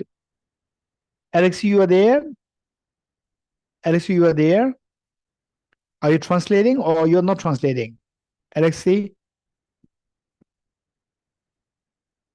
Okay, never mind. Is this your question? Alexei, your question? Alexei, the translator. Okay, it doesn't matter. So let's say that I will ask. Venerable Geshe, sorry, my mic was off. So it's Annala translating, and the question is not mine. It's of another Alexei, not mine. So I cannot explain. Okay, so it just says Alexei. And okay, now Venerable Geshe, it's a different Alexei, and he's present in the Zoom. Okay. Okay. Добрый день, меня слышно? Alexei, you are there? Who's ever Alexei asked this question? Да, Okay. меня слышно, видно. Okay, you are there. So now you do one thing. Да, добрый день, Гешла. Да, это мой вопрос. Я вот тоже на эту тему размышлял, да, по поводу предопределенности и вариативности. Да. Yes, Venerable Geshe, this is my question, and I would appreciate you to help me to answer to this question. I would really appreciate it. Thank you. How we can distinguish between predestination and free will? Okay, good. Thank you. Okay, now, say I will ask Alexei you the question. Okay, Jeremy.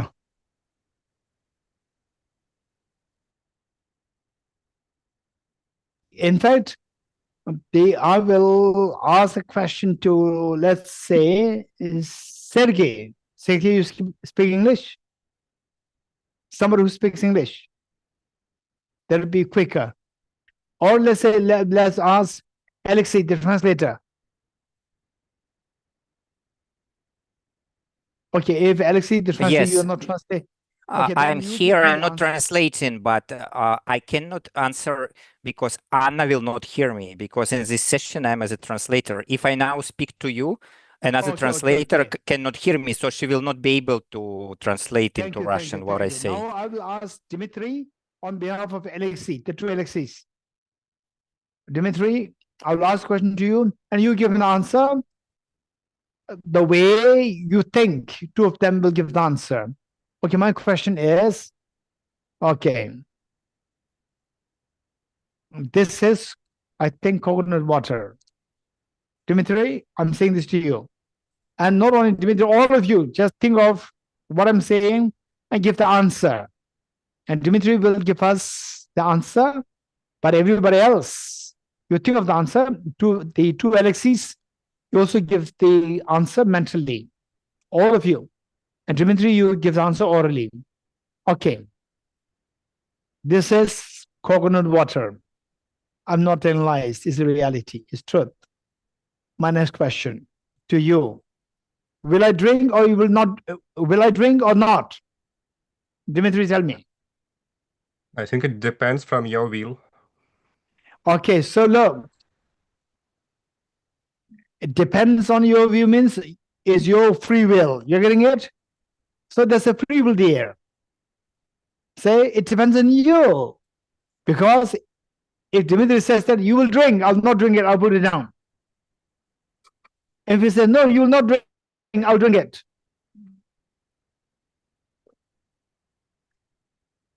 Strange. Okay, this says, I don't know, this is maybe corn water with lemon. Okay, so I say, if you say I'll drink, I'll not drink it. If you say if I'll not drink, I'll drink it. Which means that, so the safest answer is answer given by Dimitri. I hope that both the Alexis will agree with me that it depends on you, which means it depends on your free will. How many agree with Dimitri in a sense? It depends on your free will. Okay, so there's a free will. This is a free will operating. This undeniable free will operating. Now I drink. Okay, let's put it like this. Say if Dimitri says that you will not drink, then I'll drink it. I drink it. And then the Roman comes to me and tells me, Kishira, why did you drink? You're getting it? Why did you drink? So I did the opposite of what Dimitri said to show my free will. You all agree. And then finally he said that you will not drink. I drank it. And Roman then asked me, why did you drink? You're getting it? Why did you drink? So why did you drink means he's asking for a reason. The cause for drinking. The cause for drinking is that he told me that I'll not drink. I want to challenge him. You get it? There's a cause. So there's a cause there. So there's a cause and effect operating underneath. On the surface, it's the free will. And underneath, overlapping, is a cause and effect. So there's no contradiction with cause and effect and free will. It is that these two things happening through coexistence. It is like the age gap. Age difference, on the surface, there's age difference, undeniable age difference. And go deeper, there's no age difference. So one is on the surface level, conventional level, and others on the ultimate level. Likewise, same, using free will is on the conventional level, and then the cause and effect operating underneath, that is the more like the ultimate level. It's not really ultimate, but in like a subtler level. So these two coexist. Okay, so what should we do? There are more questions. Okay, let me quickly go through these questions, not to go into too detail. Okay, screen sharing. Okay, let us next go to the question from Ekaterina. Next question, Ekaterina. Tanya, can you go down? Egalitarian question. Okay. So some people have more than one questions. So we will give chance to everybody. Egalitarian's question. Thank you for the teaching of the Geshe-la. I have a question about the meaning of prayer for longevity. If the ultimate goal of the practice is to achieve nirvana, why do we wish the Dalai Lama to remain in the world of suffering longer? This wish seems a little selfish. Please excuse me if this question seems incorrect, but as an ordinary person, I certainly wish the Dalai Lama, teachers, students, and everyone else a long and healthy life. Okay. Answer is very simple. Answer is very simple. Answer is that His Holiness the Dalai Lama to live long or not live long. For His Holiness, there's no difference. For His Holiness, there's no difference. For His Holiness, if there is no use for the world, if there is no use for the world, His Holiness would rather prefer to go elsewhere. So therefore, reincarnation of His Holiness, whether the reincarnation will come or not come, His Holiness says, I will come. I will come. Because there's a need. World needs good people. World needs good leaders. World needs more of His Holiness the Dalai Lama. Even the presence of His Holiness the Dalai Lama is such an inspiration to so many young people, for them to learn how to become a compassionate person, how to become a compassionate family member, how to become eventually, when you go to become a CEO of a company, or when you become a teacher in school, when you become the musician, or you become an artist, you become a politician, you become a bureaucrat. I should become a compassionate person like His Holiness the Dalai Lama, and a visionary person. Visionary, compassionate. So where there's a living, the embodiment there is a great inspiration to so many people. How many people today, from extremely well-known people to the poorest of the person, how many people they crave to have the audience of His Holiness the Dalai Lama? How many such people have benefited? So the presence of His Holiness is extremely great necessity for the whole world. So therefore, it's not about for His Holiness, it's for us, for me, for you, for the world. This is what we require. So therefore, to think of His Holiness as a simple person, as a simple person. This is our naivety. We don't see the broader world. World is suffering. We require inspiration. For example, the parents will be so happy to see that if the child is going with a very decent classmate, not with the bad boy, not with the bad girl, but going with an extremely decent the boy or a girl, the parents are so happy. So in this world, there's nothing greater than an example than His Holiness the Dalai Lama, example of the compassion, example of harmony, example of the oneness of the whole family of the world. So such example must live forever for the benefit of us, for the benefit of me, for the benefit of you, for your family, for the world. This is so important. So whereas, okay, my neighbor, old lady, old person, sick person, oh, he's suffering, she's suffering. Don't think like this. If this is how we view, we don't know the world. We don't know the reality of the world. The world is burning. We require to cool the world. And who cools the world? Only the best of the embodiment of compassion can do that. Who is that? His Holiness the Dalai Lama. For the betterment of the whole world, don't think of yourself. For the betterment of the whole world, we have to pray that His Holiness live as long as possible. Just the presence of His Holiness is a great healing for the world, not just for one person, not for another person. It's just for the whole world. It's so precious. The next.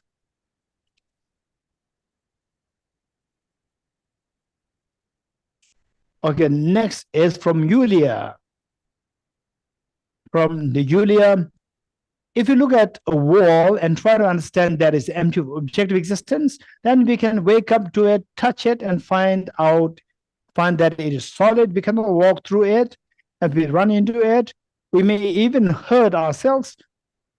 So how can we understand that the wall does not exist objectively if it feels solid to the touch? Similarly, if a car runs over someone, the consequences are very real. How can we think of that car as being empty or truly existing? If the car does not objectively exist, then what exactly ran the person over perhaps even killed them? This is something I find difficult to understand and imagine. Could you please explain? Thank you very much. Okay, so we are mixing the two concepts, conventional analysis and ultimate analysis. So what we said is that when you introduce emptiness, what is that? 2 points, 2 questions. The first one is, do things exist? Answer is yes. If the car runs over the person, it will kill the person. Yes. Don't say no, it's empty. Don't say that. If it says empty is no, then you fall into nihilism. It's not emptiness. So therefore, the thing is that things exist, but things don't exist independently. Things are empty of independent reality. Things are dependently existent. So in fact, I could really empathize with Yulia for this, because that when I was in the early 20s, it was the same question that came to me, saying that I had to rush to translate for my teacher in the hills, who was the hermit, and I was in the monastery.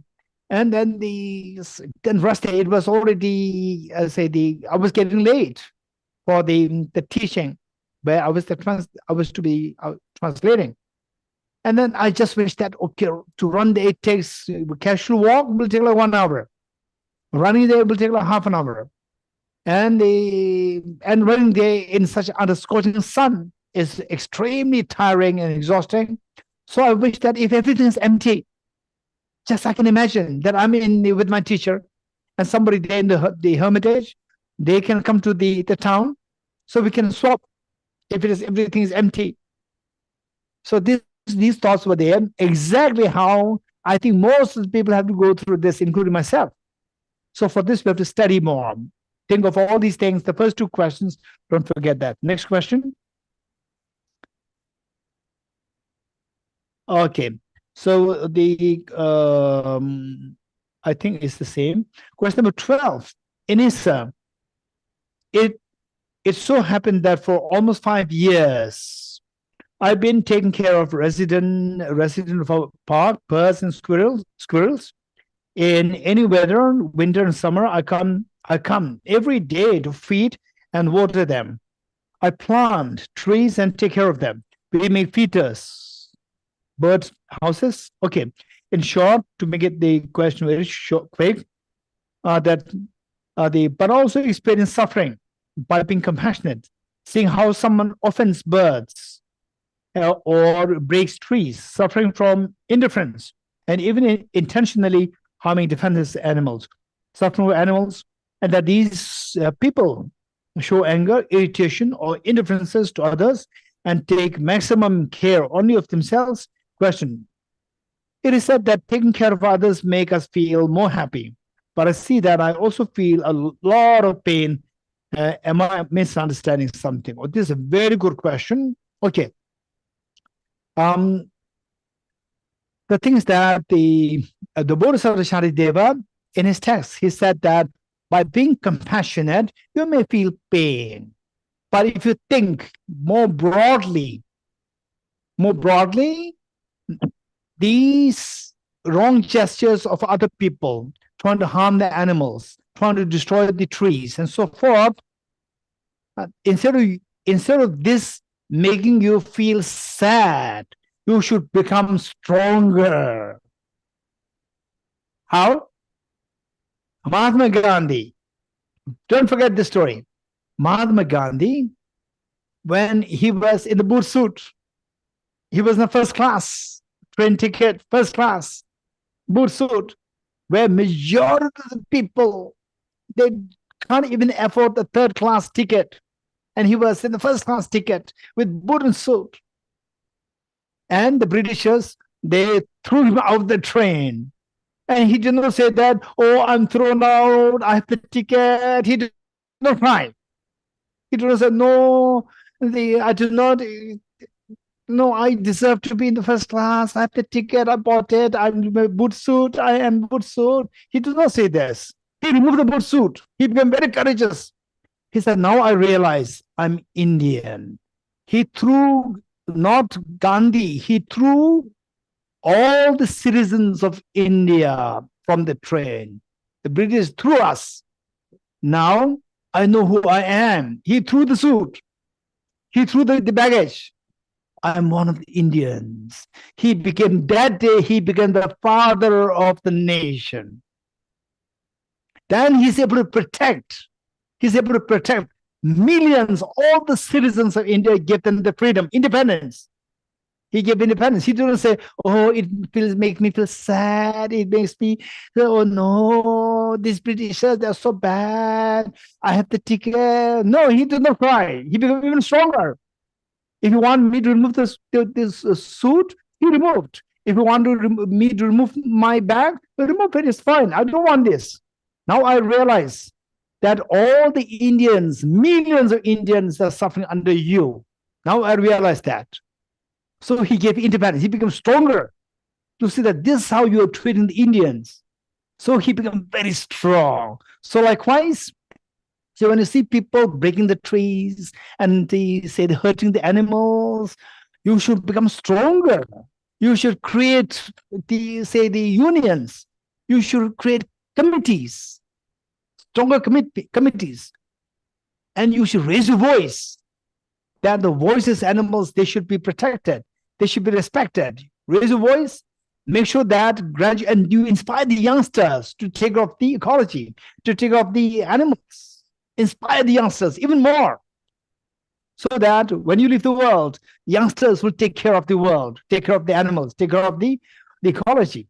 So this is how we should proceed. Rather than feeling demoralized, that should be the trigger for you to become even stronger. So never give up. The next question.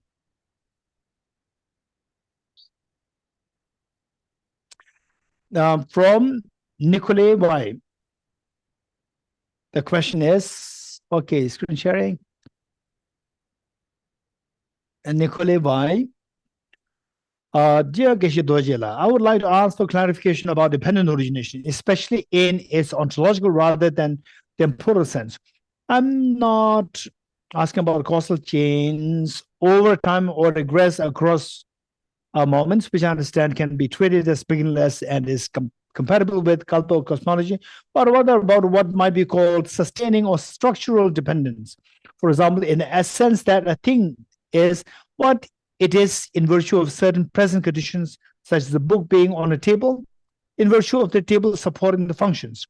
In this ontological sense of dependence, explanatory completeness generally seems to require either a grounding terminus. Okay, in fact, I don't understand. I read this question, but I don't understand what the question is asking. So if you are there, Nicolay, you can explain this very quickly. Nicolay, are you there?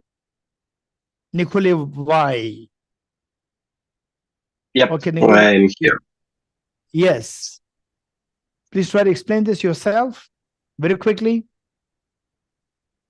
And if possible, try to put your video on, your camera on. Give me a second.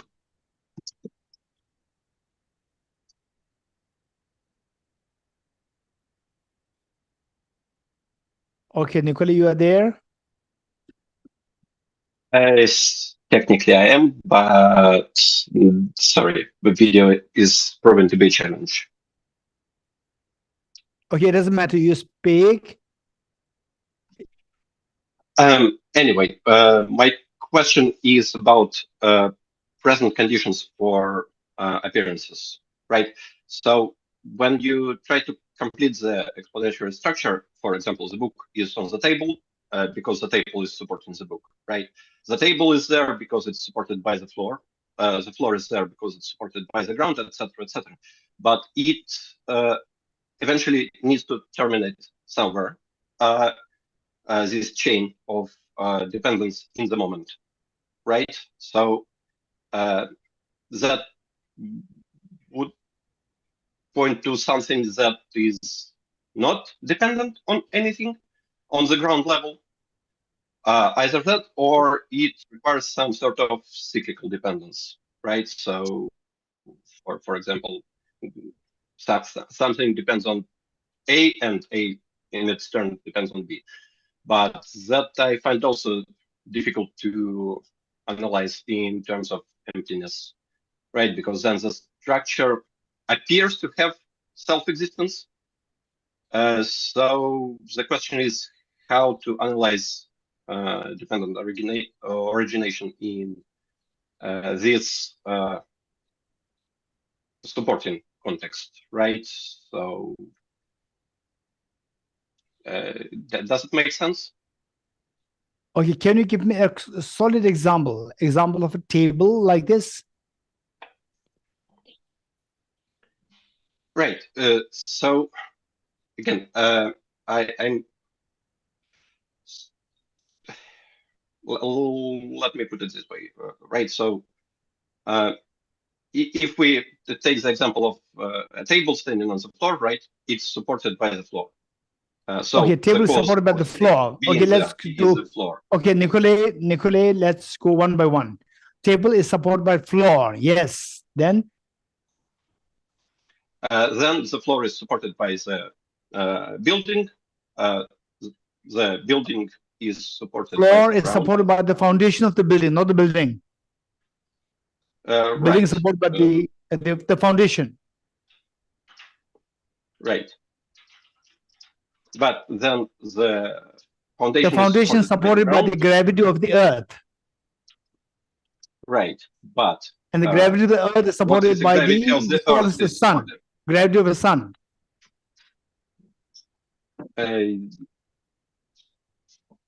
I'm not sure I agree, but let's grant it for the sake of yes time. So, and the gravity of the sun supported by the sun supported by the galaxy, the Milky Way galaxy. Right, but the galaxy is supported by what? Milky Way galaxy supported by sun, the moon, earth. There's a mutual support. Right. It's mother like the mother and the sun. It's like a mother and the sun. Right.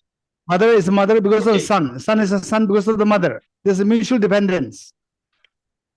So you are actually looking for what is ultimate. There's no ultimate. Right. Okay. Great. But then does this mutually dependent structure exist independently? Yes, it exists. Mutual dependence exists. So what is the question? Thank you. Okay, good. Welcome. Thank you. Okay, next. Thank you. Okay, now we're almost about to finish. Next is from, again, Yulia. Maybe it's a different Yulia. Hello. A question about feeding pet dogs and cats. They don't eat vegetarian food, even if they are homeless. That's why we have to buy them meat. What is the right thing to do? Okay, that is the best question. I'm the right person for you to ask this question. Okay, we may see that in fact, even the lizards, the dogs, they will listen to you. The cats, then they will listen to you, but not as good as how the dogs listen to you. They obey. The dogs obey you so well. And the cats, they obey you much less than the dogs, but they will also obey you. But the lizards, they will not obey you. But you can also teach the lizards how to be compassionate. You can teach the lizards also. I taught the dog, who was totally not my dog, totally a different dog owned by somebody else. I taught him how to be compassionate. I don't know whether to use the word compassionate, but not to harm others. And then I taught the lizard how not to harm others. So if you say that, oh, the pets, they don't eat non-veg. So if it is your own children, Your own children will say that they don't listen to me, is always on the mobile. Yes, always on the mobile gadgets, games. They do like this, they don't listen to me. No, that's not true. If you say this, you are actually doing great injustice for your child. So you have to look for ways and means to help your child. Don't say that we can't do anything, this is what they do. Even the dogs, there are many animals who the owners, they're very smart. They teach them how to be vegetarian. They teach them. The dogs, cats, they're there. So they can be pure vegetarian. There's nothing wrong. You can teach them. So I would say that this says, I wouldn't say it's a blame game, but it's more like we require skills. We can teach them. We can teach them. But the stray dogs, say the stray means they eat anything what they get. They don't have a choice. They don't have a choice. They get whatever, and then they say if you just let loose of what they're doing, they tend to go into the non-veg.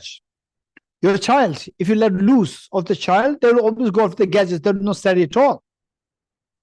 And then most likely, even they can also go into the drugs, alcohols, and so forth. This very easily they can go. But they should be skillful in this way for the benefit of the child, for the benefit of the animals. There's a way by which you can help them. You have to look for ways and means.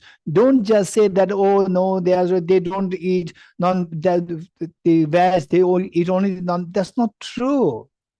The stray dogs, if the only food that they get is just a dry bread, they will eat it. They'll eat it. So therefore, the point is that, in fact, how I taught a dog not to harm others was that, say, I was on a retreat, and in that retreat area, there was a dog. And say the dog, the first day was growling at me, and the second day started to come close to me. And I sensed that there was a bee coming, and the dog was always after the bee, just trying to bite and kill the bee. And to my amazement, seems like the people around, they did not teach this dog. So this dog took for granted that this is natural. This is very natural. So the bee comes, would go after the bee. And it's not a bee, it's a fly. And I was just sitting, and he was sitting next to me, and the fly came and just around him, and then he was trying to go there. And I said, no. I said, no. And he was confused. What is he saying? There's a sense of, there's a tone of disapproval. What did he do? This dog was so confused. And again, the next time the fly came, again, the dog was going there. I said, no. Again, he was confused. So gradually he came to realize that this man is not saying no to everything he does. But when he does one particular thing, he says, no, for others, it's fine. So that one he sensed, it was chasing after the fly. That was what this man disapproves. So next time the fly came, he was turning his head like this before jumping. I said, no, then he would turn back. And then later, when the fly came, even if the fly came next to his nose, still he doesn't move. So, they can learn. Okay, so we can teach. Okay, the last question. Question from Pisarev Sergei Vasilevich. Is it true that the expression emptiness forms emptiness is the most concise, at the same time very deep definition of consciousness, which in fact is the basis of all phenomena? So in fact, I would say this is not about the definition of consciousness. It's not the definition of consciousness, it's the ontological reality. Ontological reality and the consciousness, these two are different concepts. One is the subject, one is the object. Ontological reality, form is emptiness, emptiness is form. You can apply this to consciousness also. Consciousness empty, empty is consciousness. So there, you're talking about not the consciousness, you're talking about the ontology of the consciousness. So that's the ontological reality, not the subjective experience. Study of subjective experience is known as psychology. Study of the ontology is known as philosophy. It's more the philosophical discussion rather than the psychological discussion. Okay, thank you. Okay, thank you. So we are done. And then is there any end prayers? If not, then we will do something else. Is there anybody from the Russian group? Yes, Venerable Geshe, we have end dedication prayers in Russian. Okay, good. Thank you. Okay, so let me quickly do a dedication. So as we discussed earlier, that no doubt we have accumulated so much of merit these 2 days.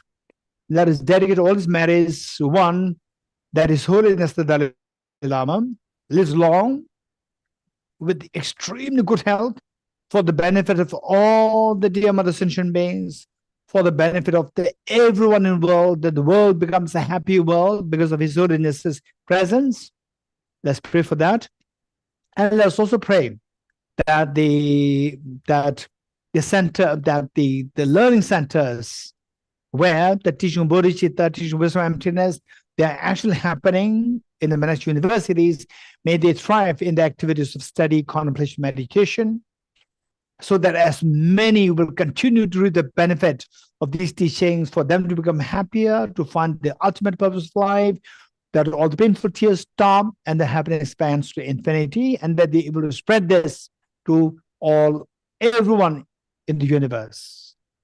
Let's also pray that all the learning centers, such as the Nalanda Foundation of Russia and all the other centers who are taking care of disseminating this teaching of the Buddha to the beings, may the people who are involved, like Julia Lam and the Anathinsram Lam, Alexei Lam, and the Tadania Lam, and the Nadasha Lam, and all those who are the supporting, helping, volunteering there in the foundation, the Nalanda Foundation, and all other centers in the world, may they have a good health, may they strive for dharma, become very successful, and they attain enlightenment as soon as possible for the benefit of all sentient beings.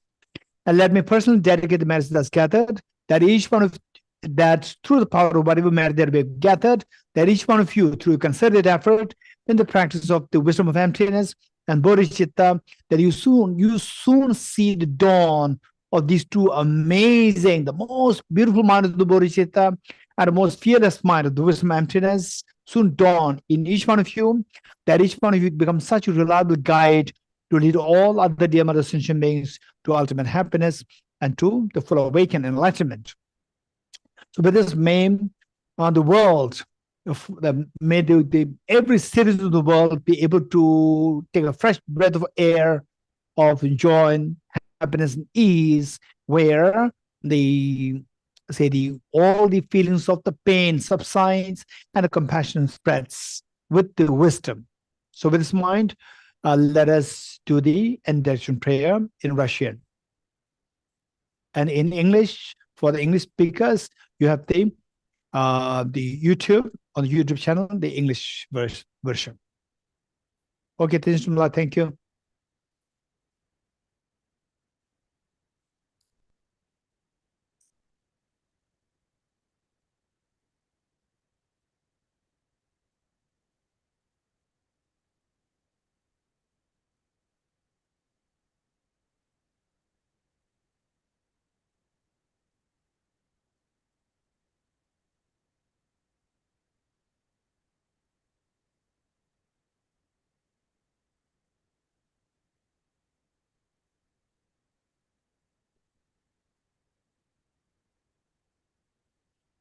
образом заслуги ради того, чтобы все деяния и молитвы всех Будд и Бодхисаттв 3 времен были осуществлены, и чтобы они стали причиной для поддержания дхармы, учения и реализации. Пусть во всех жизнях силой этой заслуги я никогда не расстанусь с 4 колесами высшей колесницы. Пусть доведу до совершенства все стадии пути, такие как отречение, бодхичитта, правильное воззрение и 2 стадии. Устранив все внутренние и внешние неблагоприятные условия и упадок, такие как бедность, бессилие, угнетение, жестокость, эпидемии и стихийные бедствия и прочие, вызванные ухудшением экологии, пусть все существа вечно наслаждаются великолепием мира и счастья. Исполненный мудрости и сострадания сегодня в присутствии Будды я порождаю стремление к полному пробуждению ради блага всех живых существ. Да буду я денно и ночно размышлять о способах распространения этого учения, что наилучший проводник обрел через несметные лишения, сделав упорный труд сутью своих жизней. Силой 2 моих накоплений, безграничных как пространство и собранных длительными неустанными усилиями в этой практике, достану я Буддой поводрем всех тех, чье око мудрости ослеплено неведением.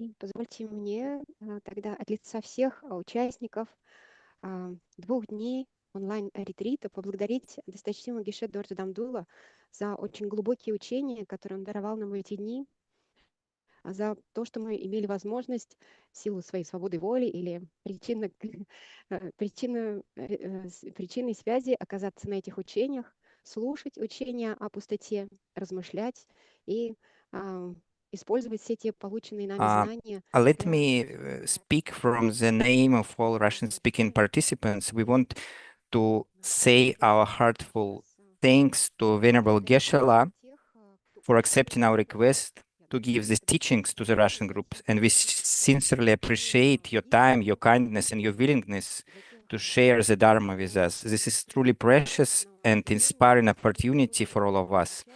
So we ask you, please continue teaching us. Thank you very much.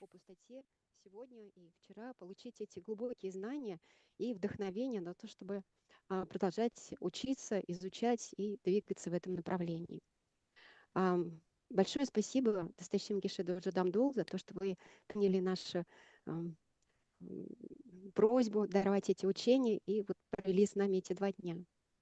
Хотелось бы также поблагодарить наших And also, I want to say my thanks to our interpreters, to Chechen Baila, to Alexey and Anna Tenzindanla, because without them, we, Russian-speaking audience, could not understand those teachings.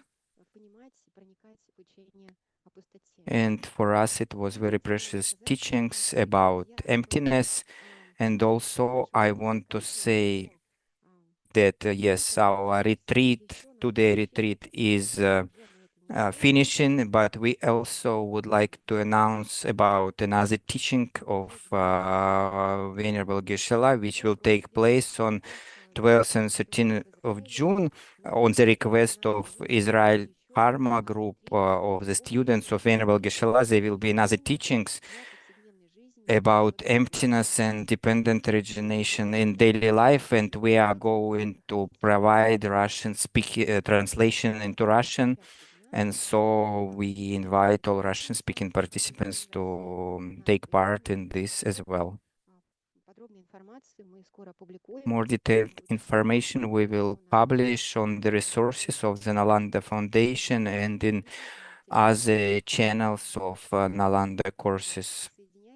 So we would be happy to continue to learn about wisdom of emptiness and dependent origination together with Venerable Geshe, and we would like to ask Venerable Geshe if he's not too tired to sing together with us the praise to Buddha Shakyamuni. Good.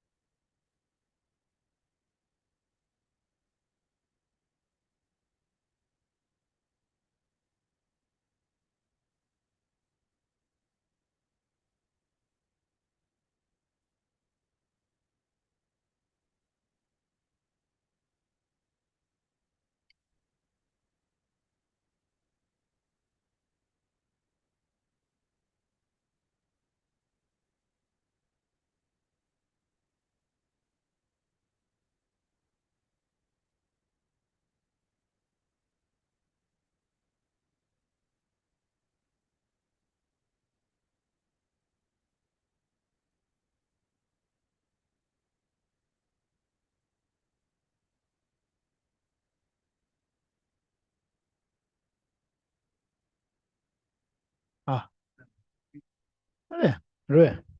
Okay. Okay, I'm sorry. Please, I didn't know that Tadniyalas asked me to do that. Okay, we'll say this together. Toje shaye reso chon shenge meto Dege bonjombo Serge lumbo tabo jebe ko shaye yebo Kyola cha tse no Mone mone Mahamona Yeswa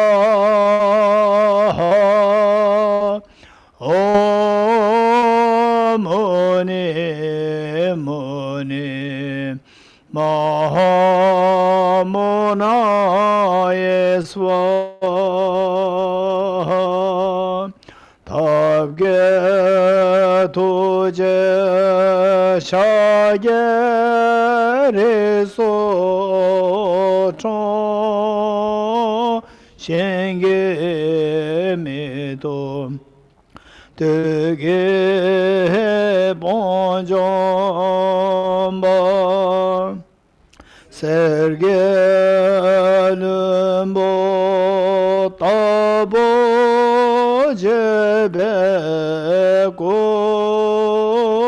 shaye yebo kyola jatselo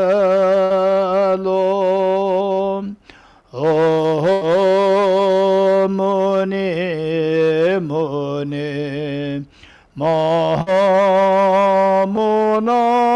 Yeswa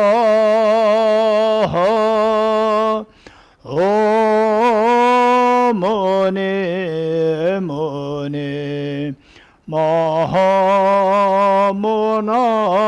Yeswa Tabge tuje shaye reso chon shenge meto dege bonjombo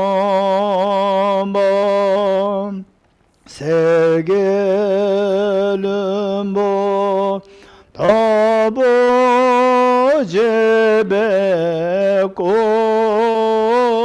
shaye yebo kyola chaselo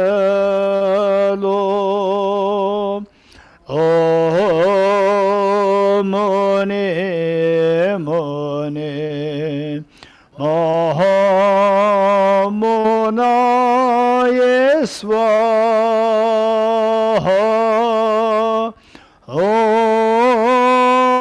mone mone Mahamona Yeswa mone mone Mahamona Yeswa mone mone Mahamona Yeswa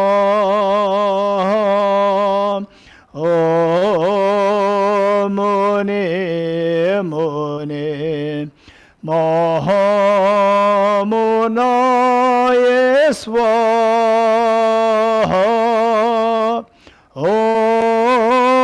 mone mone Mahamona Yeswa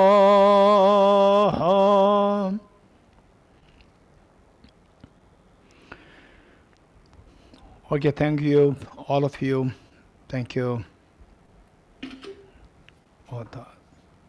This. Thank you, Geshe-la. Thank you, Russian group.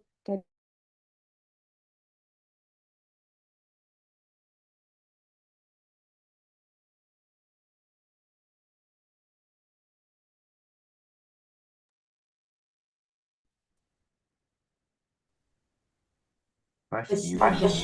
Спасибо Спасибо огромное, Geshe-la, и спасибо большое. Спасибо большое. Спасибо Дорогой дорогой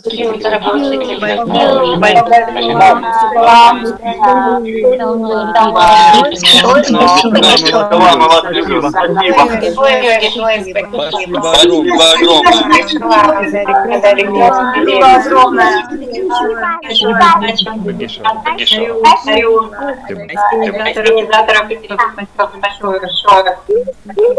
Всем, кто это делает, уважение.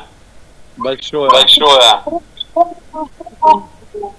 Невероятная благодарность с нашей стороны. Сердца. Спасибо. Как Как же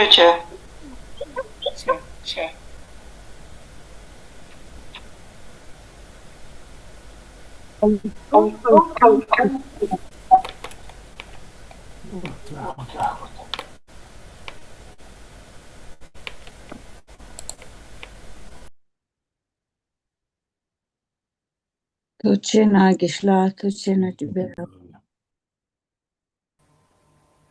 Ну, есть те, которые давно занимаются, кто-то к этому, более осознанно, там, особенно, которые чуть постарше, видимо. Не, есть молодые такие, как бы, ну, как ты там ответил, знаешь, кто как.